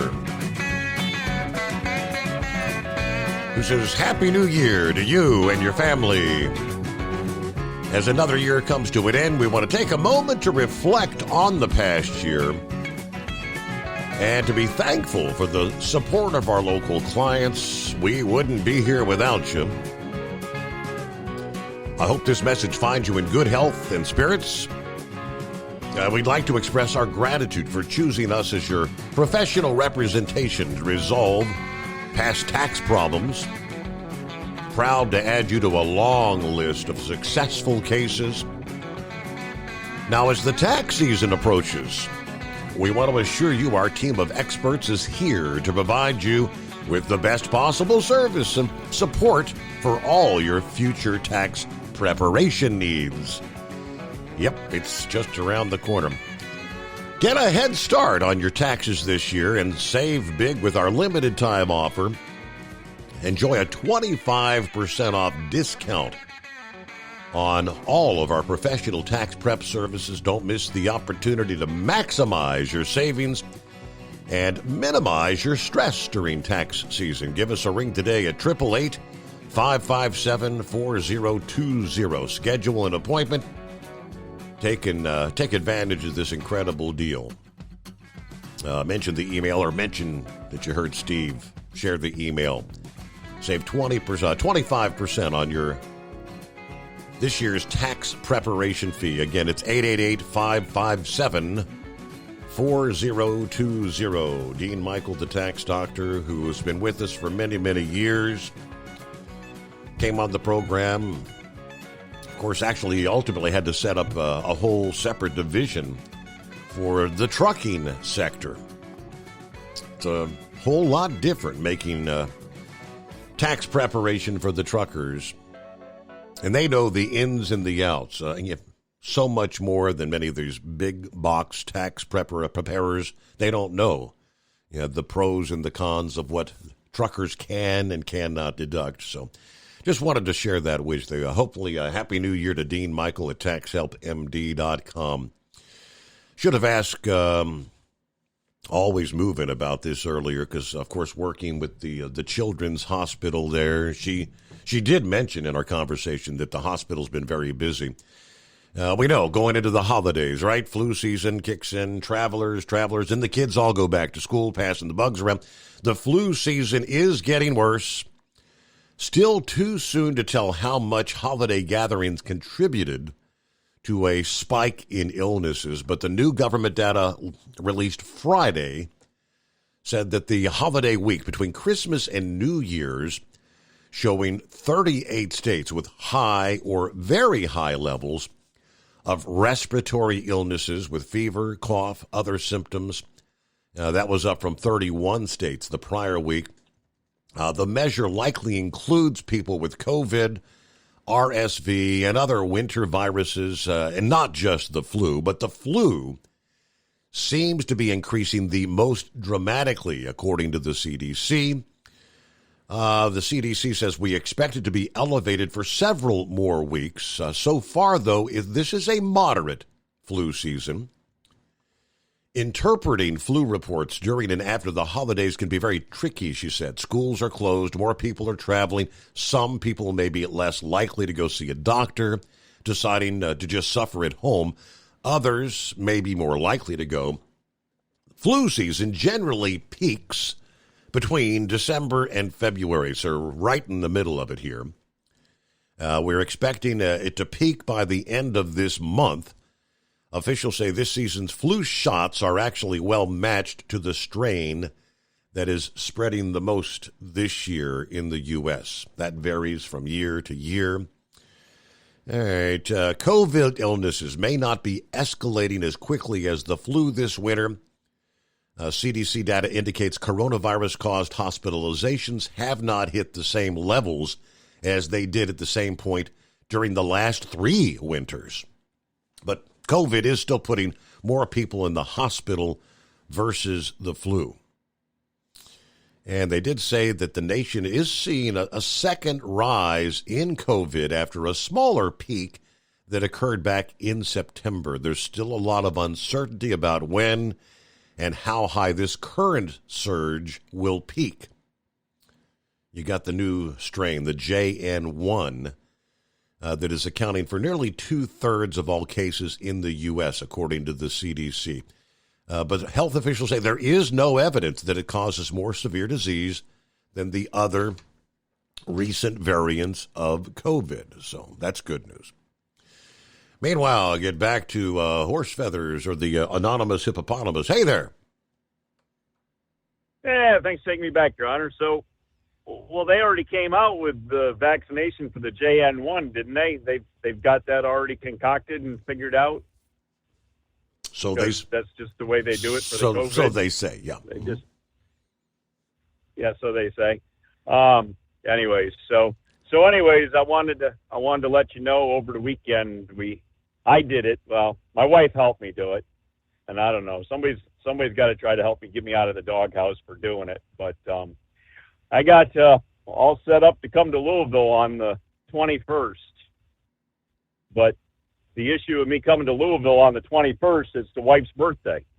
Oh. So I don't know how much of the doghouse I'm in. I mean, back in 2013, we had the same problem too. So I don't know, but you know, we got the truck show that her birthday's on the 21st. We do the truck convoy on Mother's Day, so we're not there for Mother's Day. Is going on the cruise in the fall going to be enough to make up for it, or am I already in too much trouble? That should be a pretty good. That should soothe things over. All right, just trying to figure out how all this is going to work out there for me. But anyway, so we did our reservation there for the truck show itself, and I forget. I didn't even look. I meant to look to see when the free tickets quit being free, and you got to pay $10, $12 or something. So isn't that usually the end of this month or the beginning of next month that they change it from free? It seems like maybe in February. You got the online registration that is open right now, and yeah, I think if you register online right now, it's free. So. Yep. And I did over the weekend, so we got a room staying in the same microtel I stayed in there year before last. Got it set up for that. I don't know, it's like 10 miles down the road, but it worked out pretty good. And then we got a car rental, so we'll see what we end up with for a vehicle there. You know, you never know what these places end up giving you. But actually did it through the Costco Travel and got a free upgrade due to Costco. So we'll end up seeing what we got for a set of wheels. I don't know. Probably won't have the Mustang that we had the last time there. The Mustang was a pretty nice little ride there. So, but anyways, what else did we have there? I don't know. I think that's about covering it for right now. We had something I was thinking of, and then I don't know. You know how it gets to be this time of day, Your Honor. We get to the 4 o'clock, you know, the loneliest hour here. Final hour, one more Sometimes round. the memory banks, sometimes the memory banks ain't what they're supposed to be when we get here at this time of the show there. But I think I got to see the launch if everything worked out right there on the I don't know. I kind of watch it.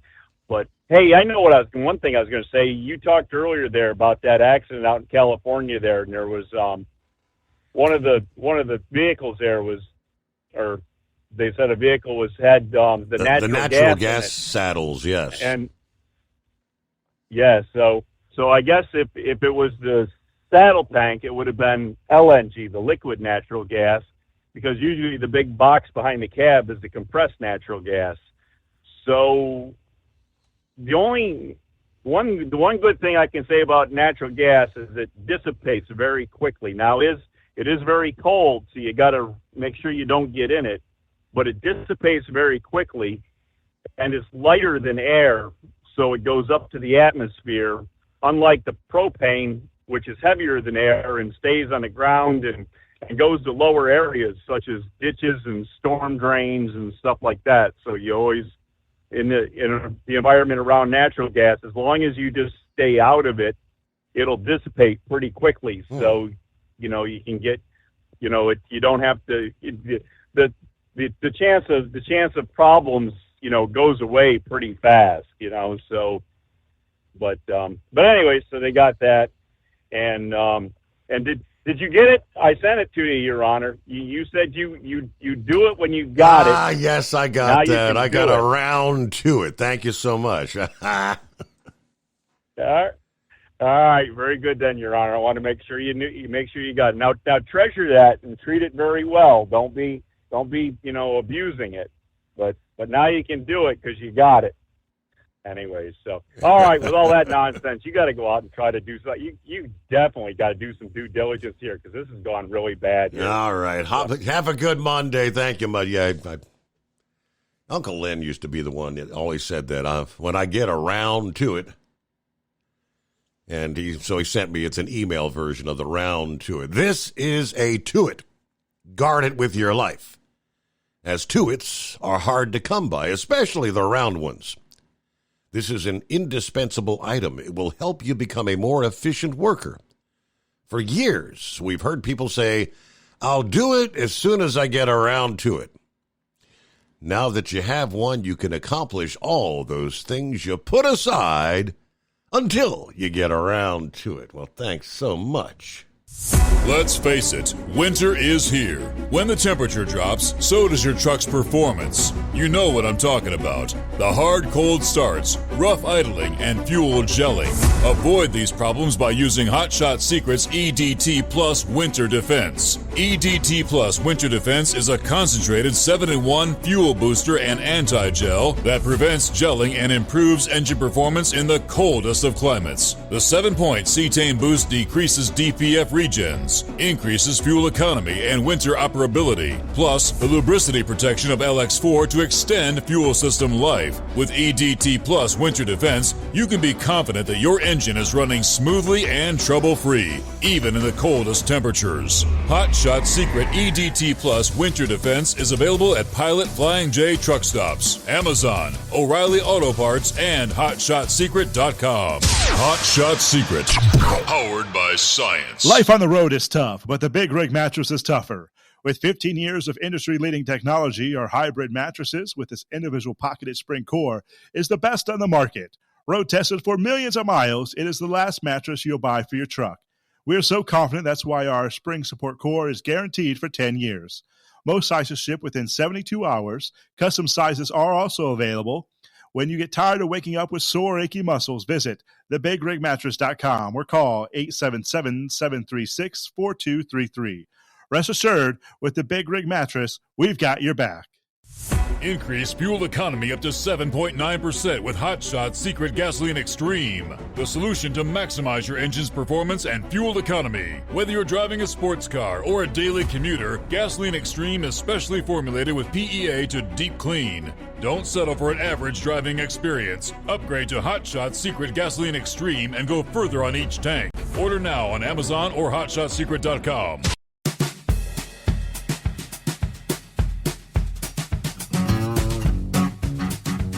All right, what else? Hey, we shared earlier this morning, first or second hour, the incident that had shut down I-70 West near downtown Columbus. The bridge was struck over the weekend, and initial reports made it sound like they thought it'd take several days for the repairs to be completed. Whatever team they brought out there Saturday, the construction company, they were able to get her done. So it is back up and running. Somebody else shared that with me a bit earlier. Who was it? It was Keith. He said I-70 Columbus now open, the west. Cocosine Construction came out, replaced part of the bridge, the support beams. They got it done really quick, so no problems for the morning drive there in Columbus. Eastbound was not impacted by that. But, all right, thank you for the heads up. Who else we have checking in here? There's Steve in Columbus. Speaking of, right, the weekend came and went way too fast. Seemed like those 2 days haul ass and get us right back to the work week. Yes, they do. But the weekend was restful. Got the coffee poured, the car's warming up. Suppose it's time to head into town for another day in the trash wagon. All right, Steve, have a great day. Enjoy your day. Thank you for checking in. Hello to Daryl in Fairfield. Morning, Daryl. Hey, guess who I got to see over the weekend? Cracker. That's correct. You're right, yes. Well, had he nabbed any bad guys? I don't know that he's actually made any apprehensions yet, but he's doing well, doing very, very well. He knows his job. Did you get any snow on Saturday? Just a dusting. Kind of woke up to it was enough to cover the ground, but that's about it. Oh, we got about 3 or 4 inches over here in Fairfield. Really? It was gone by the afternoon. Wow. Now, I live on a hill, and my wife had a 9 o'clock meeting. I had to hustle out there and shovel snow. And I want to give you a little folklore on snow. The old timers said that whatever day of the month the first measurable snow came is how many snows we would have that winter. And so it came on the 6th of January. That would mean we would have 5 more snows this winter. Okay. You'll keep count and see if we're correct or not. So said if it rained on the first day of the month, we'd have 15 days of rain, and we definitely had 15 days of rain here in Fairfield in December. Mm-hmm. So I enjoy your weather forecast. You're right on the button when you as you start your show. And I wanted to tell you that I ordered 2 gas extremes and got Ford F-150 doctored up and ready to go for the winter. They say a bottle of that's good for 10,000 miles, so it must be stuff. It's good stuff. Yes, it is. All right. I'll let you go. I just wanted to give you a little weather folklore this morning and enjoying your show. We'll see if that all pans out. So 5 more. That would be accumulating snows here for winter's just getting started. Keep in mind, though, that doesn't sound like much, but it's supposed to be a rather mild winter in this region. Now, it's kind of sounding like, I know this storm system early this week is going to bring rain, rain, rain. We're not worried about snow here with that one. Next week, that may be a different scenario. We'll see how that all pans out, but Jeffrey Epstein, with all the info that's been coming out in tranches since last Wednesday. I guess there was a bit more unveiled over the weekend. I didn't even pay attention to if any new names were released over the weekend. But we talk about the famous pedophile island, better known the island of Little St. James. They say they give us an update. Would you like to make a visit, spend some time at what used to be Pedophile Island?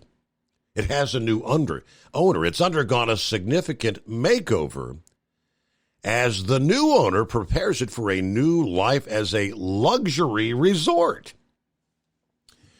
The billionaire co-founder of Black Diamond Capital Management, Stephen Dekoff, purchased the island as well as the nearby Great St. James for $60 million back in May.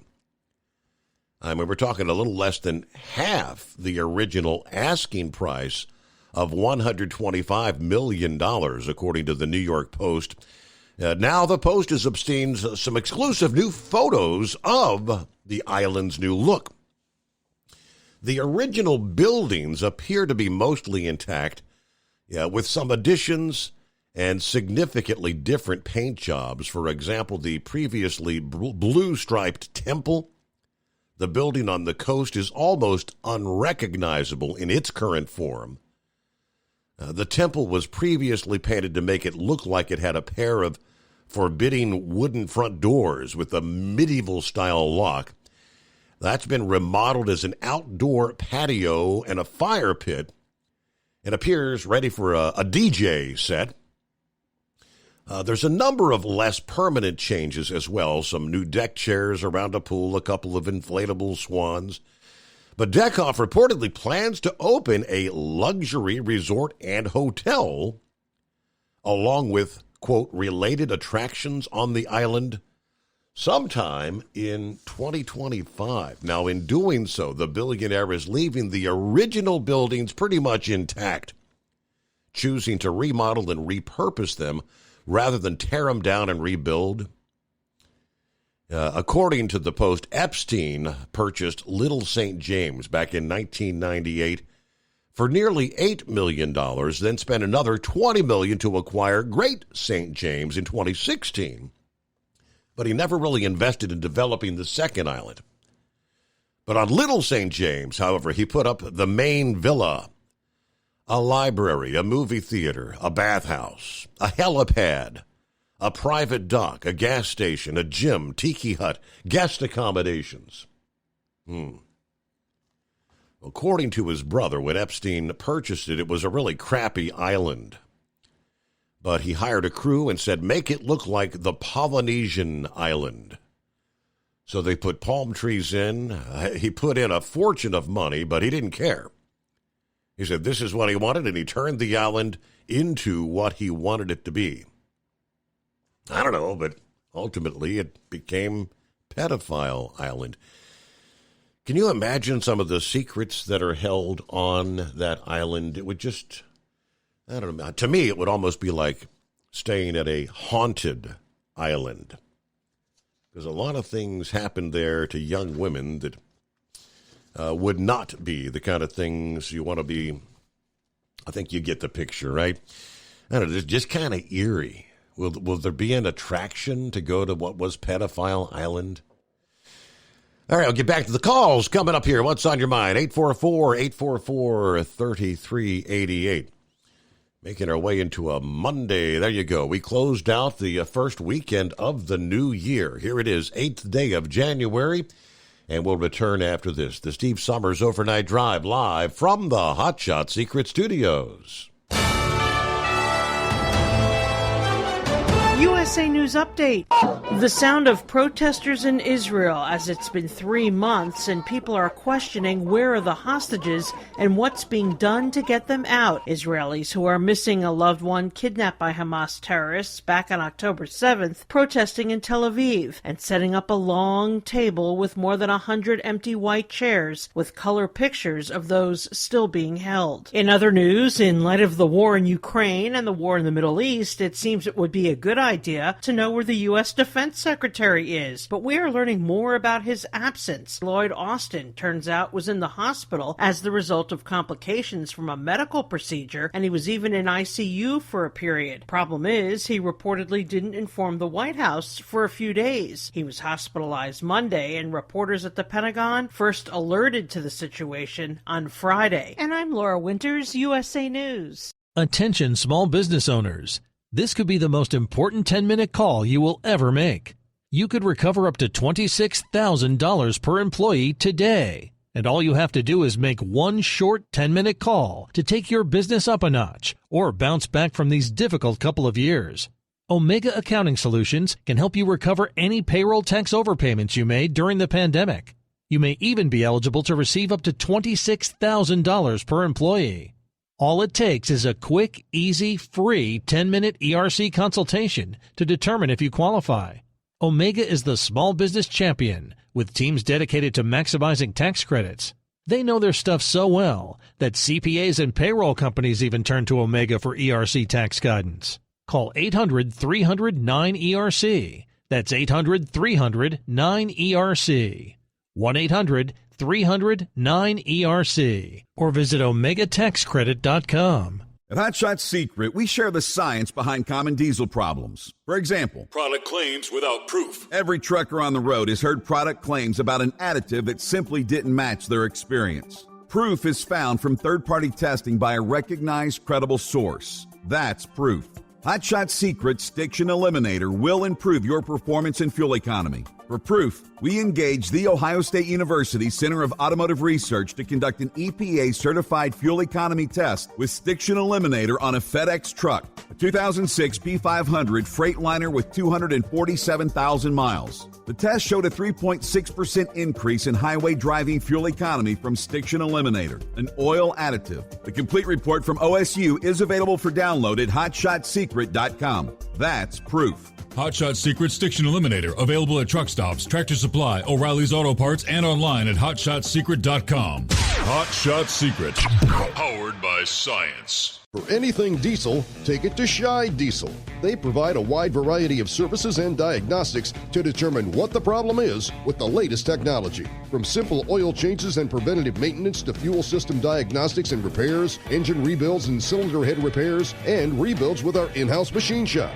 They also have on-site DPF cleaning for exhaust issues and DOT inspections. If your diesel is asking for some attention, Scheid Diesel has the specialist you need for anything diesel. Located in Terre Haute and Lafayette, Indiana, and Effingham, Illinois, Scheid Diesel has you covered. Hey, don't forget, as a listener to this program, you get 10% off your entire order at hotshotsecret.com by using the coupon code Overnight Drive. Attention all truckers, Dean Michael, the tax doctor here. I want to talk to you about those dreaded tax problems. I know you want to keep on trucking and not even think about them. Well, let's face it, they're not going away all on their own. You need professional help. I've been helping truckers put their tax problems in the rearview mirror for years. I can help you too. Call me for a free consultation at 888-632-4506 or go to mytaxhelpmd.com. It's like I always say, keep your eyes on the road, I'll keep mine on the IRS. 888-632-4506. How do you sleep on the road? After downtime, do you wake up well-rested and invigorated or tired, achy, and sore? Well, if it's the latter, you're not sleeping on the Big Rig Mattress. The Big Rig Mattress is a hybrid with an individually pocketed spring core that's engineered to deliver the best restorative sleep for your time on the road. Many drivers have said they sleep better over the road on the Big Rig Mattress than they do at home. Learn more about the Big Rig Mattress at thebigrigmattress.com or call 877-736-4233. Most standard sizes ship within 72 business hours. The Big Rig Mattress, 100% made in the USA since 2009. Because Channel 19's a little congested. Call Steve now at 844-844-3388. The Overnight Drive.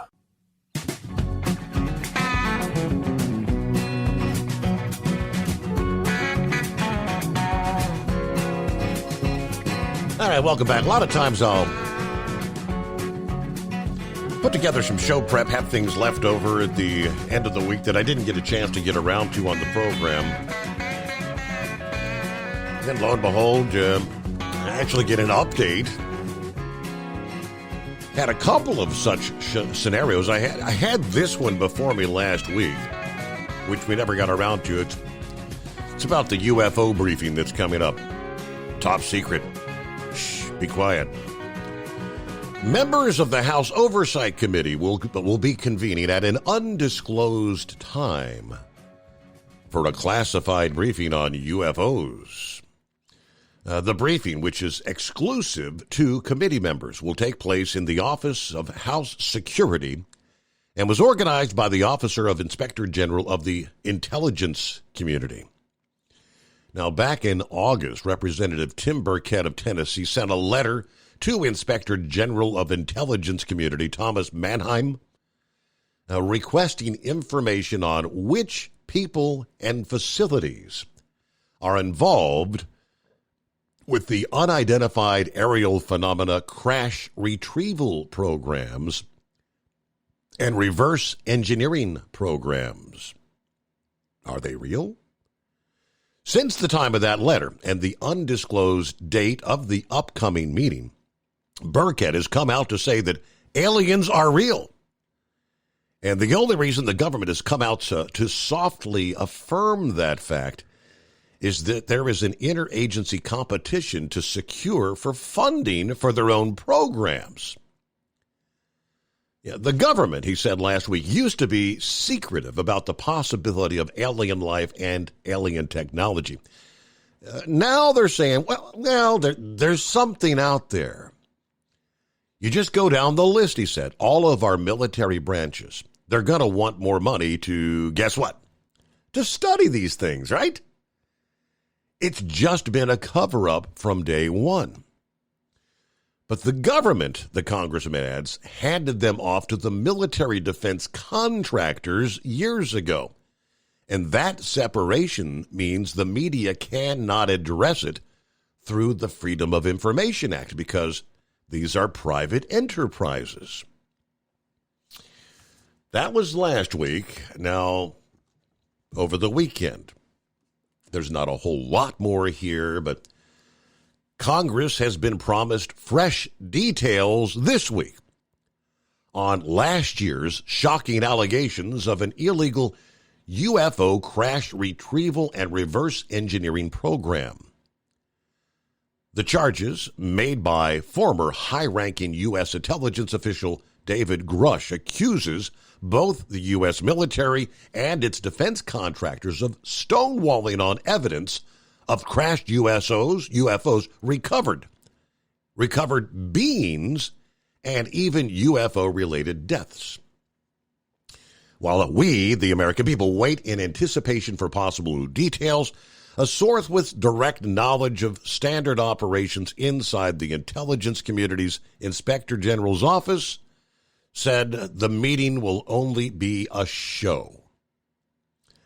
The IG, when he goes and briefs this oversight committee, his job between you and I is going to be to make them feel like they're getting information and basically telling them nothing. Although the oversight members initiated last November that they have now acquired permission to view the classified version of Grouch's formal Inspector General complaint, the source said, I don't expect that's going to occur. His allegations were first made in detail via this classified formal complaint, which was a disclosure of urgent concerns. A complaint of reprisal filed to the ICIG's office in May of 22. He then made public the unclassified broad strokes of his charges in an explosive series of interviews, first with the debrief, then cable news, News Nation, soon after sworn testimony to the House Oversight Committee. I was informed in the course of my official duties of a multi-decade UFO crash retrieval and reverse engineering program, is what he told members of Congress last July. I made the decision based on the data I collected to report this information to my superiors and multiple inspector generals under oath, he continued, in effect becoming a whistleblower. Now, if he knowingly provided false material to the ICIG in his formal complaint, he could face a fine of up to $10,000 for such a criminal offense, or up to 5 years in prison, or both. Given the significant penalties for making false statements to an inspector general, it's extremely unlikely that multiple high-level, highly cleared officials would falsely claim to have first-hand knowledge of myths and rumors. But the classified details of the whistleblower complaint, while disclosed to cleared lawmakers on the House and Senate Intelligence Committees, have yet to be made available to lawmakers with the House Oversight Committee. Now, I said the intelligence community insider, this is to be expected. The statute does not give their committee cognizance over Grouch's complaint. Oversight, they have nothing to do with intel. So that's kind of the internal food fight on Capitol Hill. According to this intelligence insider, that's not really our problem, that's theirs. And they're very territorial. So what we're going to get, he makes it, long story short, sound like it's just going to be a dog and pony show. They're not going to really unveil anything. You get them all behind closed doors and say, you got to swear to keep this a secret, right? And then tell them nothing. I don't know. We'll find out. Truck and Phil, is it back to work you go? Happy Monday. Coffee up morning, Mr. Summers, the Hot Shot Secret Nation, the great product of Staybill. Happy New Year 2024. 1 week down, 53 to go. Looking at 38 in Fort Wayne, 37 for Sterling Heights today. Here we go. Another year, another Fort Wayne to Sterling Heights and back. Have a safe, great week. Semper Fi, says Truck and Phil. Scarecrow, what's happening? Well, we're just a happy summertime. I guess it's not summertime, wintertime trucking on all the dry roads, man. Steve, I generally, in fact, I do not get around to it. No, I tend to label a given project more of a seasonal thing, like when I might be getting it done. And, for example, now we, our family room at home, we have a small parlor stove, with a little glass front on it there, and it feeds into a chimney. Well, currently the chimney is clad with it looks like old red brick with some dark streaks in it and such. It screams 1970s. I'll admit that. And the bride, she suggested, well, we have Wisconsin River Rock on the front of the house. It would match good on the chimney, and yes, it would. Then I told her, well, that'd be a good indoor winter project, right? Well, now this dates back to probably the summer of about 2020. So I guess it probably kind of does become I'll get around to it when I get around to it thing. Mm-hmm. But she's been dealing with it pretty decent, really. She hasn't been getting all over my case, but we also have some pavers and outdoor entertaining area out back that's a 2-year project in the making. No, that hasn't happened yet either. But you just wait. It just might happen this next summer. Oh, Steve, when you start your program, at the midnight hour, I still have an hour of my weekend left. Yes. Up here in the Badger. And so I've worked about 2 hours of the weekend yet into your program. Well, it really didn't start too well. Part of the issue, I think my rocker switch for my lumbar support on the seat leaks a little bit. And that's something that kind of creeps up on you slow. You don't realize what's happening until your nerves in your back, they're tied to your stomach. And I realized, I'm feeling uneasy, not truly nauseous, but I did go to the point of I took 2 plastic grocery bags and put one in as a liner for the other, just in case the inevitable happened. Well, by the time I got to my fuel stop there, and that would be 1 o'clock your time, I'm truly anticipating a trip to the men's room there.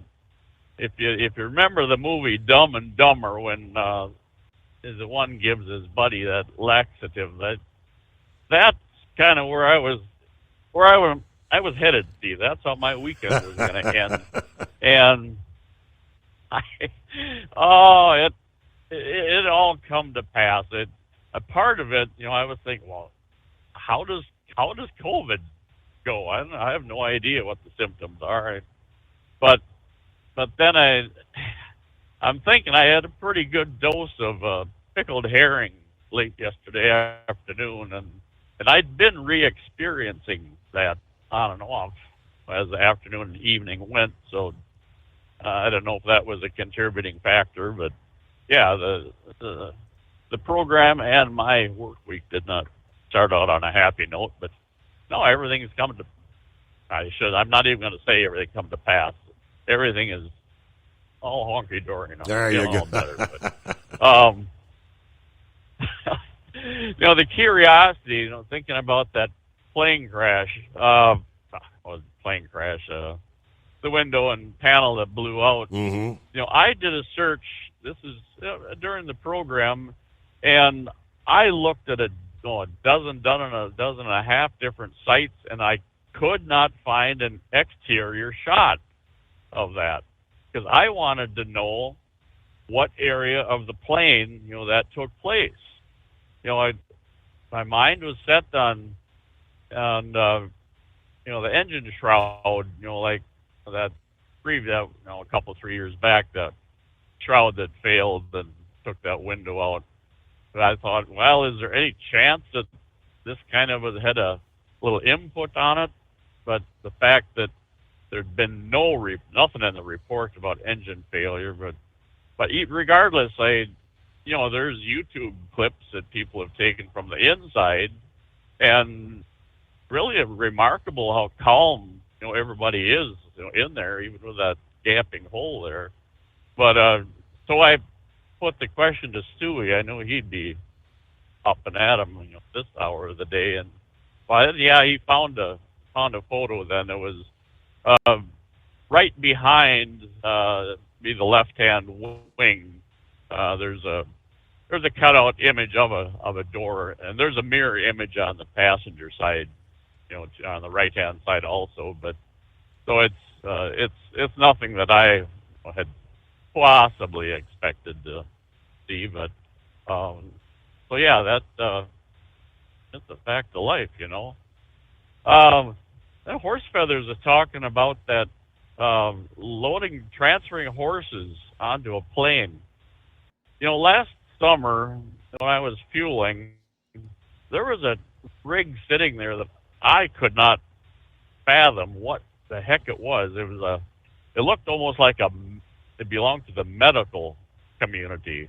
It had a door panel about 5-6 foot wide in the side, and it almost looked like a lift gate, type arrangement on the side of the trailer, and the windows were kind of had a green tinge, kind of like some horse trailers will have. But so I'm thinking maybe that's what I actually had seen when he talked about parking them side by side like that. But I think the mystery is maybe cleared up on my end now. I did actually have a picture of that, but I deleted that some time ago now. So, Steven, you started your program, that weather report. I thought, man, you're going to have to take a break and come back to yourself after that bottom of the hour break there. Steve, you got to come up for air of hearing way too much about this snow nonsense. Yeah. Well, but you've been forewarned. It's coming your way. Yeah, I see at the home 20, we're, I think, starting maybe this morning now or midday. It's like 3 to 5 or 3 to 8 till between now and midday Tuesday. The Milwaukee to Madison 94 is supposed to be about a 5 to 10 inch zone. But now you talk about another one coming around for the coming weekend. But yep. That should be a treat too, because we're going to be in single digits at that point in time. But Steve, northern Wisconsin, they have zip for snow. To tell you how bad it is up there, Hayward, Wisconsin, they have coming up, you've probably heard of the American Bickerbiner. It's the largest cross-country ski race in the country. And, I mean, they get thousands and thousands of participants. Well, I spoke with the owner of our country club here Friday, and he said, yeah, they're actually physically making snow just so they can create a small loop. Now, I don't know if that's for this race or just so, individuals have something to do for recreation, but no, there is no snow up north. My youngest son, he was planning to meet the guys, way up to the north side to do some ice fishing this weekend, and there isn't any ice on the lakes. It just totally, strange weather now. And my curiosity, there's cameras, I think, with a video feed online of the oval racetrack at Eagle River, and that's coming up in a week or two now, and I don't even know if they've even been able to make ice for the racing and all. And that'll be a downfall for sports enthusiasts. But the biggest part, Steve, about the northern third of Wisconsin, they so rely on the snowmobile industry, tourism, to carry them through the winter months. And this goes back to the early 70s when sledding took off. Prior to that, a lot of places would close up for the winter, and but snowmobiling, rejuvenated everything. But there is nothing. There's no reason to go north. Right now, Steve, that the snow is just not coming. I haven't heard what the UP of Michigan has been getting, if they've been able to get any of the lake effect, kicking in for them or not. But beyond that, I guess the weekend came and went. I can't say I made any memories because nothing comes to mind. But beyond that, pal, that's about all I got to throw at you here, I think. Well, have a wonderful call it Monday. Good enough for now, then. And we'll see if we can't throw you some snow here in the next couple of years. I know the maps are showing really it's more like the southern half of Wisconsin, not northern Wisconsin, at least with this particular storm. That's looking to get some pretty decent accumulations. See if they've kind of updated our maps. Yeah, it's pretty much the southern half of the state. Winter storm warnings for southern Wisconsin. Nothing in northern portions of the state. Did we get to the severe weather side? As the second week of January kicks off, this storm system taking shape across the center of the nation.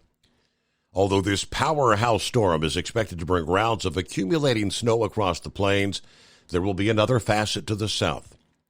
The chilly northern flank clashing with the warmer, moisture-filled southern flank. The risk of severe thunderstorms along the Gulf Coast. The right ingredients will be present for tornadic activity. The highest risk along the northeast Texas, Louisiana, and Mississippi coastlines. This robust piece of energy is going to bring disruptive thunderstorms that can produce damaging winds, hail, and tornadoes to the Gulf Coast states. An inflow of moisture along the Gulf of Mexico from eastern Texas and southern Louisiana will aid the development of thunderstorms. Now, here we are, Monday. The storm center will advance from the south central states into the Mississippi Valley. Torrential downpours, damaging winds from thunderstorms are expected to drench areas in Texas from Dallas and Austin to parts of central, southern Mississippi during the day today. By Monday night, storms begin to depart Texas, the coastal areas, and continue to pulse across Louisiana, Mississippi, portions of Alabama, and the Florida Panhandle. The setup and the timing will be conducted for the development of nocturnal tornadoes Monday night. Of course, after dark, that's the additional danger since they can spin up when most people are fast asleep and may not be aware of ongoing watches or warnings. Of course, tornadoes occurring during the veil of darkness can be difficult to see, even if you're awake and aware of the danger. A study by Northern Illinois University through the American Meteorological Society found that even though 30%, it's actually 27% of tornadoes happen at night, 39% of tornado fatalities occur overnight. 2.5 times more deadly, in other words. Now, this setup brings the potential for damaging winds, hail, and possibly a strong tornado overnight in areas like New Orleans, Louisiana. Now, it's vital if you're living or going to be traveling in southern Louisiana, Mississippi, Alabama. Have your weather alert radios activated, especially overnight Monday into Tuesday morning when these storms are really expected to ramp up. Houston, Texas, New Orleans, Mobile, Alabama, all will be in a moderate risk for severe weather. Damaging winds, flooding, downpours, and tornadoes between Monday and Monday night. Yeah, we're talking winds gusting 55 to 65 miles per hour. Could see occasional 70-mile-per-hour gust. Storms are expected to again ramp up further east Tuesday into Tuesday evening across southeast Alabama, northern and central Florida, through eastern North Carolina and southeastern Virginia. Forecasters say there is some risk for those storms to turn severe as well. Primary risk would be flooding, downpours, localized damaging winds, and again, isolated tornadoes. From now to Tuesday, that weather pattern across the Gulf Coast is resulting in an elevated risk of flash and river flooding. We've already seen recent rounds of heavy rain Friday into Saturday that dropped a couple of inches of rain from Texas to the southeast coast. That makes them more susceptible to flooding from this particular event. I mean, we're talking rainfall totals again, ranging 1 to 2 inches along the Gulf Coast, with some pockets of 2 to 4 inches where those heavier thunderstorms set up. Of course, we will be here live during the overnight hours once again tonight when this threat is supposed to be ramping up. Of course, at the same time, we'll be talking blizzard conditions in parts of Kansas, Nebraska. All right, so we'll have all the latest. Hope you'll join us for that. Meanwhile, thanks for hanging out with us here on a Monday morning, the greatest day of the week. Be safe out there, and we'll see you back at the midnight hour Eastern time tonight for our next edition of the Steve Summers Overnight Drive.